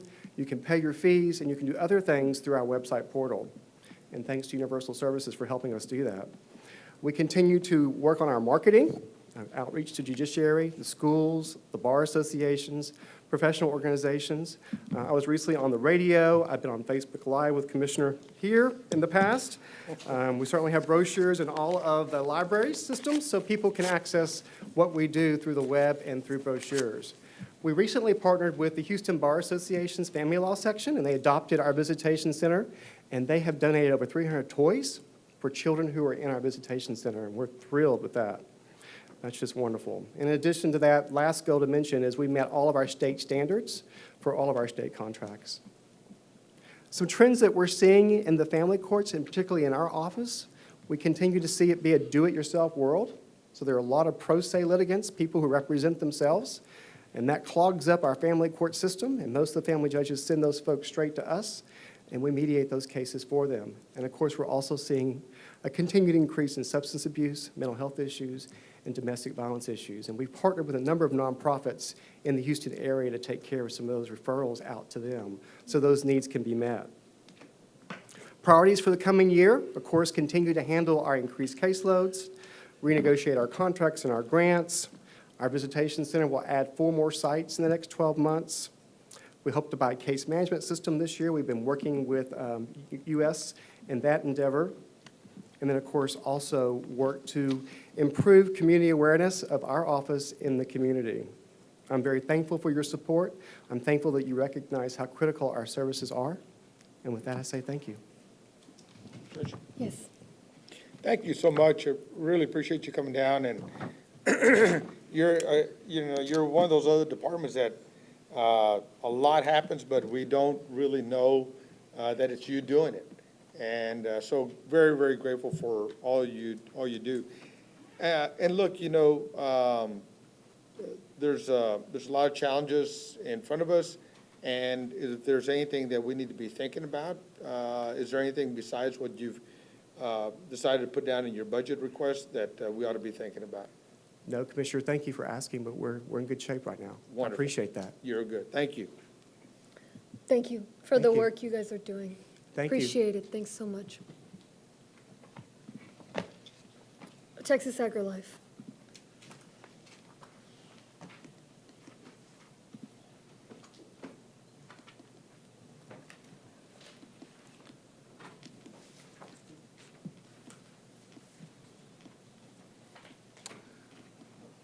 Good afternoon, Judge Hidalgo. Good afternoon, Commissioners. It's a pleasure to share with you some of the programs and the opportunity to share what Texas A&M AgriLife Extension Service provides for the citizens here in Harris County. As an overview of our agency, as you know, that we're part of a large network that reaches all 254 counties across the state. We provide annually about 22 million contacts across the state of Texas based on the program areas that we provide to the citizens across Texas. Here locally in Harris County, and as the county director here in the county, one of the things that's important that I emphasize often for our team is that we want to be the lead for urban program across the state and how we implement educational programs to the citizens across the state of Texas. We primarily have 4 areas of emphasis that we provide services to, and that's agriculture, natural resources, family and community health, 4-H and youth development, horticulture, and we also have some subcategories with our expanded food nutrition program, BLT, which is our Better Living for Texans. Specifically with agriculture, we provide programs to new landowners who are interested, who have small acreage, who has interest in looking at how they can have ag-exempt, tax-exempt fees. We also provide programs for those who have startup businesses who have interest in starting businesses through loans through our Community Economic Development Department. We also provide programs through Family and Community Health for diabetes. We're trying to help citizens, teach citizens how to prepare healthier meals. How do we decrease the diabetes issues that we have, or high diabetes percentage that we have here in Harris County? So we try to make sure that those programs that we're offering to those citizens support decreasing those types of effects they may have on their health. We have currently about 45 to 46 staff members. Some of those are paid directly through the county, but we also have 3 areas that are funded by federal funds. Our BLT, which is our Better Living for Texans, are funded through federal grants. We also have our FNEP program. And then one of the programs that we typically don't talk a lot about is our Prairie View A&M is a partner agency within Texas A&M AgriLife Extension. We do have 6 agents here in the county that provide support. And we also have an expanded food nutrition program through Prairie View A&M as well. So we work very closely together on providing educational programs for the citizens. One of the areas I want to highlight related to our programming is horticulture, and some of you are probably familiar with our horticulture program. Those master gardeners, we rely heavily on master gardeners and our volunteers to provide educational programs for citizens across the state and here locally. Our cylinder gardening program is one of those that we introduce in schools, and our master gardeners each year take 5-gallon buckets. They cut those down, and they take those to the schools, and they help young people learn how to have their own gardens, even if they don't have land or property in order to do so. We reach about 8,000 kids per year with this particular program, and that's led through our horticulture department and specifically through our trained master gardeners. We have an Ask a Master Gardener booth. Oh, yeah. What does? Okra. Okra, yes, it does. Yes. Cylinder gardening is very, very popular. We do a lot of work with young people and adults across the state. We have also a speakers bureau, which we reached a little over 2,000 people in 2018 with that horticulture department. And then adding on to that is one of the things that was mentioned earlier by Mr. Levine with our Youth and Family Services Department. One of the things that we've worked closely with them on is providing some opportunities for youth at the juvenile detention centers.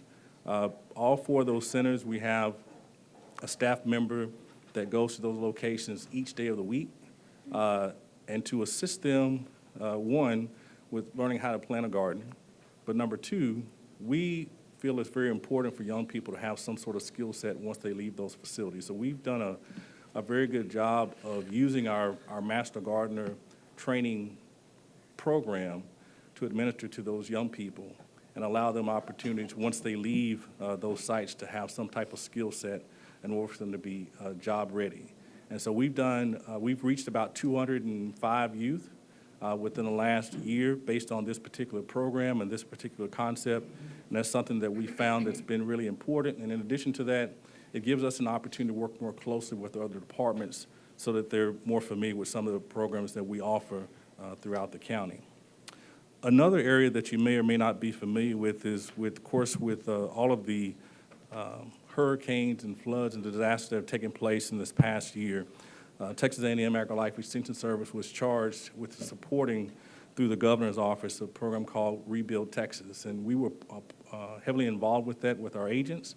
And one of the things that we were charged to do is make site inspections here across the county. We also provided, not as a lead, but as an agency who assisted with making sure that families were directed in the right direction. And from that work, this past session, Texas A&M was awarded about $7 million to support this emergency management goal. And so with that, we will be hiring an emergency management disaster assessment recovery agent who will assist with, on the front end, of providing educational programs and also working with other agencies within the county. Those dollars are strictly state funded. There will not be any dollars coming from the county. But we think that's important to support the role that you all are doing currently with emergency management as well. We were also able to include 2 additional positions through the state with BLT, or Better Living for Texans. Again, those are dollars that are federally funded to support both youth and adults, and that's teaching them the importance of eating healthy and preparing healthy meals. As a whole, we reach about 18,000 members per year based through our educational programs. We've also have some Ask the Master Gardener hotline. We also have some programs where they can call in if there's some tree issues, there's questions about canning. We provide a variety of opportunities for people to be involved in our programs across the county. We heavily depend on our volunteers and the work that they do and the training that we provide them to extend the educational programs that we offer. One of the questions that are asked sometimes about us is how are we different from other organizations that do some of the similar things that we do? And one of the things we feel that's important is that we all understand that our information that we share is research-based through our research, Texas A&M research, and we disseminate through our agents to ensure that people are getting sound information for the question that they're asked regarding of that particular program area. And so we're excited to continue our partnership with those here in the county. We're excited for the commissioners' vote on moving us to a new location, because in the last couple of years, I came on board in September 1 of 2018. Of course, there were 2 floods prior to my arrival, and we have currently been approved to move to a new location, which is 1301 Northwest Freeway. So we're excited to become a little more settled, if you will, in a facility and continue to do the great work that we're doing. But I will say that coming in with fresh eyes, if you will, as I've shared with the team, it's what has taken place, and we all know things take place for a reason, is that allowed us to look at how we program in an urban setting a little differently. And so, meaning that the facility that was on Bear Creek for many years was an excellent facility for programming. It allowed folks to come to that site, but having an opportunity to go to a new location, an opportunity to meet with you all a little more often and to share what we do, it also made us get out there and be more accountable in other parts of the county, different precincts. And most importantly, again, it allowed us a little more conversation that we may not have had in the past because we were there for so many years. So we thank you for your support and open for questions at this time. Thank you. Thank you. Can you go over the wildlife position real quick? Yes, yes. So I remembered maybe a couple Commissioner Court before. One of the things I know that Commissioner Ellis has several parks. My understanding he likes to ride bicycles or jog, one of the two. And then Bicycle, jog. bicycle. Okay, gotcha. So within those parks, one of the things that came up was the issue with nuisance animals. And I visited with our Wildlife Services Department. Commissioner Ellis does not like dogs. Sir? I love dogs. He does. It's about my support for He doesn't like them when he and his bicycle are in the same same vicinity at the same time. Is that a fair way of saying it? That makes I do sense. feral hogs. That's one of those top three, yes. So as I visit with our Wildlife Services Department, there were three animals, nuisance animals that rose to the top, which one was feral hogs, two were coyotes, and three were skunks. Those were the most calls consistently that they received from Harris County to our Wildlife Service Department at a College Station for the last 4 years. There's been about, as you have gotten the information, about 24,000 inquiries about those particular animals, in addition to others, but those were the top three. And so I talked to them about that opportunity to bring some support and provide some educational opportunities here in the county. So they were asked, they submitted that they would provide about 51% of the salary, a vehicle, insurance, and all of those necessities for that particular position. For that, if the court would support the remaining 40-some-odd% for that role. And what would the person do? That person would assist with providing educational programs to address those nuisance animals that people have across the county. And there would be someone local that could address those issues in more of a timely manner rather than calling College Station and waiting for requests back on how to deal with those particular issues. For example, with feral hogs, that's not one of the top, but we know that's an issue. But the reason that it was not one of the top concerns, because I think people, they said they just kind of decided they couldn't do anything with them, so they quit calling and asking about it. But as far as skunks and coyotes or raccoons, that's a continued issue here in the county with people having issues with those in parks and neighborhoods. And so that person would be on the forefront of assisting with working with other organizations and providing educational resources and tools to address those. Okay. I often have raccoons and possums as visitors. Can you help me out there? That's what that person would help.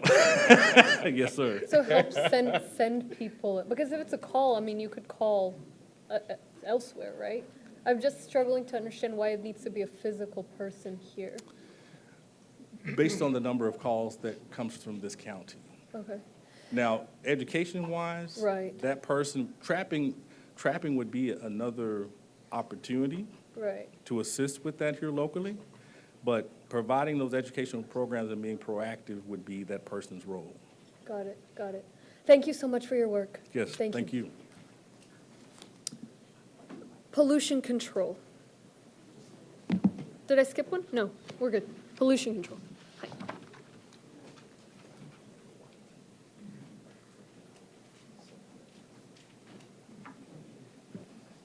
Good afternoon. I'm Latrice Babin, and I'm the Director of Harris County Pollution Control Services. And I brought with me Mr. Stuart Mueller, who is the Operations and Technical Services Manager.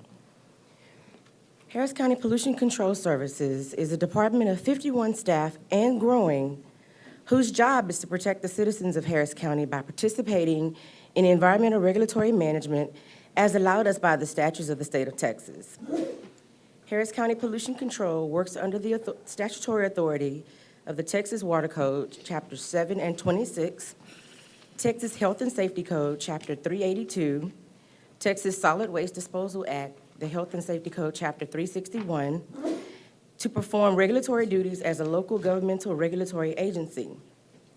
Under the Texas Local Government Code, Chapter 573, we also have the authority under the Harris County Stormwater Regulations. Pollution control also reviews and comments on permits issued by the TCEQ, as well as rulemaking and policy development under the US EPA. The environmental regulatory issues facing Harris County are mostly directly related to the expedited issuance of permits by the state. Facilities that request amendments to permits, increase capacity, or build a new unit or section typically are granted such without much hindrance.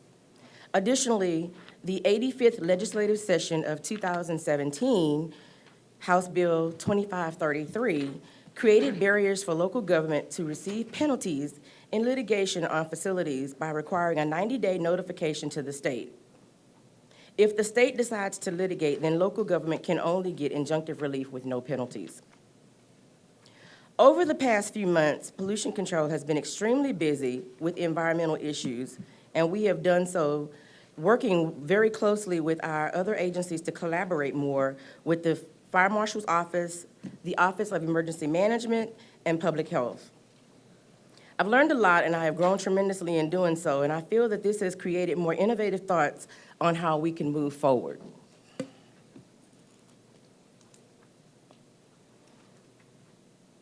Pollution control is not asking for any additional funds at this time above what has already been approved on the September 10th court, as we are working to fulfill the positions presented to us by, working to fulfill the mission presented to us by the PENTA report. We are purchasing new technology for monitoring and performing laboratory-grade analytical data. We are hiring 29 members for our staff over the next 24 months. We are working with HRRM to focus on the hiring process that will best allow us to get the most worthy candidates to fill these positions. Also working with RRM's compensation analyst team, we are looking for compensation to not only have market value compensation for the new positions, but so that we can look at the compensation for the existing positions so we don't have a problem with bringing in new people at higher rates and not compensating our existing staff well. In moving forward, we will not only increase staff knowledge through the National Incident Management System and the Incident Command System, but we are requiring each section to build capacity to better perform their task and look for more training to enhance their programs. To date, we have had a plethora of interest in our new staff positions that we have posted. We have, as a matter of fact, hired a communications manager because we felt like communications was one of the things that we could improve upon immediately and build as we build the rest of our program. In doing so, we had over 30 very well qualified applicants apply for that one position. And then additionally, those 4 positions to build the team, we've had an increased amount of interest of very worthy candidates for those positions as well. So we don't feel like we will have any problems moving forward filling the positions because there seems to be a lot of interest in our positions. You ask if we have space to hold all of the positions that we're housing. I knew you would. At this time, we have been working with Facilities, Property, and Maintenance, and they've contacted us, they've connected us with the engineering department, who has given us 3 options to look at for moving forward. And we are in discussion. We partner with Public Health, Environmental Public Health Division in the building, and we're having conversations on some of those things, what those 3 options might mean as we move forward. If you have any questions, I am basically finished. I have just a little bit more, but if you have questions, I'm ready for questions at this time. Yes, yes, Commissioner. Dr. Bevan, thank you so much for your presentation, and thank you for hitting the ground running as you have in these recent times. I appreciate you being over at the forum the other day. A lot of folks there took notice that you were present, and I appreciate you being a part of the conversation over there as well. And in your transition from being part of the staff to your directorship, is there something that we are not yet thinking about? And I guess if I would ask the question this way, if you wanted to see pollution control 5, 10 years from today, what would your hope be? I've had lots of thoughts about that. They're kind of running through my head, and a lot of it has to do with building the capacity for the air monitoring and moving towards more proactive programs. Right now, what we're looking at is building the capacity for the monitoring program, getting more people in to do the monitoring, the emergency response, having the laboratory staffed up adequately to do that, having the compliance section adequately staffed to do that so that we can work with the rest of the investigations. But I know that building that bridge and giving more information about our programs to the public is going to increase the recognition that our department gets. And so I assume in the next few years, we're going to need to build capacity even more on the investigation end as well as the proactive programs. But as things move a little progressively, I can get more information to you and build that. Wonderful. Build that out a little better. Thank you, and again, thank you for your work. Thank you. Yes, Commissioner Ellis. Dr. Babin, thank you for the work that you do. I hate to throw another one on you, but the health department is here as well. And I have an item on the agenda for tomorrow to discuss the problem that's gotten press attention lately over in Cashmere Gardens, creosote. Yes. I guess that's cancer-causing chemical used to treat wood by that railroad facility. I should say the company that has it now, I think, acquired the facility. Well, how do we divide it in terms of what the county does, what the city does? Sometimes, obviously, this is something that's in the city limits. Cashmere's not that far away. I don't know. But any role we play in that?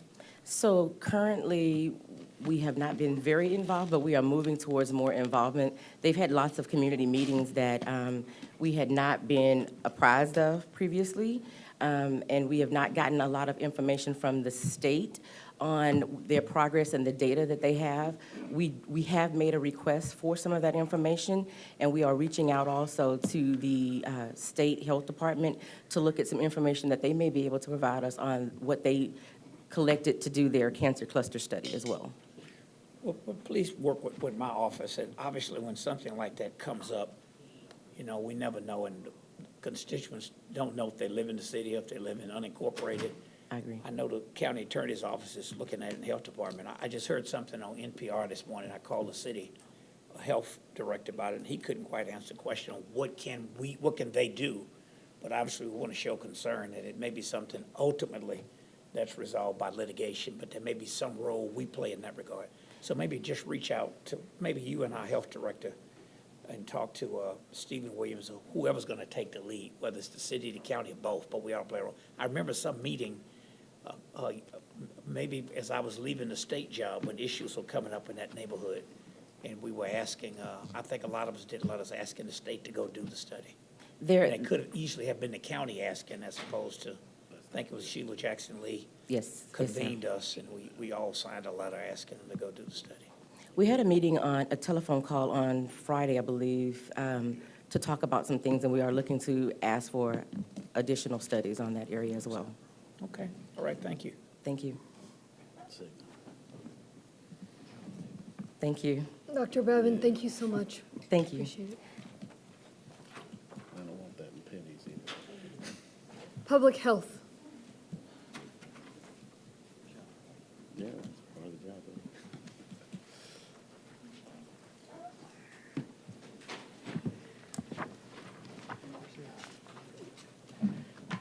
Good afternoon.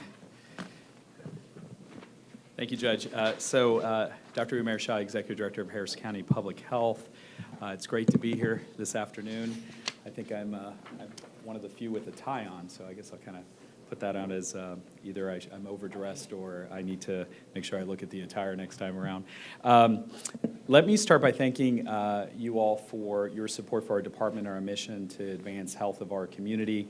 I'm, as always, joined by Mr. Les Becker, our Deputy Director and Director of Operations.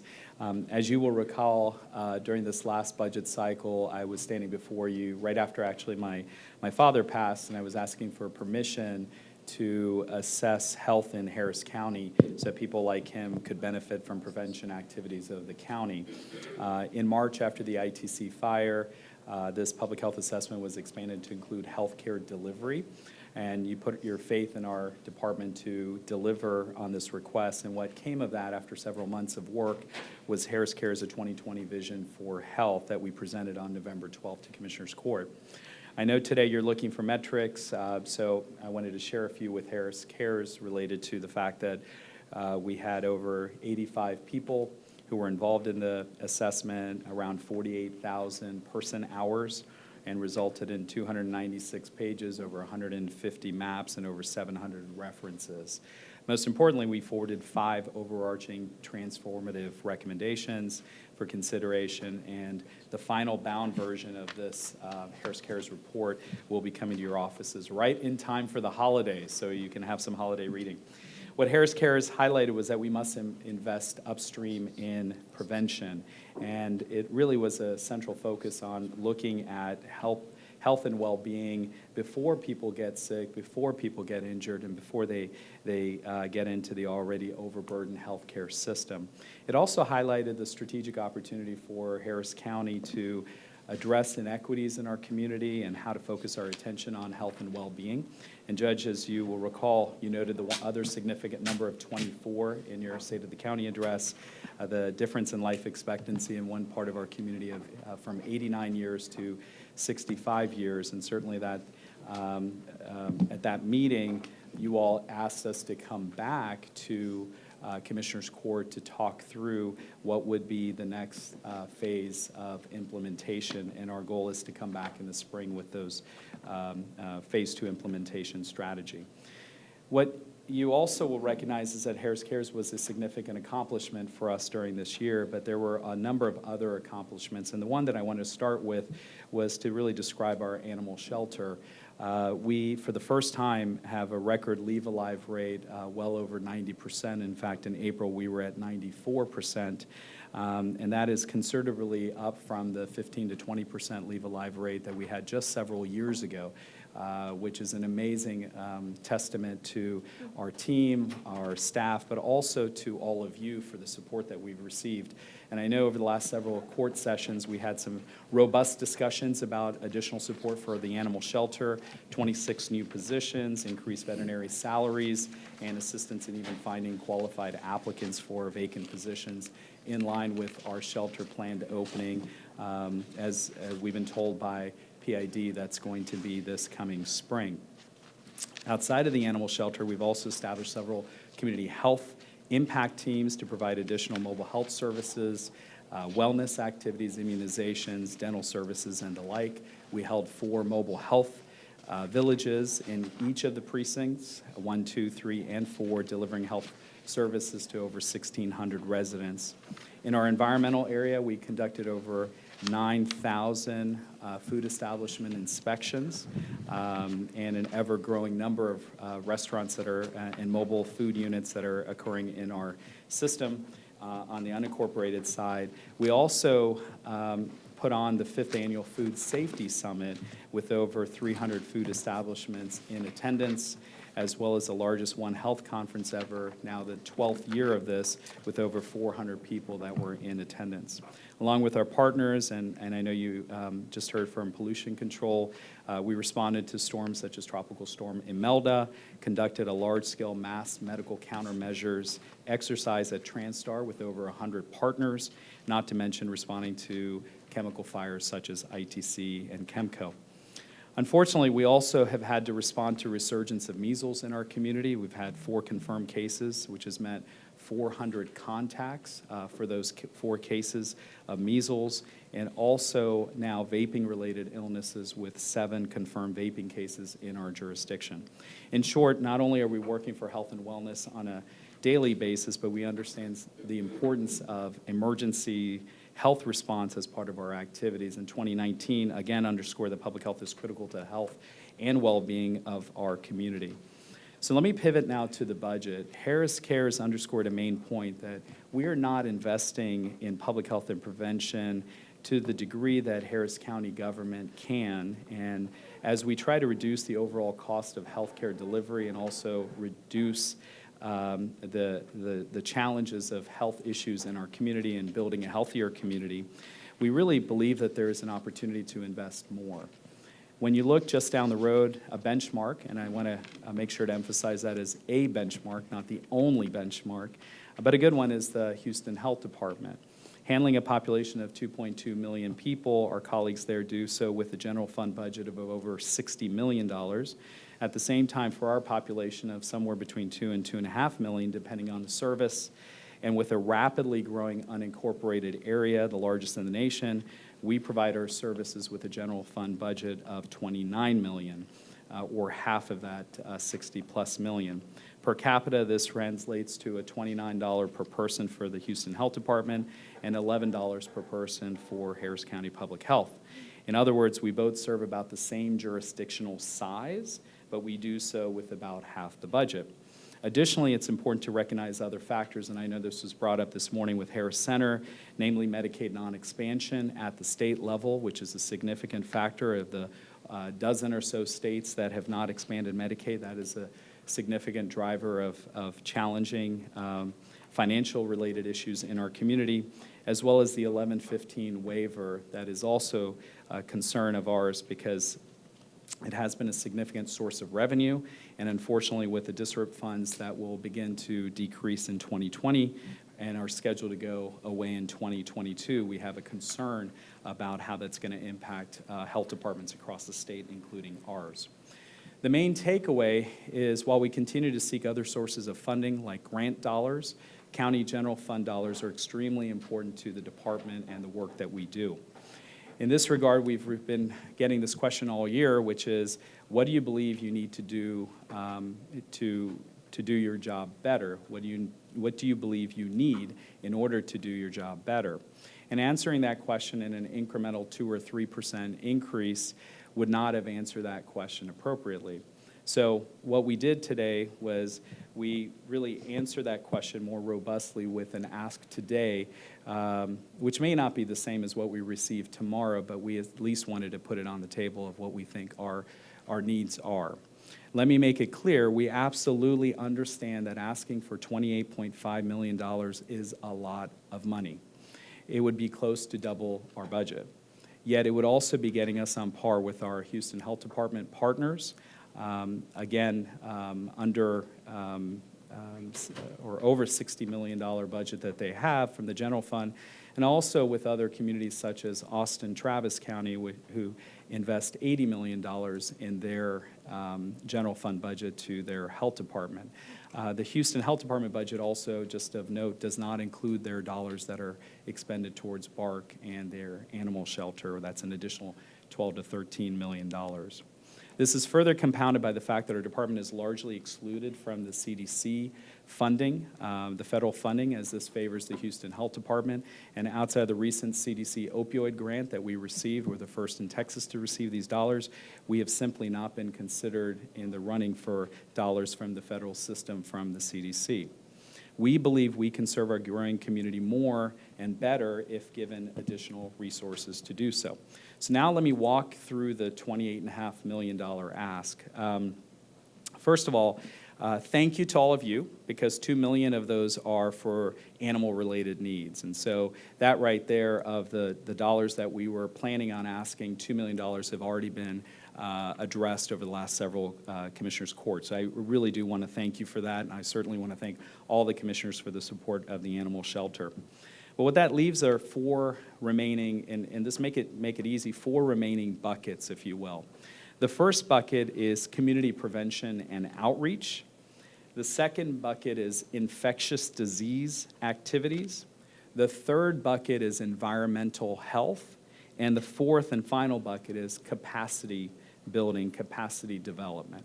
So community prevention, infectious disease, environmental health, and capacity building. In community prevention, especially around chronic diseases, diabetes, heart disease, obesity, dental, et cetera, our focus remains on prevention and being in the community. Health and wellness, education, mental health outreach, disease prevention, immunizations, vector control, environmental health, animal-related, emergency response, and family health. We believe these myriad... Dr. Shaw, as you go through each of these, can you connect it to the Harris Cares vision and how it all ties in? So they're all connected. How, I guess how it gets us Yeah. closer to that. Yeah. I know, obviously, I'm pretty certain we will be able to grant this full request. I also, though, did, read the report, and I understand the vision, but the broader question is, how does this get us Alignment. closer to that vision? Sure.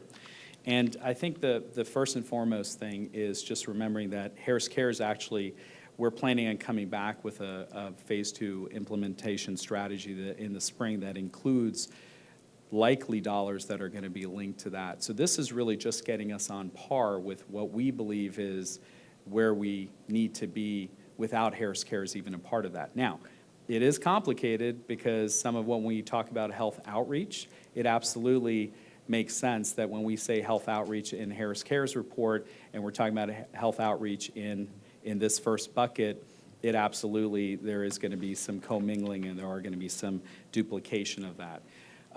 However, we believe that being responsive to the myriad conditions of getting out in the community for prevention very much is aligned with the Harris Cares recommendation of investing upstream. So in this first bucket, it really accounts for about $13.5 million.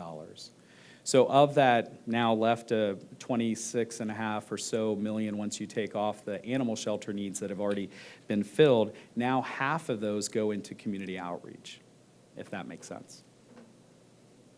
Try that again. Okay, so of the $27 million, once you take off the $2 million that we receive for the animal related needs, now half of those are in this first bucket of community prevention and outreach.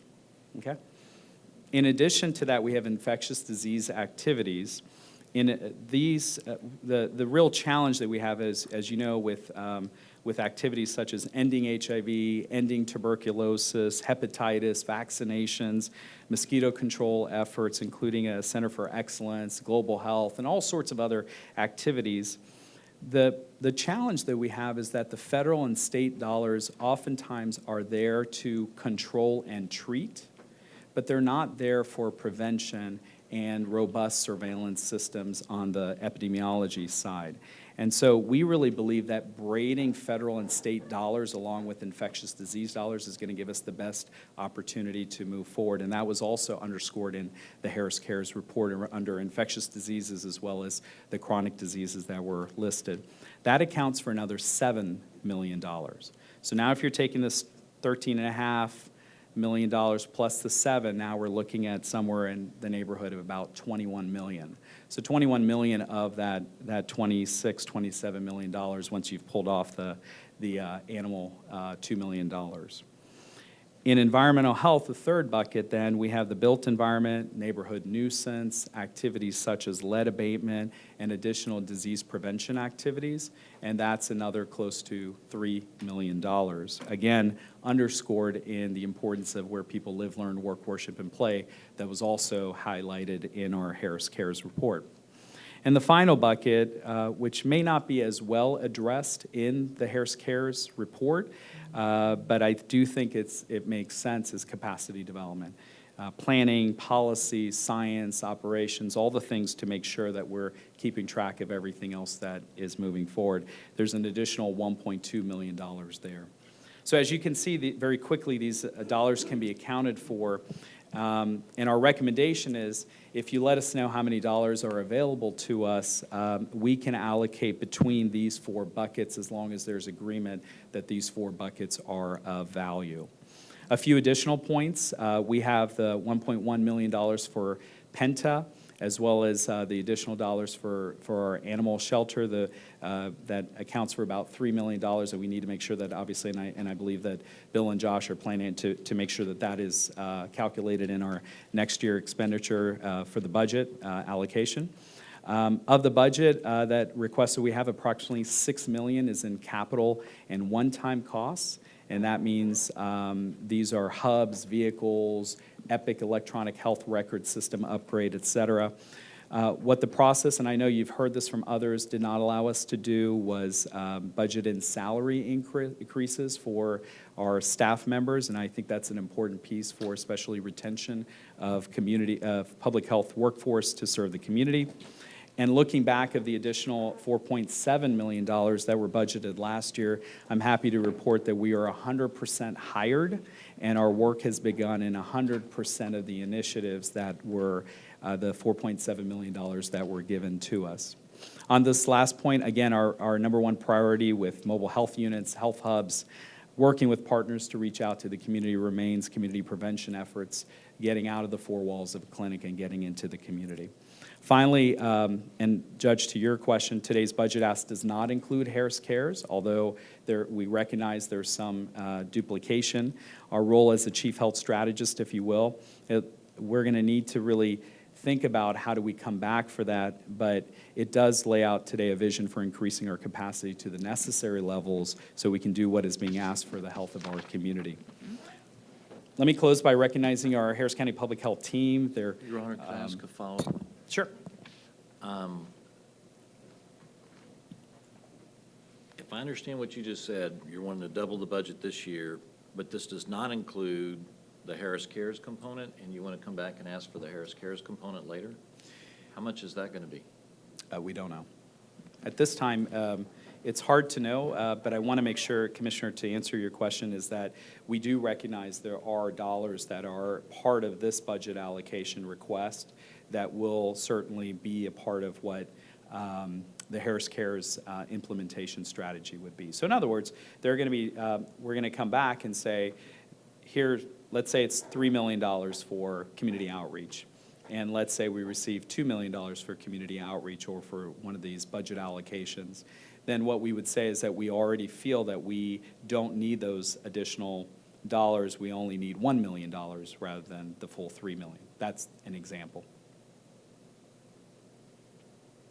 Yeah, Commissioner Ellis.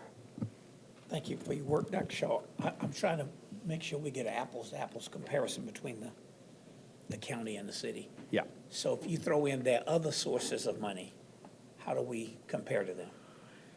Not so well. So, you know, we are, when you take off our, just the general fund side, if you take our total budget, we're somewhere at about 105, 107 million. It goes up and down a couple million here or there, depending on what the activity is. Right now, there's some pressure on the refugee health grant, which has been the case for about a year or two, and certainly there are some additional pressures right now on the refugee health grant that we're also aware of. So it goes up and down depending on what that is. Our understanding of the city with their grants and other dollars there, so that 105, 107 million is compared to about 150, 160 million. So it's not that the story gets better once you get past the, the general fund. It actually, they are privy to dollars that we are just simply not able to. And we've really articulated that for the last several years, that we are trying to break that nut to try to really get into how do we crack this and get to the core of how do we open up some of those funding dollars from the federal level. But we've been unsuccessful outside of that one grant that I just mentioned. Yeah, and following that analysis, just to try to keep apples-to-apples comparison, I know there are things we are responsible for that they are not responsible for, like we handle their mosquito control as well, right? Are there things they are responsible for that we don't have legislative authority to do? I'm just trying to make sure I'm trying to get apples and apples. Yeah, so on the mosquito vector control side, absolutely, we handle the entire 4.7 million population, but there are additional activities that they may be providing. For example, on the HIV STD surveillance side, they do get dollars that from the CDC that are supposed to also be for the rest of the community. In some instances, they do that very well. In other instances, it's unclear. So their HIV responsibility would go into unincorporated? Yes. Okay. Any others?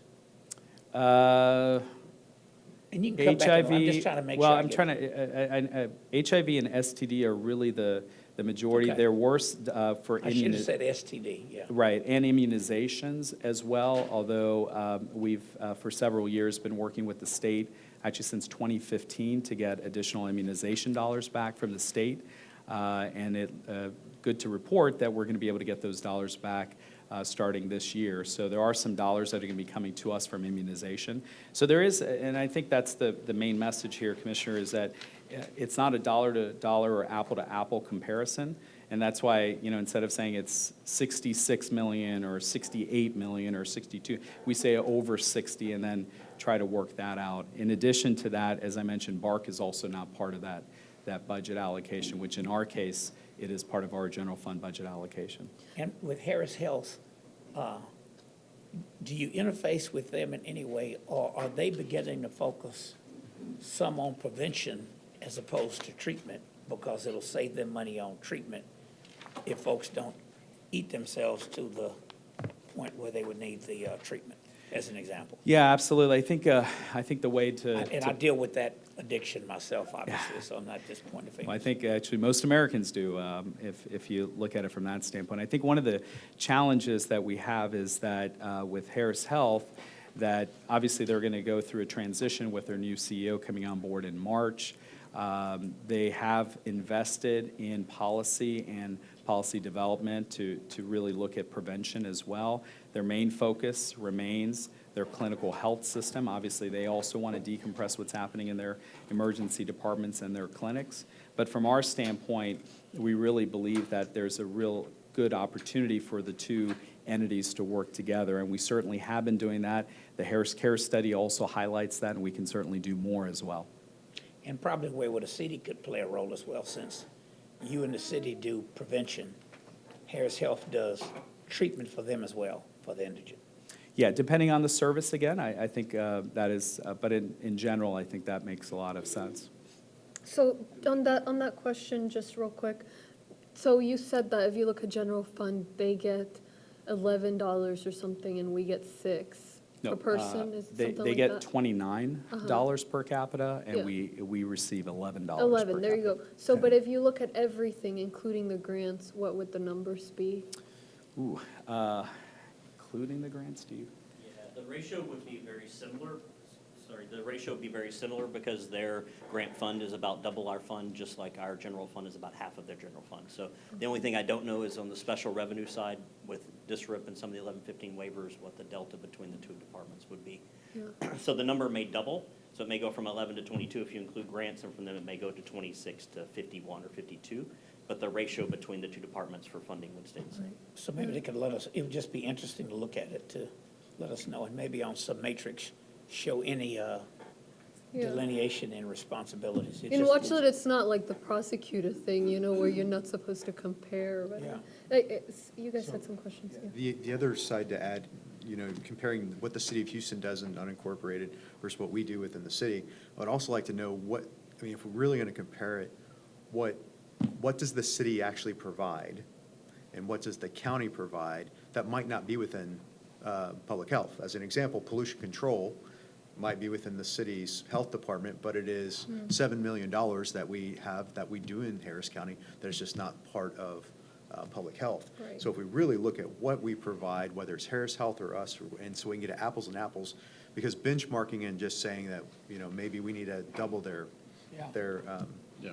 might not be the answer unless we do that study and look at that and also compare it to where do we want to be if the ultimate study for public health was just, transmitted in November, does that match where we actually want to be?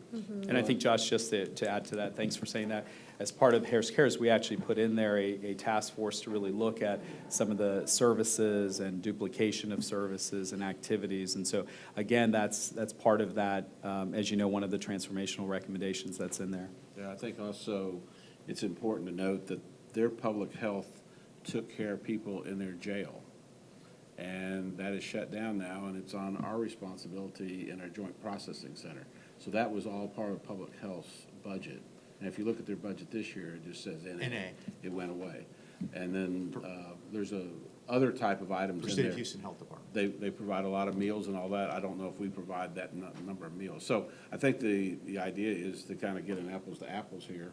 The other problem that we've had, and Dr. Shaw and I have talked about it, but in Washington and other places, they think they're sending the money down to us, and they're sending to the city of Houston, puts their hands out and gets it, and we don't get anything, because they don't realize that half the population is in the unincorporated area. So it's a big challenge for us to be able to share those type things.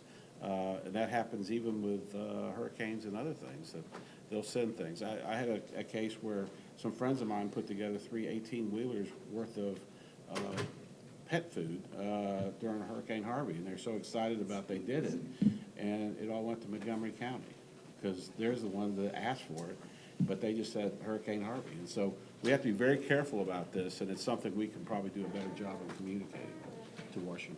I think that is a key, communicating. It's that they say, when you see something, say something, you know?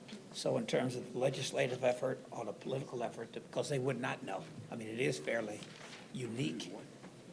And the reason I was asking about the apples comparison in terms of responsibility and legislative authority to do it is, since we will be governing something called unincorporated Harris County, that'll be the largest city in Texas. That's not a city. Are there things we ought to ask for, or do we want to just get away with sort of benign neglect if it's there? Because it does, those health issues tend to permeate and touch all of us. I think, you know, one thing is the apples to apples, which is necessary, and I echo what everybody said. But on top of that, I think we also need details on outcomes, right? I mean, it's not just a matter of saying we need to be at the same level of the city. What if they're not investing in the right things? You know, what if those programs aren't effective? So, you know, I think as we move into January, to the extent that you guys can provide that, it'll be easier for us to be able to consider this seriously and see what the possibilities are. Judge, he mentioned, he made reference to Austin, Travis County. Is that one entity? Yes.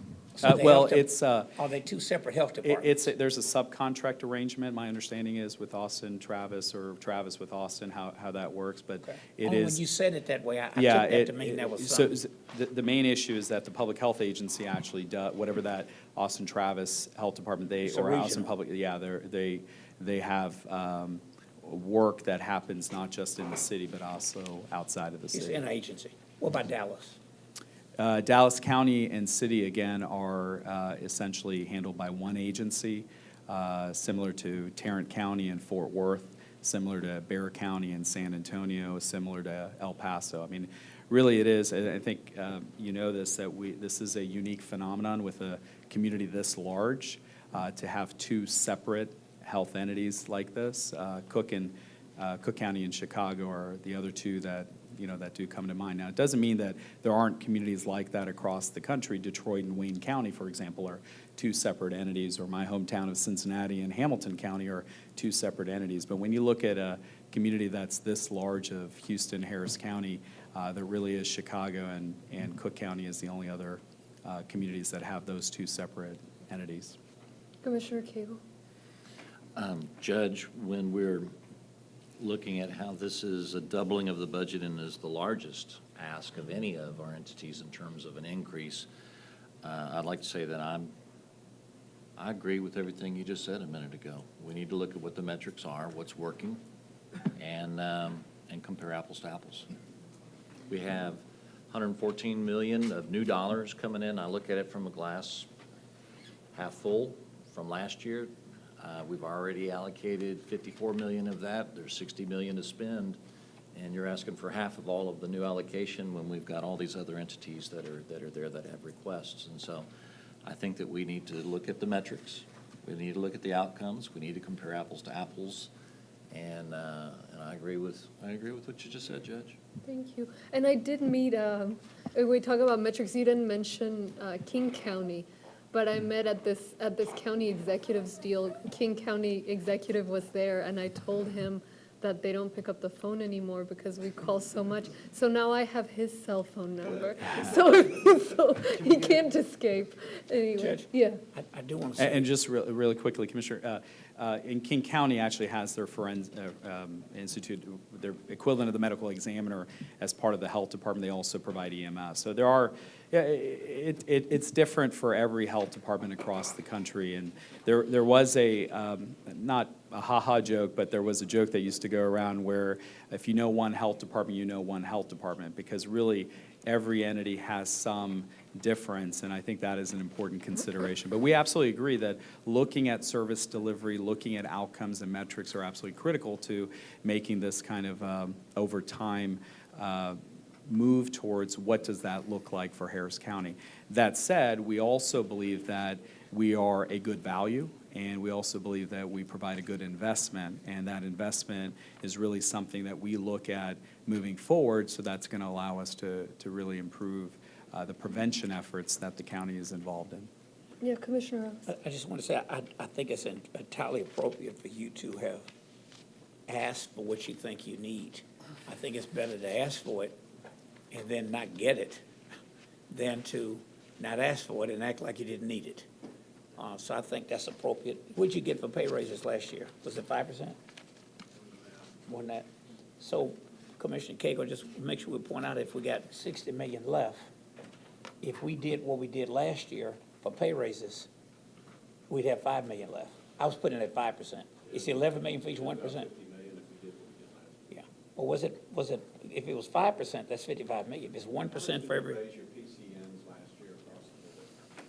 The PCN maxes all went up 5%, and then we could allocate within that range for the employees. Yeah, so 5 was in my mind for last year. Was it more than that the year before? No, it's been around 5. There's some departments that got a little bit more, but those were more like, sometimes you do a shotgun approach and sometimes you rifle. And they would decide how to allocate, yeah. We've always had the supply and demand problem with certain positions. But I just wanted to make the point, if there's 60 million left, since it's not in here, where we going through all of this, but, you know, you got a cost of living goes up. At some point, if we make that decision, we don't have anything. But it's still good to know what we don't have, but what we do need, whether we can do it or not. All right, thank you. Yes, So- Commissioner. 1% pay raise costs $11 million, right? And that, I was saying that, Commissioner, so that 5%, if we did what we did last year, that would be 55 million. But it's up to the discretion of the departments.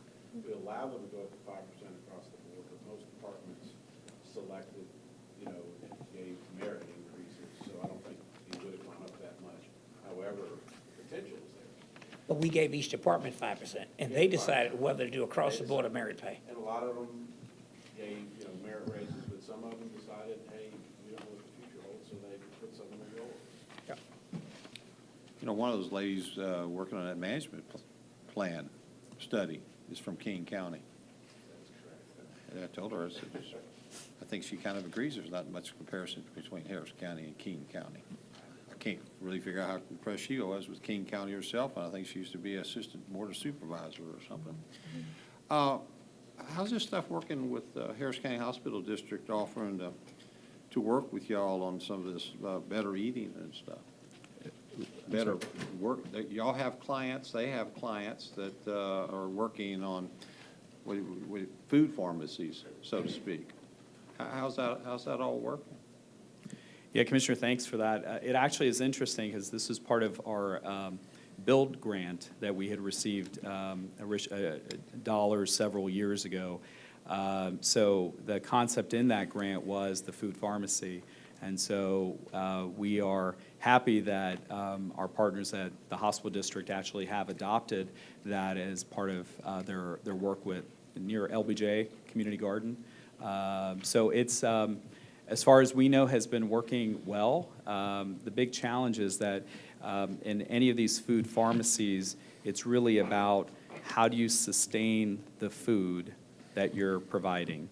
And so where do you get that? Because you're essentially, a doc is writing the prescription, right? So I'm writing a prescription, Commissioner Raddick, fresh fruits and vegetables. You go down to the pharmacy with an F, ARM, and you go down and get that food. Well, we have to then figure out how to make sure the supply of food is available there so you can actually give it for free or at low cost.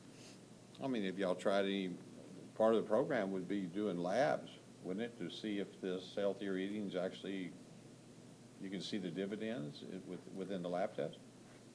Have y'all done any of those lab tests? Has anybody been tested that's been part of this program? That they're eating better and you can compare what their health's like before they began eating healthy? You mean in terms of their health outcome? I don't know what you mean by What lab. I'm saying What do you is mean you by have lab? a person that starts eating healthy. Mhm. Have y'all done any of these lab tests to see how well they've done? Have you seen how they improved by eating healthy? Yeah, so we haven't done the lab test may not be the best word for it. It's really just looking at health outcomes, obesity rates, based on the body mass index, looking at cholesterol, if that's what you mean by the lab, or are you referring to actually getting into doing laboratory experiments?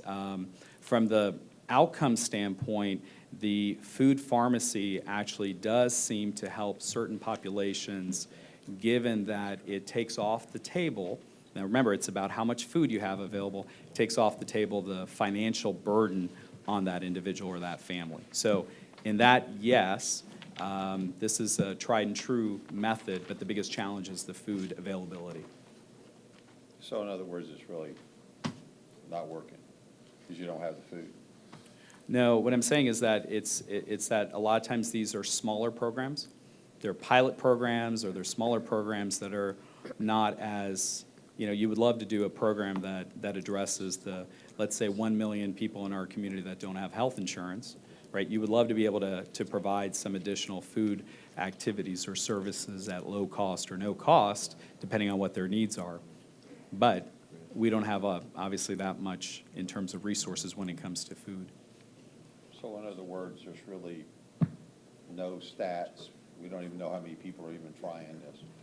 We don't know if the hospital district and y'all are really even working together on it. So we can certainly get you some additional information, Commissioner, and Les, I don't know if you have but we can get you some additional information about that program. Yes, Commissioner, I think you're referencing a project with Harris Health Population Health. Karen Singh is their director. And this project started about a year ago. It started and stopped a few times during that period. After Harris Cares, Karen and I got together and reset. We actually had a meeting this week to work out the data pieces so that we can actually measure the outcomes, define the roles of who's going to supply the food and where we're going to get it. Part of the concern is the Houston Food Bank doesn't always provide healthy food. So to measure that A1C drop, which I think Harris Health's target is one point drop, there's a value to that. We need to make sure we had a supply chain that had fresh fruits and vegetables and healthy food. And I can tell you that we met earlier this week, or I guess it was last week, and we've set a progress timeline for us that's very aggressive between Karen and I. We both agree that we can make this work. But over the first year, it didn't work. I would say that there were some starts and stalls on both sides of that process, but we think that we can make it work at this point. That'd be good. Okay, thank you. All right, thank you guys so much. Judge, I Appreciate did want it. to, for Commissioner Cagle, I wanted to quote a historian, before I finish here, the famous Scottish historian Thomas Carlyle. He who has health has hope, and he who has hope has everything.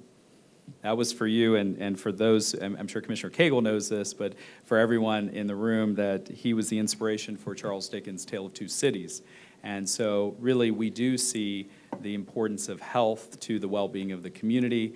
We certainly see that also as the hope for the future, and we really appreciate your support and look forward to continued discussions about the budget. Thank you.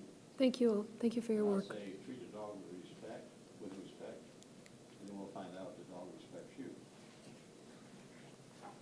Thank you. In other words, it's not necessarily mutual. Thank you. Thank you guys so much. Appreciate it.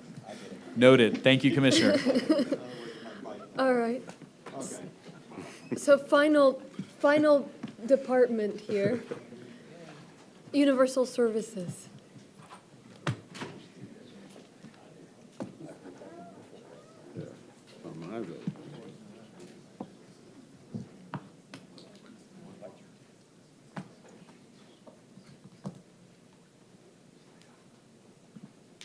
Y'all might as well stay where you are.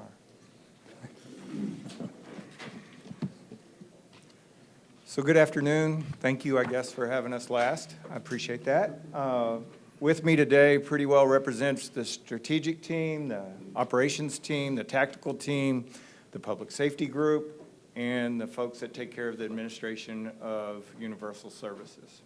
This is my 11th time to present budget since I've been a department head.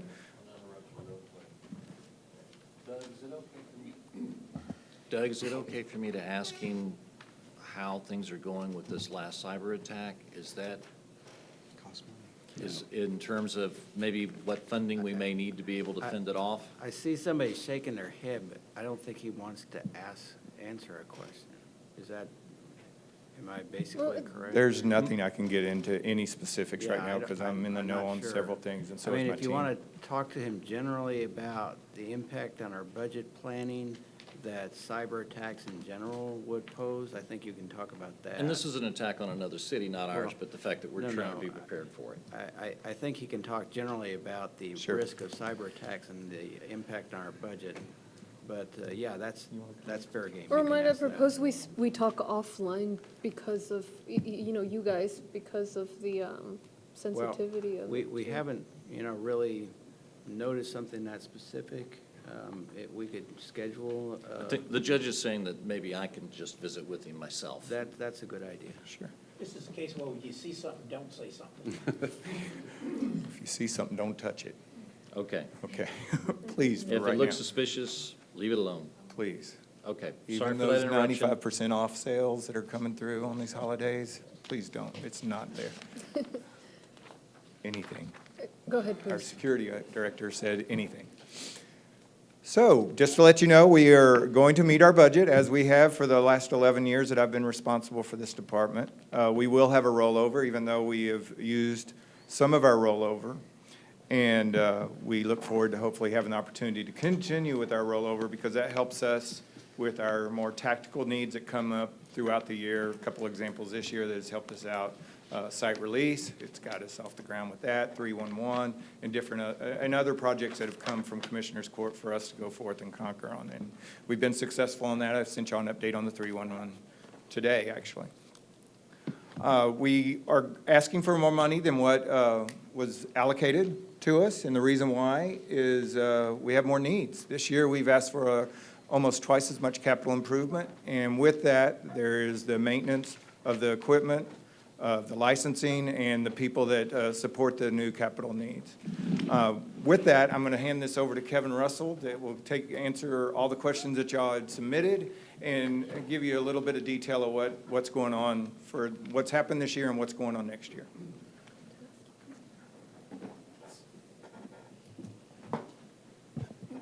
Kevin Russell, Deputy Executive Director of Harris County Universal Services. First of all, I'd just like to thank you for the opportunity to participate in this budget hearing. I've got a brief presentation. Actually, I've rehearsed it's about 16 and a half minutes, so hopefully, and there are more numbers. I know you heard a number of numbers throughout the day, but sorry, I've got a few more for you. The presentation is going to include a brief explanation of key annual budgetary impacts, a summary of key challenges and opportunities, some insight into an IT spending and staffing benchmarking study that we actually conducted this year, and a high-level overview of our budget expansion requests. First, I wanted to mention that Universal Services General Fund budget allocation is used to fund three core service areas: information technology services, public safety technology services, and a portion of fleet services. While the Public Safety Technology Services Division also includes the support and operation of the Regional Public Safety Radio Communications Network, this function is not part of the general fund budget and is therefore not part of this budget discussion. The current cost recovery model for fleet services accounts for about 92% of the fleet services budget and is therefore not included as a part of this budget discussion. The remaining 8% is covered via a transfer from Universal Services General Fund budget and is part of this budget discussion. Two of the most significant impacts to the Universal Services budget each fiscal year are directly related to ongoing operating expense resulting from capital improvement projects, as well as services transferred to Universal Services by other Harris County departments. The capital improvement program has enabled strategic and innovative replacement of obsolete technology, business process improvements, and net new technology capabilities in support of county business functions. While the capital improvement program has been instrumental in addressing technology needs for the county, it is critical that ongoing operational costs associated with these projects be addressed as part of the annual Universal Services operating budget to ensure that we protect the investment in the implemented technology assets. Since fiscal year 2016, Universal Services has taken on $12.6 million in annual operating costs associated with ongoing expense resulting from capital improvement projects. That figure represents over 20% of our current operating budget. For fiscal 2021, there's an additional $3 million in operating expense that will be incurred as a result of capital improvement projects. Budget expansion justification has been submitted for your consideration for this expense. Since fiscal year 2013, Universal Services has taken on over $11 million in annual operating costs associated with the transfer of information technology services from other Harris County departments seeking to leverage or expand the use of our services. That figure represents approximately 18% of our current operating budget. For fiscal 2021, there's an additional $300,000 in annual operating expense that will be incurred as a result of services transferred to Universal Services. Budget expansion justification has been submitted for your consideration to address this expense. Combined, the transfer of services and the ongoing expense generated by capital improvement projects have resulted in a $23.7 million increase to Universal Services operating budget since fiscal 2013. To reiterate the importance, approximately 78% of the budget increase provided to Universal Services since fiscal 2013 was to support the transfer of IT services from other Harris County departments and the ongoing expense resulting from capital improvement projects. An additional $3.3 million will be incurred in fiscal 2021. Universal Services requests your support for the budget expansion requested for these items. I'd like to briefly discuss two key challenges facing Universal Services. While Universal Services continues to make strides in attracting and retaining highly skilled professionals, compensation levels have proven to be a limiting factor in our ability to fill open positions. At the time this presentation was prepared, Universal Services had 40 open positions.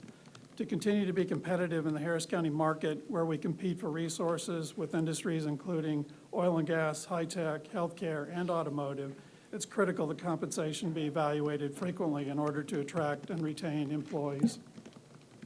Universal Services would like to collaborate with budget management, human resources, and risk management in performing a compensation analysis for all of our positions.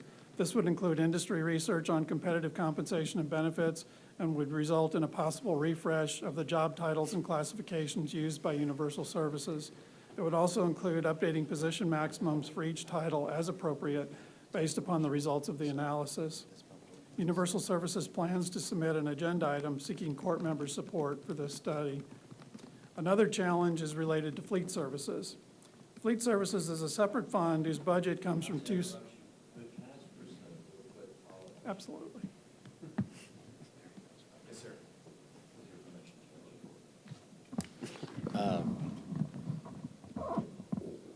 With regard to, well, we're talking about I need to follow up on some other Yes. stuff. But with regard to the infrastructure, there's a constant need to make sure that we have the infrastructure in place to make sure that we are robust with regard to our systems. Yes. And is that a part of that $10 million that we saw on the agenda? It's mostly in the capital that we saw, but it is also to support some of the operations and the maintenance, yes. All right, that's my question, Judge. And I have one. Can you repeat what you said about the study? I missed what the study's for. What I'd like to do, what Universal Services would like to do is partner with budget management, human resources, and risk management to go about conducting a study related to compensation and benefits. And then we would, as a result of that study, we would look at possibly changes to our job titles, our job classifications, our job descriptions, as well as position maximums. And we stand ready to do that, Judge. Keep going.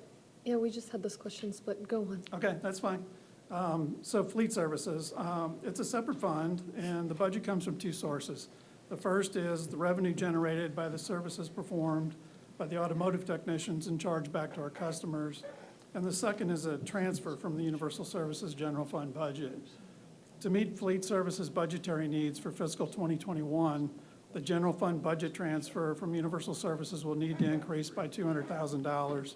That's about 7.4% to a total of $2.9 million. With the general fund budget transfer increasing each year and the labor rate currently charged for automotive technicians not having been changed since March of 2016, Universal Services would like to collaborate with budget management to re-examine the fleet services cost recovery model. The goal would be to determine what, if anything, should be changed in the cost recovery model to help reduce the impact to Universal Services general fund budget while ensuring the cost of fleet services remains rational for the Harris County departments we support. Universal Services plans to submit an agenda item seeking court member support for this study. At this time, I'd like to briefly provide some. I'm sorry? You gonna do it in-house? We'll partner with budget management, and if that means external You or, don't need permission to do it, okay. do they? No. And on these type of issues, we may actually go to an outside vendor to help on this because we may not have all the expertise we need. Absolutely. However, we'll work that out. I just want to start with budget management and whatever the direction is after that. Just wanted to make sure court supported that. So at a high level, that's what we were, really wanted to present to you guys. So is there any questions?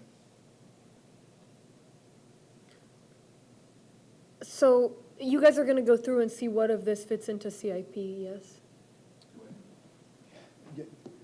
I'm asking about Yeah. CIP. Yes, Judge. The thing with some of their asks is, yes, some of them are one-time costs, but at the end of the day, a lot of these are the result of CIP because they're done with the project side of it, and they've capitalized what they can. Now it has to go over for maintenance to O&M. For my part, oh, go ahead, Commissioner Reddick. No, go ahead. I'm fine. There's so far limited performance information to justify current spending and future spending as well. So that's what over the next couple of months, my team will be following up with you guys on. I mean, one example has been often the conversations we've had when we're trying to build websites and build out systems for everyone. I've always heard that we're equipped, that we're fine, that we're good to go, we're ready to, to go, but then it gets delayed, and then now we're hearing there is a need, and so I just feel like for my part, I've gotten conflicting messages as far as where you guys are Right. and what you guys And that's need. part of what we're asking for. We're getting a lot of requests, especially around the web, for us to do that work. And where we have systems in place that enable the contributors of content to put that content out there themselves. Well, the departments aren't assuming that responsibility to own that content. They're asking us to put it out and be their editor and different things like that. That's a pretty big burden, along with just the implementation of our capital improvement projects that we spent money on to get it built. There's still the maintenance and the enhancements that are necessary to keep it going and to grow. Yeah, my other concern, and I've expressed this throughout the budget hearings, is how it fits into the bigger puzzle on digital systems at the county. We have several folks talking about upgrading their systems. We know that we need to do so for the bail reform implementation, and so I'm hesitant, to the extent that I would be comfortable with some of the requests pertaining to this kind of stuff, it needs to fit in with an overarching upgrade of our system so that we're not doing piecemeal and then coming We back. totally agree with you that, and that's what scares us to death about our securities throughout the systems too. So, yes, we need to be working together. Go ahead. Yeah, no, go ahead. Are you done? Basically, things are rapidly changing in your shop. There's no Correct. question. Yes. A lot of things going on, a lot of Yes. moving pieces. You have department heads, elected officials who may want to venture off and do their own deal. And that's going to be something this court's going to have to be involved in. And I think what's happening here is that you're concerned about security and on and on. We're concerned about security, but in these next several weeks, we're going to have to come up with some type of a baseline, if you will. We need to figure out where we're going. So make any sense? And I think, and you're trying to meet with other people to see how this all fits into the puzzle that I think you were talking about. And so I think we need to move ahead. That's exactly right. We have a procurement component, we have a budgeting component, and we have a technology component. And all that needs to come together, that we make sure that we're in sync on what we're doing. And I feel like that I would be the hub of that, but there's many departments that will quote their responsibilities and legal responsibilities of data. that they want to hold on to that stuff, so. You're gonna have to get some input. You need some input. I know that. Absolutely. Well, and that's the thing that I don't know we can sort out by January or February, right? And so I think the question is, to what extent can you guys present a compelling case for a strong foundation that we Correct. then build on? And so, as we've said with public health and some of the bigger requests we've received, it's hard to see a world in which we can approve this whole thing. But what I'm kind of thinking is if you work with us to really hone in on, you know, why this is needed and how that builds a clean, disciplined slate, to put it that way. We look forward to where we that, and that's can- why we put together the technology committees that are driving the business. And with the committees that come together, it's working really well. It's, there's some agencies and departments that go out and do their own thing that causes a little bit of conflict. But we've learned how to work with them. I respectfully submit that there's not a whole lot more we need to talk about here today with all this stuff going on. Yeah, thank you, guys. Commissioner? I'm ready for us to adjourn, Judge. Yes, all right.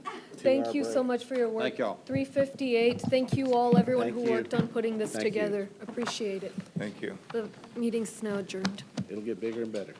Yes, thank you.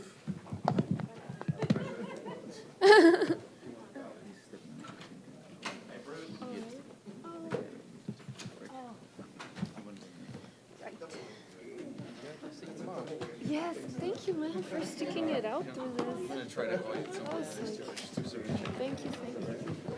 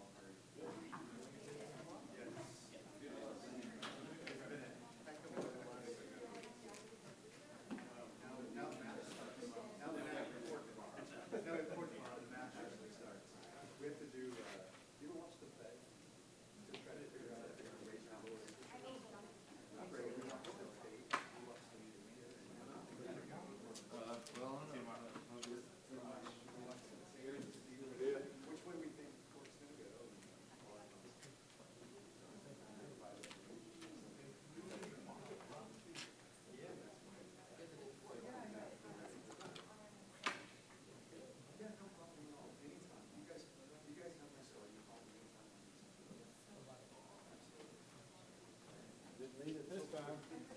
See you tomorrow.